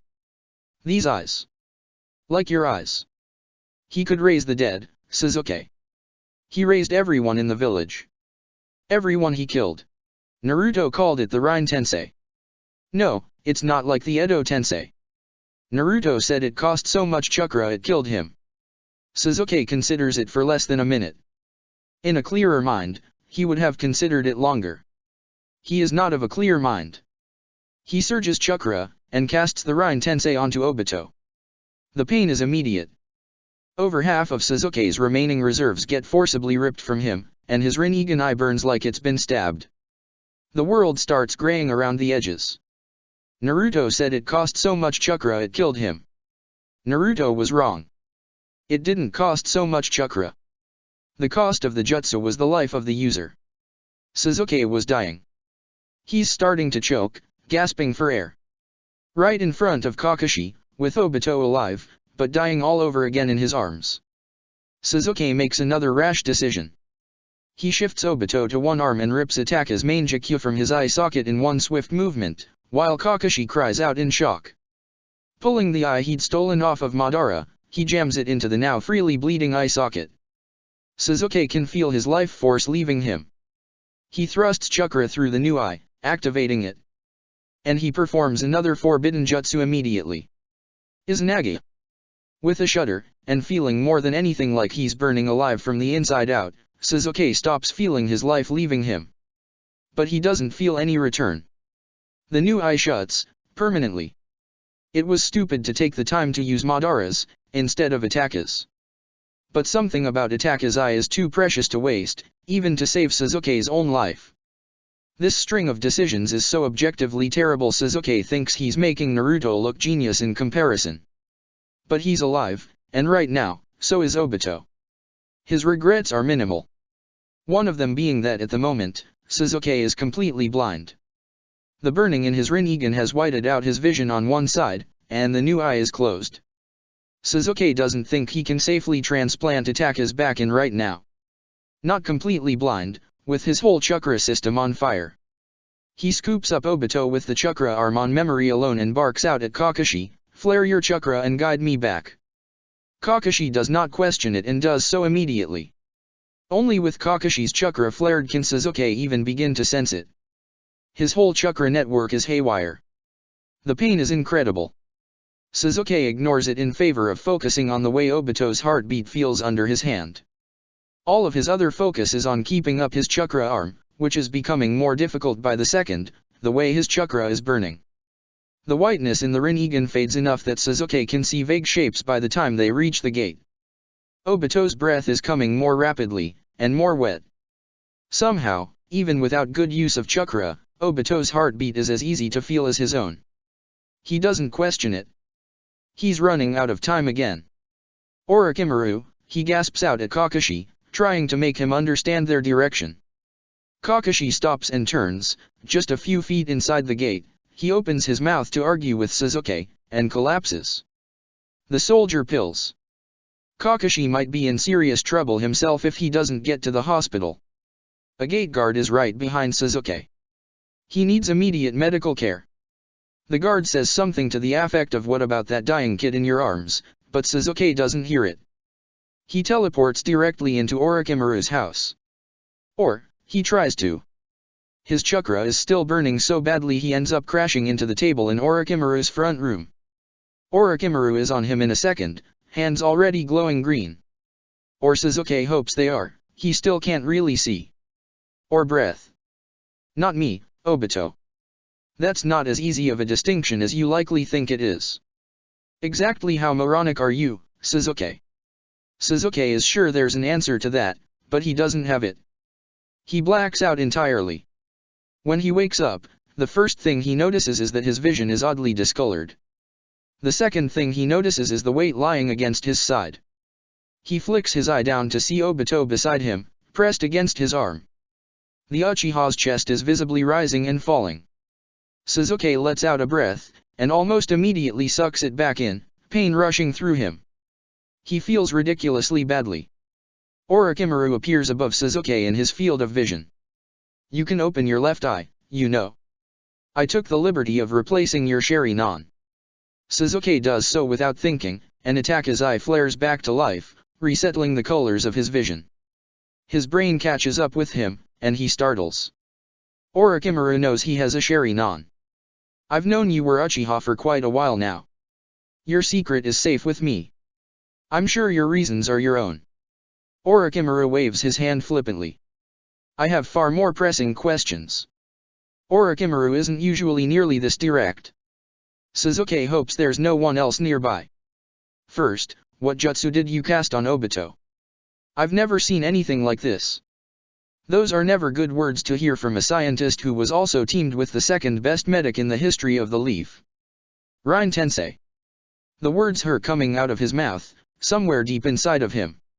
Sasuke wonders just how badly he's screwed up his chakra system. Chakra exhaustion felt better than this. Orochimaru considers him for a moment, then shakes his head minutely. So he died, then. Tell me, Sasuke, did you know exactly what this jutsu did when you cast it? The words seem innocuous, but Sasuke can't help but think he's being accused of something. Raise the dead. Orochimaru actually twitches. No. You absolute fool. I had begun to think you were more intelligent than Jiraiya. It didn't raise the dead. You gave him your life force. A jutsu clearly meant to kill the caster. And then you didn't die. I assume from an additional, likely forbidden jutsu. Sasuke doesn't deny it. Orochimaru continues. You connected your chakra network and life force directly to Obito Uchiha. You are very lucky you didn't both die on the spot. He what? Sasuke chokes. Orochimaru watches him, pulling at the ends of a strand of hair. A nervous tick for Orochimaru. You almost died anyway. If I had physically separated the two of you, you would have both died from his injuries. You merged your chakra systems entirely, and the only reason his heart kept up with it all is because you were forcing it to with your own chakra. Your lives are intertwined. If one of you were to die right now, you both would. Do you realize how monumentally foolish that was? Sasuke looks down again, checking to make sure he can still see Obito's chest rising and falling. Sasuke supposes that might have something to do with his entire chakra network feeling like it's been under attack from Amaterasu. He's less upset about this than he should be, he recognizes that. What does it mean now? It's still a struggle to get words out, but Orochimaru has clearly been saving this rant for a while. Sasuke wonders how many days they've been out. I've repaired the injuries to his body, and to your chakra network. You should be able to extricate yourself from him, now that you're awake. With my help. But there's bound to be side effects. Such as. Orochimaru rolls his golden eyes, exasperated. How should I know? This has never happened before. You have identical chakra signatures now. Even identical twins don't have identical chakra signatures, Suzuki. Suzuki runs a thread of chakra through his system, and finds that Orochimaru is right. His chakra continues through his body and into Obito's with no resistance whatsoever. Slightly alarmed, he pulls it back and finishes his internal examination of himself. Something is still wrong with his Rinnegan, he can feel it. He has no idea how to fix it. And whatever the cost, it was worth it, if Obito recovers. It surprises him, the depth of his resolve to save Obito. How little it suddenly matters if Suzuki is able to use one of his greatest weapons to its fullest potential again, so long as Obito lives. His willingness to use an unknown jutsu, to sacrifice everything in the blink of an eye. I want to separate now, if we can. Is Kakashi okay? Orochimaru sighs. Your little charge is fine. Last I heard he was supposed to stay in the hospital for 2 weeks. Since you've been raising him, I have no doubts he escaped the hospital and is resting at home. Or perhaps the knucklehead is already back to training against hospital orders. Or perhaps he's decided to use a jutsu he doesn't even know the side effects for. The Sannin is looking imperiously at Suzuki, and Suzuki just sighs. Thank you for saving us, Orochimaru. Orochimaru deflates slightly. Why did you come here instead of the hospital, anyway? That answer is obvious, at least to Suzuki. You're the best healer in the village. And I can trust you. Now I know for certain you have lost all sensibility. Suzuki tries to wave it off, but finds that lifting his hand is difficult. Blame Minato if you must. Orochimaru hums. You were most certainly this way long before he got involved. His head finally starting to clear, Suzuki sighs. You're right. Just so you know, before we separate the two of you, which might cause you to pass out again, you had better think twice before pulling a stunt like that again. Your genin are terrors. The little genin are in good health, though they tried their best to the contrary. They've been in to see you every day, along with Minato and his brood. Orochimaru doesn't look him in the eye, which is no surprise to Suzuki. And, how many days is that, exactly? If Suzuki separating his chakra back into his own causes him to pass out again, he may as well know how long he's been laying unconscious in Orochimaru's house already. 5. Orochimaru states bluntly. Twitching his arm, with marginal success, Suzuki notes that Obito hasn't stirred even the slightest bit in the moments he's been awake. And he has to know. If his efforts were successful, will Obito wake up soon? Orochimaru looks critically at Obito, and then considers for a moment. His injuries are much worse than yours, even if you decided to share them with him. He will wake up soon, if he wakes up at all. He'll wake up. He's got to. All right. Let's get this separation over with then. Suzuki mentally prepares himself for another heaping dose of pain. If it hurt so badly to put himself into this situation, he can't imagine how much it's going to hurt to get out of it. You're still foolish beyond all belief. You'd do this again, wouldn't you? Obito's face is neutral, laying so still. But his heart is beating, and his chakra is flowing. Suzuki can feel it. And he knows the answer, just as easy as breathing. I know. And yet, I would. Chapter 20. Orochimaru had been right.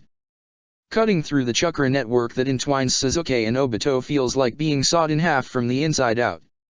Suzuki's only consolation is that Obito is still so deeply unconscious he doesn't do more than twitch during it. To Suzuki's dismay, he does pass out the second it's over, unable to stay conscious even a single painful second longer. When he wakes again, he finds that he is in a bed of his own. Well, a bed of Orochimaru's own. He recognizes the guest room where he is laying. Suzuki also knows without thinking or using chakra that Obito is across the room from him, and is still asleep.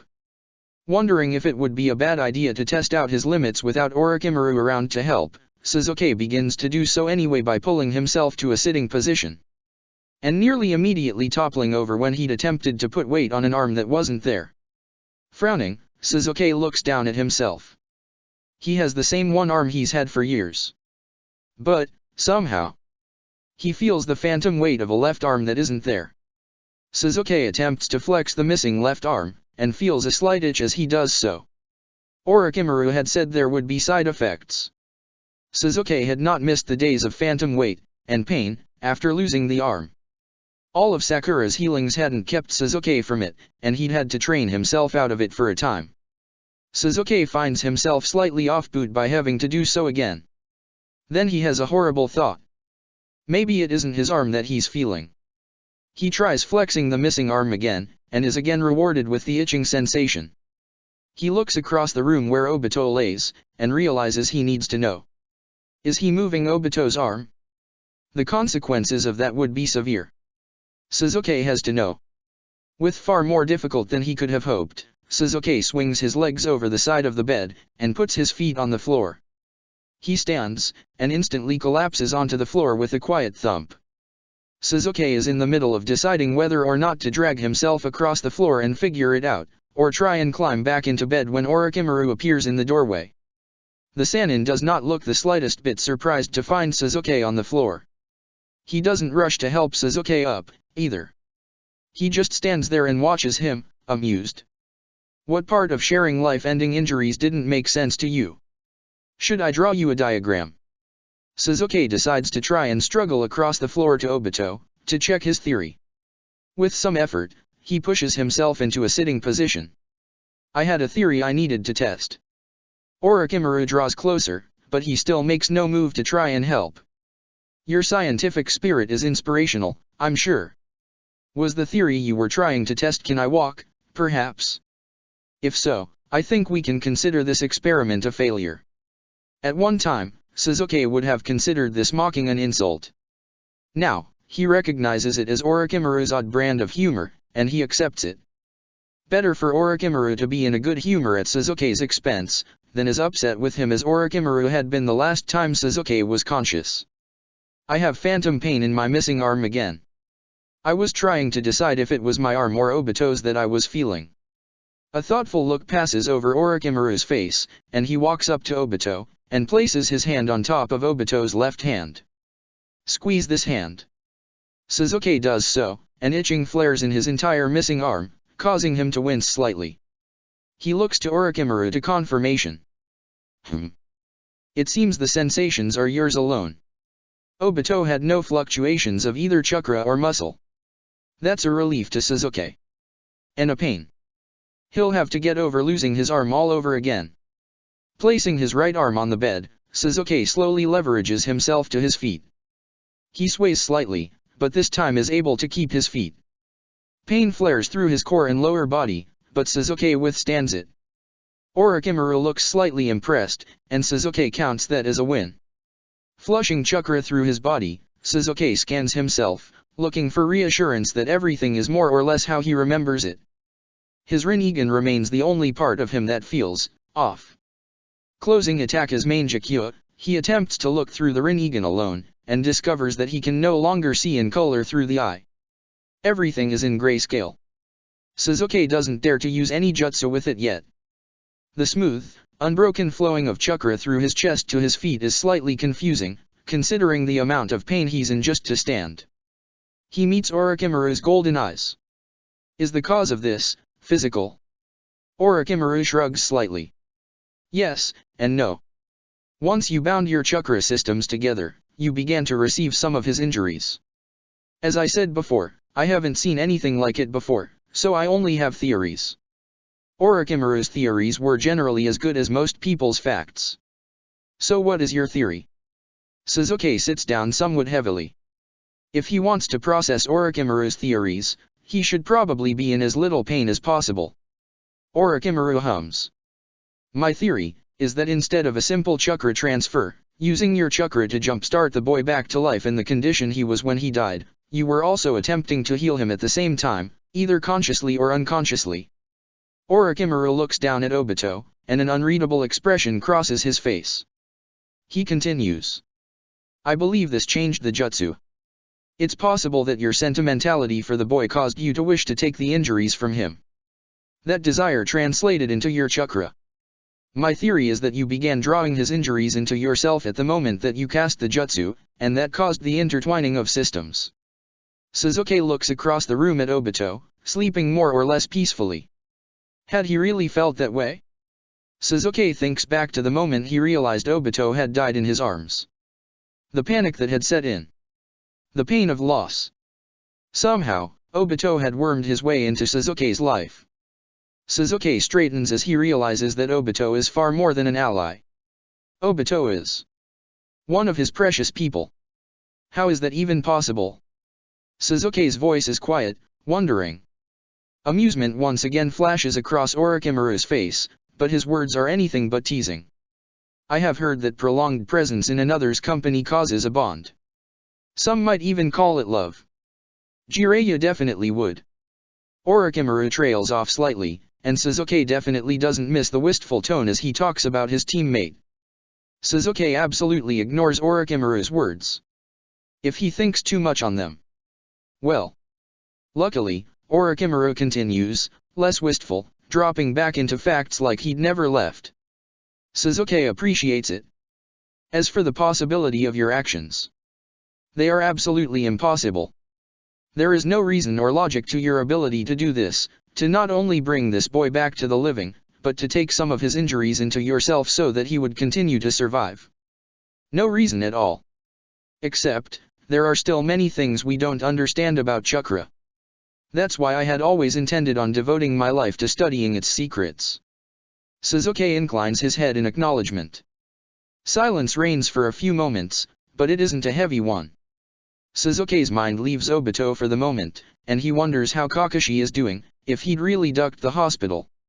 How his genin are. If Minato is holding up okay. Am I cleared to walk? Orochimaru stands and leaves the room. Suzuki isn't all that worried, and the Sannin returns shortly with a single crutch. You should be careful. Don't overdo it.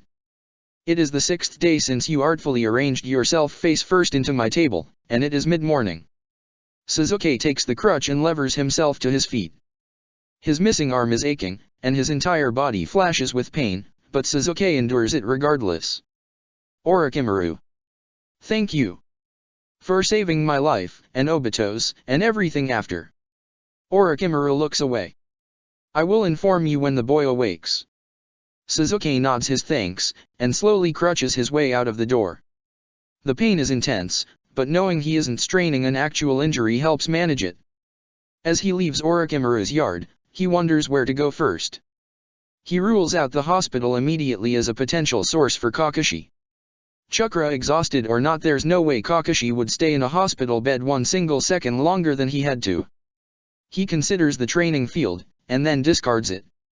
Even Kakashi wouldn't be ridiculous enough to start training if he was still supposed to be hospitalized. Well, he hoped Kakashi wasn't that ridiculous. That left either guy's apartment or the Haytake home. Suzuki limps his way to the Haytake house.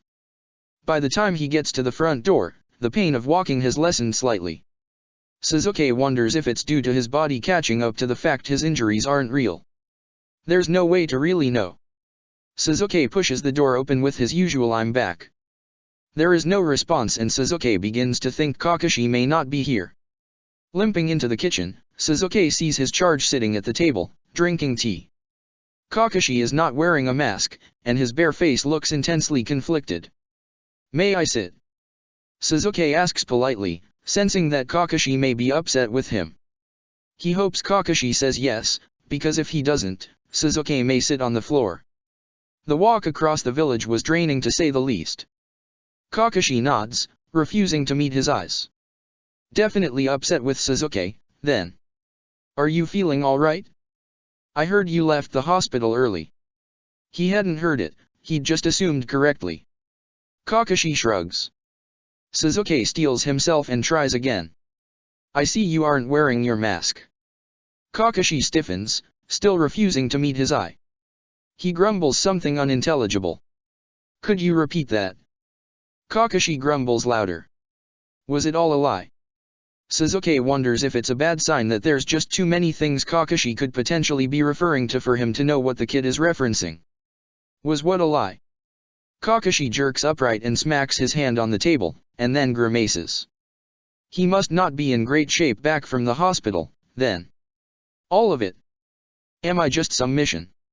Sasuke thinks about being completely honest and admitting that yes, Kakashi had been a mission at first. He immediately discards that. Kakashi may have started out as a way for Sasuke to acclimate to the past, but he'd always been more than that, not that this Kakashi knew it. No, you're not a mission. Kakashi looks up at him, and the anger in his eyes surprises Sasuke a little, though he isn't sure why. You didn't even tell me you were an Uchiha. How am I supposed to believe you? With a slight jolt, Sasuke remembers that Kakashi hadn't known he was an Uchiha and yet he'd ripped an eye out right in front of him. That had probably been some level of traumatizing. Worse, he'd then ruined that eye and replaced it with his original. No wonder Kakashi was having trouble looking at him. Sasuke clears his throat slightly, thoughts racing to figure out how to broach this. If it makes you feel any better, the only two people in the village who knew were the Hokage and Fugaku. Kakashi snorts. It doesn't make me feel any better, actually. Sasuke sighs. I didn't want people to know, because I didn't want to acknowledge it myself. I apologize for not telling you.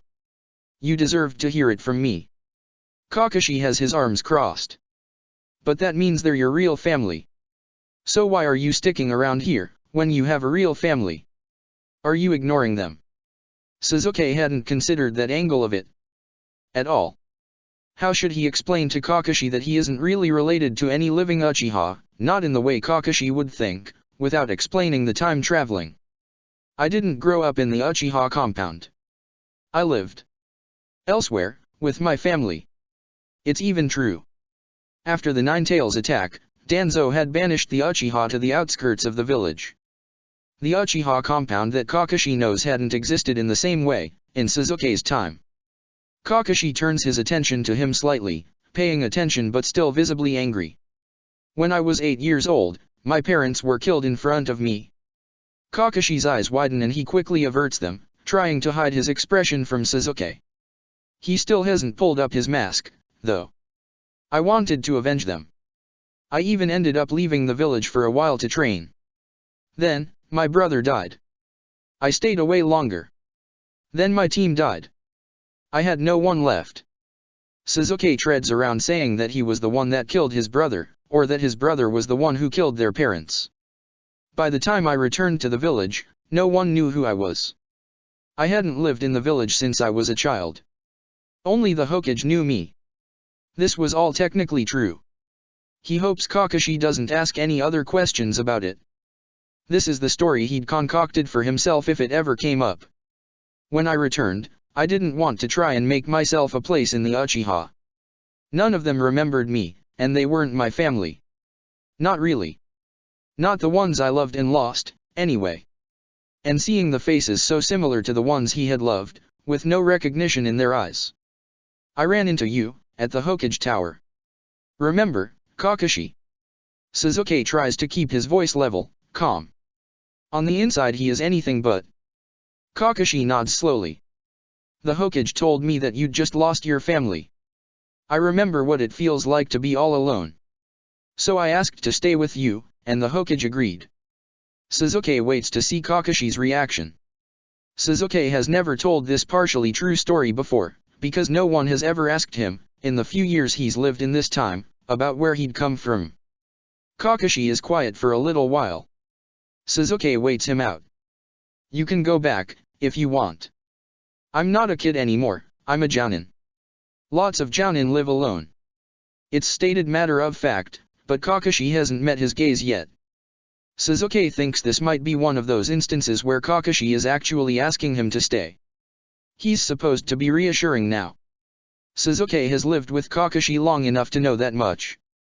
He still isn't very good at it, but Sasuke likes to think he's getting a little better. I don't want to be anywhere but here, Kakashi. Kakashi finally looks at him again, and his eyes are a little wet. Something happened to Obito, when we were almost back to the village. You yelled. I've never heard you make a sound like that before. Then you ripped your eye out. I thought you were going to die, too. Sasuke lets the information settle over him. Before he can respond, Kakashi says quietly. I thought maybe you wanted to. Sakumo had killed himself. And Kakashi had thought he was going to watch it happen again. Kakashi, listen. I would never do that to you. Sasuke grimaces slightly at the thought. He had almost died. He hadn't done it on purpose, though. Sasuke can't imagine what Kakashi might have gone through if he had. If something happens to me, it's not on purpose. I promise you that. Sasuke has no regrets about what he did for Obito. Not a single bit of him regrets casting that jutsu. But now, he feels a pang of sorrow at what witnessing it must have done to Kakashi. Do you mean that? Kakashi is firm, asking for a promise. Sasuke can see the edge of his hand trembling just slightly. Yes. Sasuke keeps his voice equally firm. Kakashi regards him for a long moment, testing Sasuke's resolve. Eventually, he nods. Okay. I believe you. While they're on serious topics, Sasuke does have a question he needs to ask. Kakashi, why did you stop wearing your mask? You don't have to tell me, if you don't want to. Kakashi fidgets for a minute with his mask pillowed at the base of his neck. I started wearing it because I didn't want people to look at me. Sasuke waits for him to continue. Everyone hated my dad and I looked just like him and I hated that. So I wore it so people would stop looking at me. The words start tumbling out of his mouth faster. Obito asked me on the mission if he could see my face. He tried to pull my mask off like he always does. He said I didn't trust him. Then he died. Or, I thought he did.